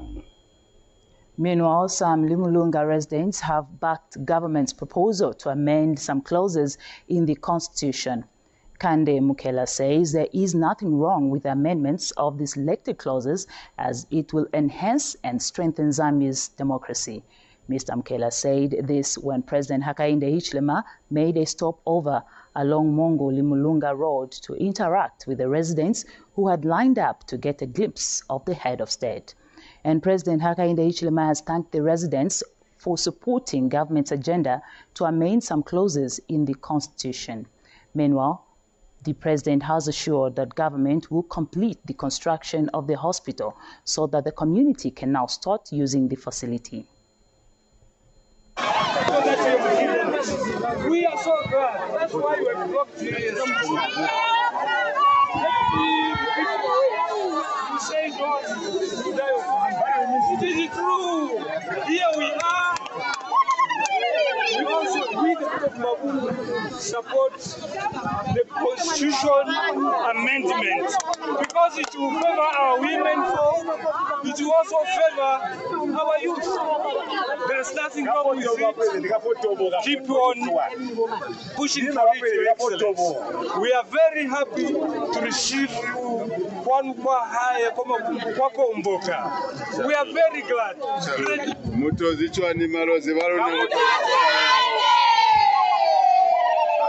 Happy Kuomboka 2025.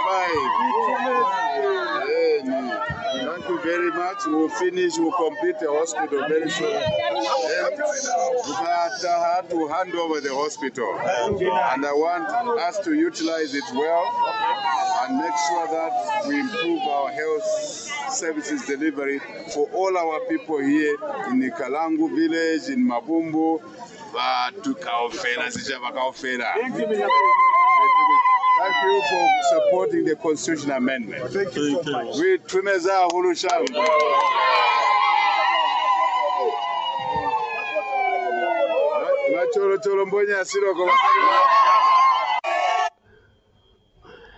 Mines and Minerals Development Minister Paul Kabuswe is disappointed with the law involvement of Zambian companies at NFC Africa Mining in Chambishi on the Copperbelt province. Mr. Kabuswe was speaking during a meeting with NFC Africa Management. Here's the report.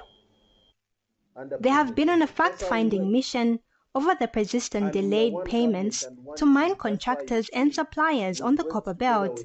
The Mines and Minerals Development Minister, Paul Kabuswe, and his Copper Belt counterpart, Elisha Matambo, have so far visited Luansha Mine, Mopani Copper Mine, Konkola Copper Mines, Mimbula Minerals Limited, and NFC Africa on the Copper Belt. But it seems NFCM Mining Company in Chambishi has a number of thorny issues raised by local suppliers and contractors. On the capital expenditures, there is no local person participating in there. Now, this is where a lot of money sits. And this is where even on government losing revenue is, because that is allowable. So how do you pay a tax in there? You won't pay because they'll say we spend so much money. And that's why as an association we've been saying, we need to allow Zambians to participate in that area. Sadly, NFCA has also been paying Zambian workers poorly, a development which did not sit well with the Mines Minister, Paul Kabuswe. They cry on the street about NFCA, and this especially with your contractors. People are being paid as low as 1,000 kwacha, 1,500 kwacha by your contractors. Even yourselves with a mine of these quantums, really you need to up your game in the way that you are paying your workers. The biggest dent you have is in these two very areas. That is where there are serious complaints, and please revert to the 30 days payment period. Why do you want to have a small database of contractors and suppliers? What is the justification? And when it came to awarding business to local suppliers and contractors, NFCA failed to impress the government. This forced the Copperbelt Minister, Elisha Matambo, to demand more business for the Zambian registered companies at NFCA. Registration of suppliers, I was thinking 74,000 metric tons can go to even 6,000 contractors and suppliers, not 600.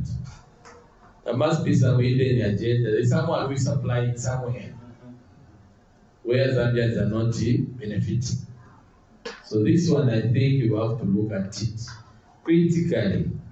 Register Zambian suppliers and contractors. And you said the registration was continuously. How can you get 600 in 27 years? After all the deliberations, NFCA promised to change and amend all the issues raised by government and registered suppliers.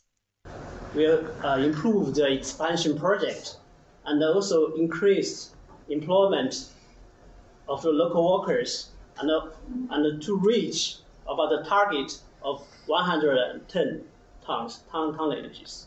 Fortune Sinyangwe, ZNBC News, Chambishi. Vice President Mtalena Lumango says payment of all outstanding bills owed to the Resident Doctors Association of Zambia dating back to 2016 will be cleared.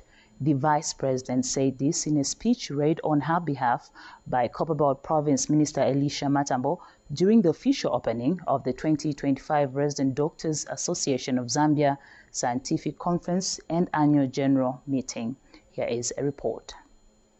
It is their annual calendar event, and close to 700 resident doctors from across the country were in attendance.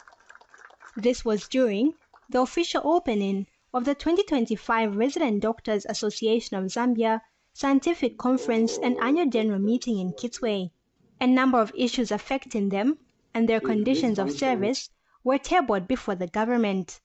We are still owed over 80 million kwacha in arrears, settling allowances and gratuities, that over 700 doctors, many seated before you, are underpaid in that they are sitting on wrong salary scales, receiving enumeration that is inconsistent with the service they provide, and that with a doctor-to-patient ratio of 1 doctor to 12,000 patients, and a significant number of citizens in our country testifying that they have lived to old age without ever being attended to by a doctor, we still have over 1,300 unemployed medical doctors.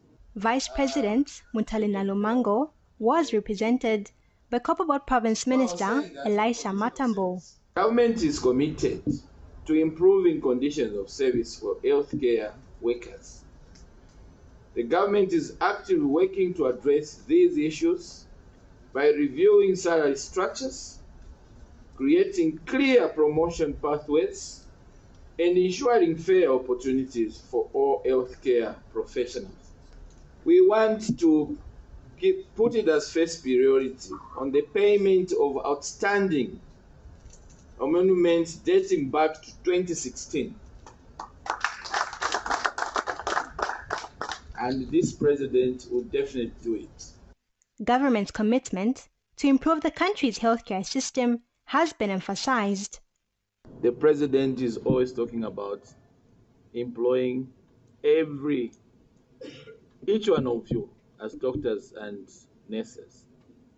And that will be done. Someday we'll have very few, maybe we'll just remain with those who are coming from universities who are graduating someday, and not long from now with this president.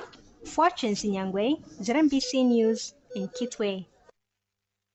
You're watching ZNBC's main news, and just now we take our first commercial break. And still ahead in the news, government through the Ministry of Fisheries and Livestock is constructing a state-of-the-art viral vaccine plant valued at 421 million kwacha. We have the details of that story plus many other interesting items. We will be back shortly.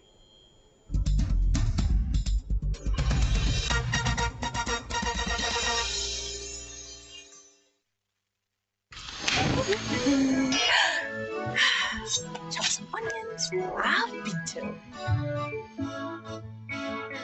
Into the pot. Delicious. Sprinkle some spring onion. Have you heard about the lady who knows how to cook? She makes the best noodles with a special look. She adds to veggie, spices and meats, and serves them hot and fresh down in every street. Mama been to noodles, hey, you make me smile. Mama been to noodles, tasty every time. Mama B is making bento tonight. Mama B is making bento tonight. Mama B is making bento tonight. Mama B is making bento tonight. Better bento. Imagine having nature's secrets to health and vitality in a bottle. Introducing Lifeway Shot Health Drink. Ginger for digestion. Beetroot for stamina. Aloe vera for skin. Tamarind for metabolism.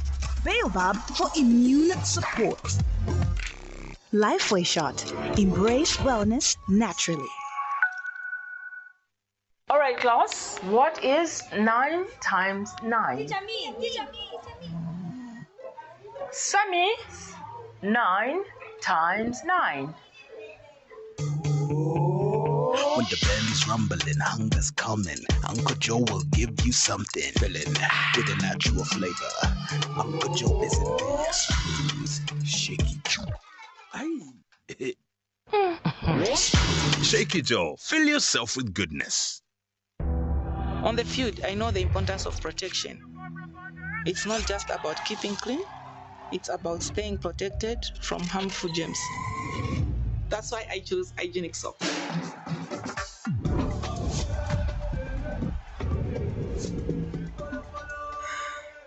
Hygienic soap, it's a game changer. Trust hygienic soap. Protection today, greatness tomorrow.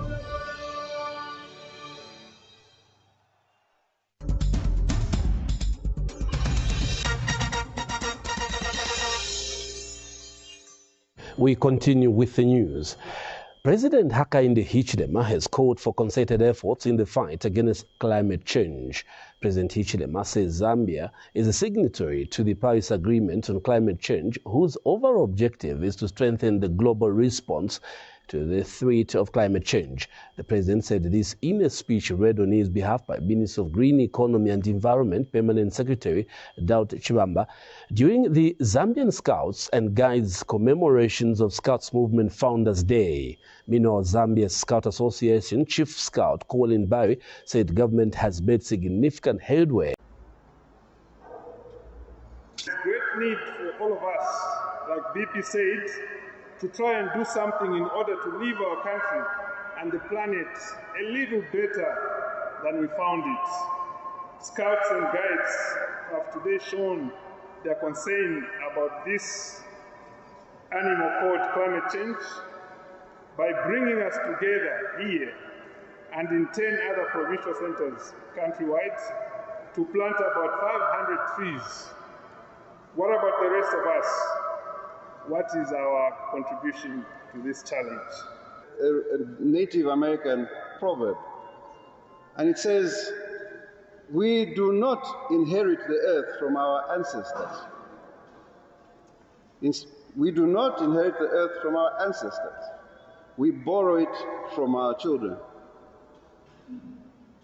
You think about that statement. We have no right to what is here now. We found it. But we have the obligation to make it right for the people to come. We are all responsible for preserving our world. And when we are gone, we will be held accountable for that beyond the grave. The Chingola Pastors Fellowship has backed the proposed amendments to the Constitution, saying they are progressive. Chingola Pastors Fellowship Chairperson Bishop Edwin Simasiku has cited the delimitation of constituencies and the call to discard by-elections as some of the progressive clauses.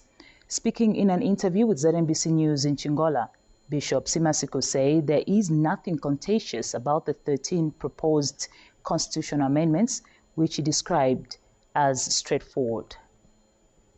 Let's just support what the government is trying to do for us, for the sake of our people. We need things which will improve the lives of people. You see, when you look at everything they are doing, they are not hiding anything to us. They've brought those articles to us to go through, and looking at them, they are very progressive. So we, as clergy here in Chingola, we are supporting this one, these amendments. So it's very important. When you read, you look at what they are being proposed. Let us support. Even our mother bodies, let's read through. Make sure that we support these things. Let's not argue for the sake of argument. It will bring development. Government, through the Ministry of Fisheries and Livestock, is constructing a state-of-the-art viral vaccine plant valued at 421 million kwacha.